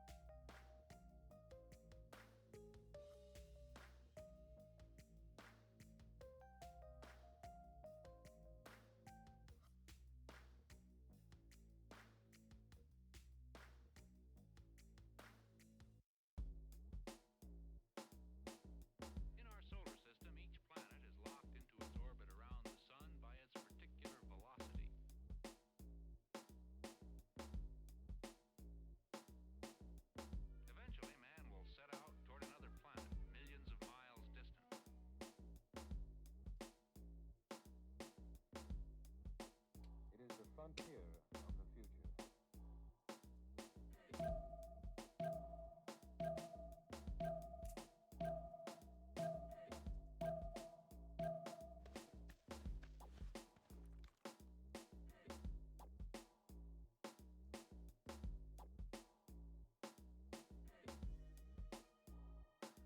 Hey, right on time. Are the MCUs like wait, MCUs? Oh, Mariano Cheret Archers, like 2-4 GPT or something. Let's actually check. They didn't have a goal problem. I do have to say Marianos. No, Marianos. Okay, they didn't have a gold problem at the beginning. They're 1 gold. No, they're 1 gold. And they're how much production? 90 production versus the archer. This is definitely gonna be. Oh, maybe the production card. 60. They're not that big. Like 20 production more. No, 30 more. Sorry. Wait, it's 80 or 90? Okay, I forgot. Sorry. No. 90. So 30 more. Okay, Sparta getting attacked by the Rough Riders. Looks like they're not managing to push through. I think Kisame was a bit too excited about taking over that city center. Let's actually take a look. Oh, it's 1 point. Portouss is 1 point away from Diplo. They got everything. They got everything. And I gotta say, with the takeover of the capital city of Sparta, they're actually gonna have a bit of a problem with the Diplo favor. There still is enough Diplo favor on the side of the Ornithorynques Roses. In the World Congress screen, players not growing via culture. Kisame. Oh my god. They nailed this. We got sculptures doubled, and it looks like Victoria Age of Steam got 2 Diplo points. Alfred Noble is still here. Yeah, it is. But let's say they didn't get scientist points in the last one, so now we're gonna need to see when it's gonna be revealed. There weren't that many scientists being taken over. We just went through like Newton before era, so we'll see. What about Noble? It's still there. So it might happen. We got campus research. Look at that. We got campus research coming up from London, from Hull, from Bradford. We're going to see in the southwest as well. Hey, good night, Machiavelli. Good evening, sir. Thank you for stopping by.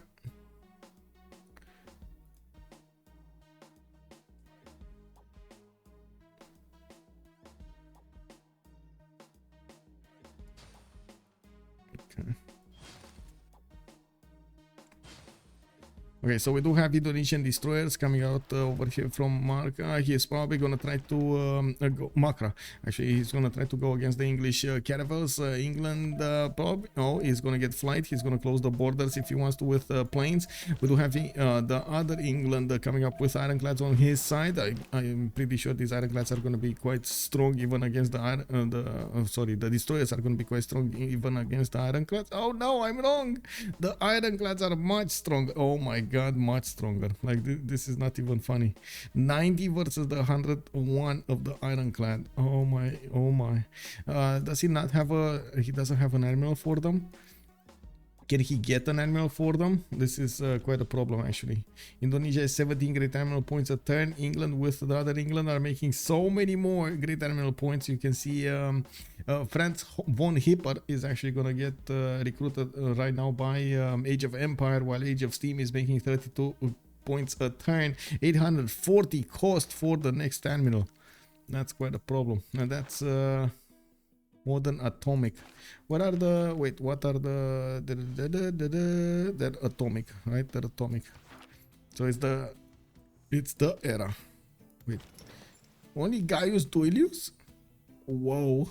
Yeah, that's only Gaius Duilius available for Indonesia. And he doesn't have a military alliance. I gotta say this also. He doesn't have a military alliance and has insufficient oil resource. But I'm pretty sure I saw oil. It's just a matter of improving it. So for example, this one is not improved here. Yeah, and he never got the coal improved. Anyway, well, let's see the split up of the Empire of Greece in slow motion. Klerlan is taking over the city of Sparta. Rhodes is on the next on the list. We do have Mycenae, Pharsalos, and Mexico City. Mexico City can actually be liberated, I believe. So they're gonna get 100 Diplo favor points from that. Is that gonna be enough? Doesn't look like it's gonna be enough. With 4 players actually starting to make quite a bit of Diplo favor here. Yeah, doesn't seem like that's gonna be enough. Go to Ornithorynques, well-deserved victory. That's a GG coming up from Kisame. He calls it out. Yeah, Ornithorynques Academy, even if they were pushed by Scythia at the beginning, they were pushed by Persia at the beginning, they managed to find a way, the strength inside them to keep up with the defense and then punch into their opponents, punch them back. Man, this was like a Rocky movie, I gotta say. You know, you gotta take a lot of hits and then bam, bam, bam, bam, bam. The fatality. Ornithorynques Academy did manage to get 19 out of 20 Diplo points on their side, with Portouss leading the way over there in their in the pack. GG, well played. Let's actually take a quick peek over here on their channels. I do have to mention this is the CivFR community. If we're gonna go into their channels, we're probably gonna hear quite a bit of French being talked, and of course if we do have some answers in English, it would be much appreciated, but I do want to let them, of course, you know, feel at home and so on and so forth, and we're gonna need to see what they say. It's very important for the French viewers to actually have this feedback session, and I do believe not all of them are actually I would say knowing English, so yeah, it's fine. Just waiting for them to get into one of the channels. GG, well played. GG, well played.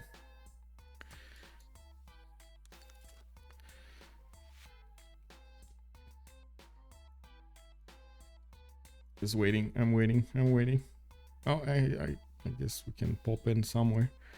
I think I'm gonna hop in the shower. I hope to see everyone soon. Yeah, good evening, sir. Good evening. Tomorrow we got a game between Ulysse and the Black Petre. They should have played last week, but they're gonna play it tomorrow night, and it's gonna be amazing. Then and also tomorrow night we're gonna find out about all of the games from the CWC. It will take me a little bit of time to actually get the schedules going, as in everything done for the website, but you're gonna see it on the website soon. Let's pop into the channel and see what's going on.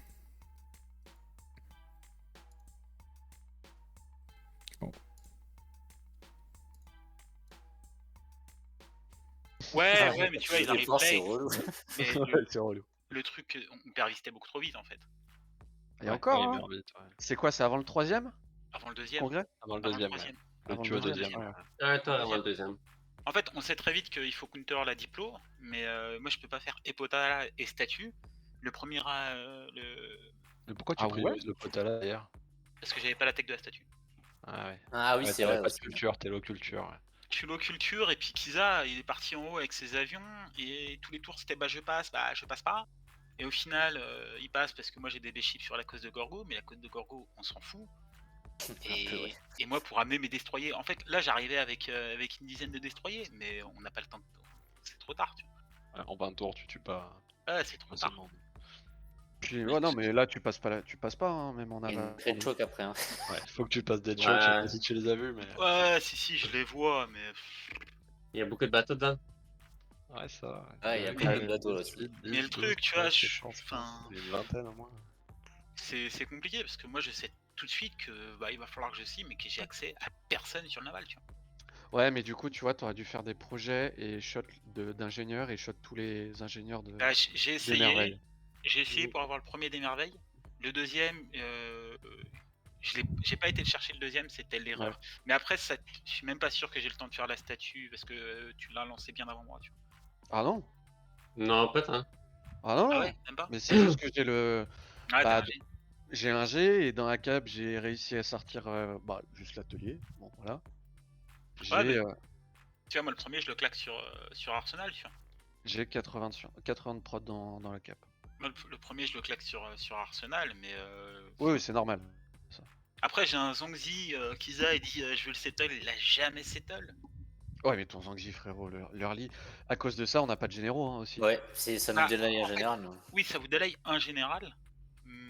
Alors, il est très fort, il est très bien, mais le truc, c'est que après, moi, je sors une platco plus late, mais en plus, j'ai des coups Swenet du tout. Swenet, jamais tu vas pouvoir la poser. Il y a un moment, j'ai brain lag, j'ai pas bougé mon putain Swenet. Ton guerrier là, je vois que t'as un guerrier là-bas. Et 2 tours après, il y avait le guerrier de. Ah mais Swenet, Vistay. elle fait aucune différence dans la Ouais, game. mais si, elle fait plein de différences. Parce qu'il y a un guerrier de Vistay qui traîne pour venir Ah chercher. oui, je l'ai vu, ouais, je l'ai vu. Mais je le Ah. vois, le guerrier de Vistay.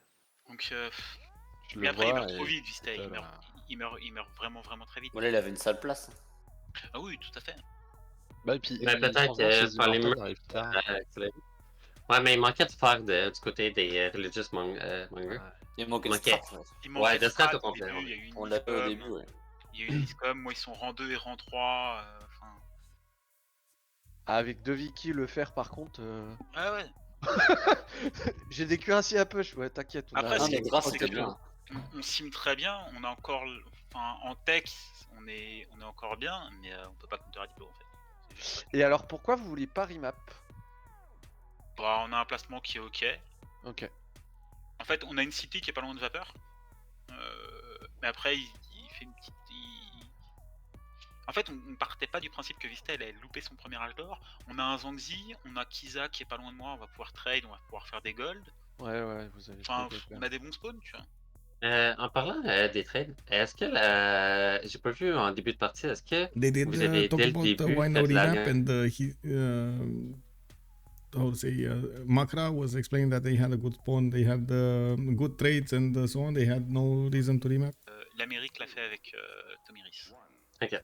Parce On que est je sais parti qu'au direct, début, ouais. à la fin, c'est vous autres qui l'aviez ensemble, mais j'étais pas sûr au début. Non, pas au début. Après, tu vois, j'ai beaucoup de mal à chercher mon deuxième âge d'or. Hello, sir. I do have one question, and I don't know if the player. I don't think Persia is still here, right? But did he ask for iron at the beginning of the game? Est-ce qu'il a demandé, de le faire en tout début? À tout le monde dans son équipe. Bah, on envoyait. Chez Religious, on envoyait tout chez Raiito. Ouais, mais qui est parti faire en early? Who is start iron and early? I don't know. So it was. There was a moment when America had a builder coming out, Bronzewing 2. He could have moved on the iron, but he instead improved his plantations, and I was like so sure he's gonna get the iron for Persia, and then Persia missed his golden age. That's why I'm asking if he asked for iron, because maybe like the message didn't get through to America that. Vistay troll. Golden Age, troll. Juste troll. Non, il a pas fait sa paradaïda quand même. Il a dit, oh, je suis là, je la fais pas. It wasn't his fault. His iron was like north, and he never settled toward. I mean, he settled. He was forced to get a fourth city to settle towards it. It was kind of late to get his own iron up. But he could have done Paradise. Yeah, that's true. Just troll, because Just troll. 60 points fast, and il veut pas faire sa paradaïda parce qu'il a beaucoup de points très vite. Et en fait, il a pas vu que c'était le tour d'après, il l'a pas fait. Et... During the first turn, Persia have had several points of error, and so he didn't want put Paradisa or other point. He just think he was gonna have his golden age, but he totally forgot it and he missed it. No, he forgot it. Okay. Oh, that's a rip. Yeah. Et après, mon cruel de pétrole, chez moi, j'en ai qu'un sur l'intégralité de mon land. Après, je vois que tes tanks sont au pétrole, tout. J'ai pas un land exceptionnel non plus, tu vois, mais je mets tellement de temps à les settle les villes, mec. Il y a des villes, celles qui sont à gauche du site là, pour les settle, faut que je fasse des détours parce qu'il y a des falaises de partout. Vous avez un trade coastal après, toi? Ouais, bah je suis parti direct sur Kiza. En fait, il y a une énorme rampe de montagne entre nous deux, mais ça passait par l'eau. On voit pas, on voit pas entre vous en fait. Bah, en gros, si tu veux, la ville que t'as vue, la Touban, c'est la seule ville que j'ai de ce côté-là. On voit Touban, Madjapahit et Jombi, non? Voilà, bah, il y a une ville encore en dessous, et sinon elles sont de l'autre côté d'une autre rivière. En parlant de la ville Zangui, en fait, t'as posé la ville au lieu de en mettre une juste à droite de la tortue et une autre en bas justement pour cette tour de la merveille. Y avait-tu une raison en particulier? C'était-tu juste pour avoir accès à la merveille le plus rapidement possible? Attends. Montre-moi où tu veux parler. Attends. Dans le fond, Attends, t'aurais j'arrive. pu mettre une ville ici Ouais, mais non. et ici. Euh, C'est quoi qui t'a fait aller comme dans cette bah, direction-là en fait? j'ai le dieu de la mer, j'ai 2 poissons, j'ai un bon port. On n'a pas beaucoup de visu, je joue contre 2 vikis et je veux la merveille rapidement en fait. Try to speak in English for Michael. Je parle pas du tout anglais. Okay, the No, question was like, why did he change like why did he choose to put Jambi there over like going the industrial zone is actually, and where's the campus? And he say like he wanted the fish, like he had to got off the sea fish pretty good and the wonder, so that's why he chose to like settle one today at this place over too. Yeah, I can imagine, but why didn't you get the +7 campus? You settled on it, man. You settled Lampung on it. Lempung is settled just because I falaise. Yeah, but that's a +7 Mec, campus. falaise. Man. I know, Falaise. sure, but... Ah, c'est une horreur, mec. Les 2 villes là, c'est une horreur. Regarde la falaise, mec. Je passe par où? Yeah, I know. And It took so long. with Arsenal, it's okay. Just for fraud and. To be honest, if you didn't have the luck to get Imhotep, you would have lost it. England was building it at the same time, and you're like 2 turns, 3 turns ahead of him. Yes, 3 turns. Yeah. Ouais, en vrai, si ça jouait Headshot contre Hardprod, c'était vraiment close les deux. Bah, après, je projette pour aller chercher Imhotep et je double charge Imhotep dessus. Double charge Imhotep. C'est ce que t'aurais dû faire, je pense, ouais. Bah, j'avais qu'une seule zone indus. Zone Je peux indus. pas, je peux dis-toi, pas hein. projeter. Au gold, je pense qu'on a les golds de poids. Dis-toi juste que je double projette Imhotep et derrière, je double projette Newton. Et tout ça sur la cape. Parce que les autres, t'as fait autre chose, tu vois, Mais c'était compliqué parce qu'on avait 2 joueurs qui avaient pas beaucoup, vous aviez pas beaucoup de stats, mais j'étais loin pour intervenir sur les guerres, tu vois. Et l'Amérique, il fait le choix d'essayer d'aller naval plutôt que de me rentrer dedans. C'est en call depuis longtemps. He choose to go on sea with America. Hold out, go on Egypt. Inland. Vous ferez la traduction, mais en fait, il call talk qu'il veut aller sur toi, l'Egypte. Mais il veut settle les Zangzi, il le fait pas. Et en fait, quand il arrive chez toi, il peut plus rien faire parce que en fait, il est pas en avance sur toi et Cyrus Rider, il passe pas, tu vois. Ok. America want to go on Egypt, but when he go with the Rough Rider, Egypt was too ready to. Yeah. Too strong. Yeah, it was too late. It was too late. He bounced between going to caravels and then going back to his Rough Riders, and unfortunately that actually cost him the attack. I think if he just holds strong on Rough Riders, he might have even saved Cyrus. Vous étiez où? Montre un peu le land à gauche, s'il te plaît, Menglo. Ouais, bien sûr. Parce qu'on l'a pas vu. Hein. Oh, mais MDR, quoi. Ouais, la choc est... Non, rasable. Il y a trop de bateaux qui attendent. Après, I was a very good start with the Vapor, with the Victoria steam. Yeah. But not with horse or strategic resources, but just the yield of the start. mais c'est à nous de. We got several known with spices. Yes. Quite good for us. Il y a 2 trucs.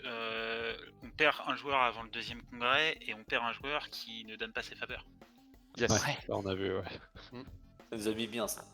Donc, alors que honnêtement, même s'il loupe son premier âge mort, même s'il pensait n'arrive pas pas à mourir. escape, bah, il doit call avant qu'on lui achète des unités. À ce moment-là, on fait 600 gold par tour. On a de quoi acheter des unités. Tu vois. Ouais, mais même pour pas vous donner les faveurs, il pensait pas mourir, il pensait tenir le congrès ou... Bah, en Il a fait, ça fait troll. très longtemps qu'il a pas joué Vistay. Ouais, au début, il disait que ça faisait un mois ou quelque chose du genre, à cause de l'école ou quelque chose du genre. Après, je pense que... Ah bah, Vistay. Persia. In English. la faute pour les diplofaveurs. Ok? C'est pas ma faute qu'il accepte pas ces deals. Eh mec, moi j'ai tout donné. Honnêtement, j'ai tout donné dans ce game parce que Oui, Kisame, j'ai il regardé, était en j'ai- mode ah, je ferai rien, je passe pas ou machin. Moi j'avais envie d'essayer, tu vois, de faire quelque chose quoi. Tu vois, j'ai sim 70 tours, je voulais faire quelque chose, tu vois. Mindblow, Mais- Mindblow, can you show the Indonesia spawn, please? Yep. Yeah, sure. I didn't see. Indonesia spawn. There we go. Those unique build. Pretty good. Stuff. If you would have It's kept really funny. Auckland, man. Yeah, Auckland with the Ah, Kampung. Auckland, Yeah. Non, mais j'ai plus Dommage. Auckland, les gars. Ça Ouais. fait 40 tours, Non. 50 tours que j'ai plus Auckland.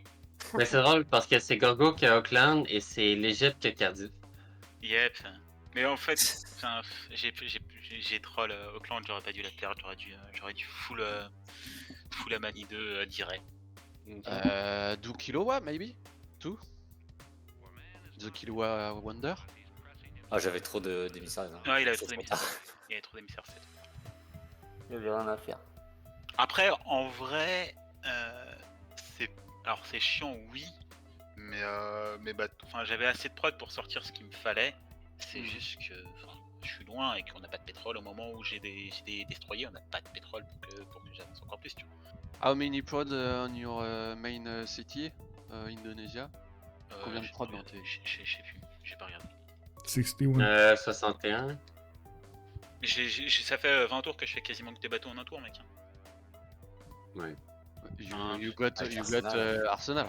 Yep, mais en fait j'ai pas, enfin tu vois, je refais des bateaux, là je refaisais du pétrole, j'ai sorti 2 blindés pour refaire, mais 48. non j'ai pas énormément de prod, celle-là. Ouais. Non, Celle-là, on va la skipper, mais celle-là, il veut pas m'en donner. Ok, 75. Ok. Non, mais après voilà, c'est.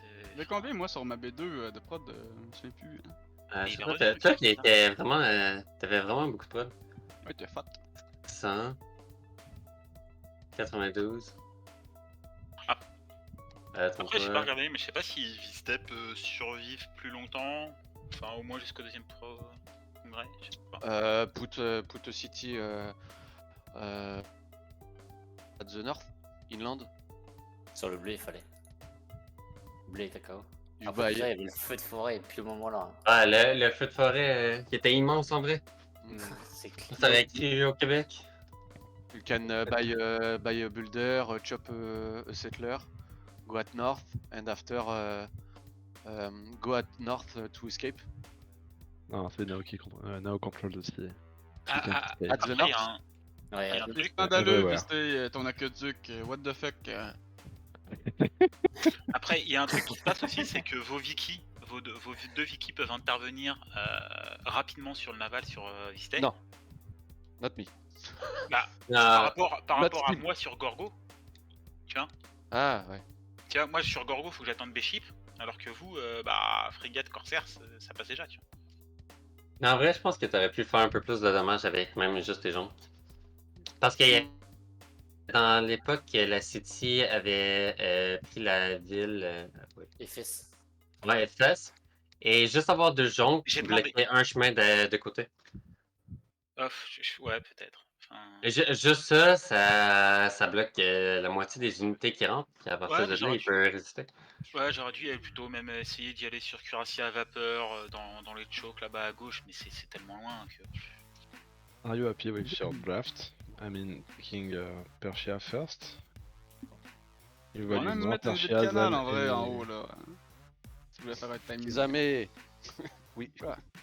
Why did you value more Persia? Bah, vous parlez en anglais, non. Voilà, moi je fais comme si vous parliez pas comme vous parlez anglais. Non, ils te demandent là, pourquoi on pique la Perse en premier. J'en ai aucune idée moi. C'est vous qui avez dit qu'il fallait que pique Perse en premier. J'ai jamais fait ça de ma vie.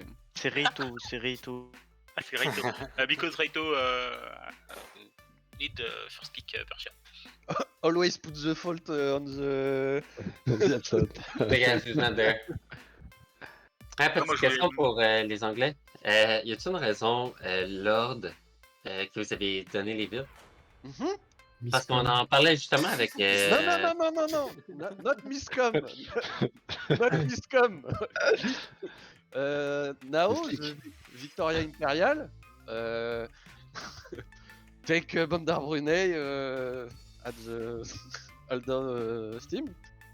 Mais j'ai dit que j'allais la taper et t'as tapé les 3 direct. Non, tu m'as dit, tu peux taper Bandar? Oui, tape là, je tape. Et tu prends le dernier shot. Qu'est-ce que tu veux que je te dise?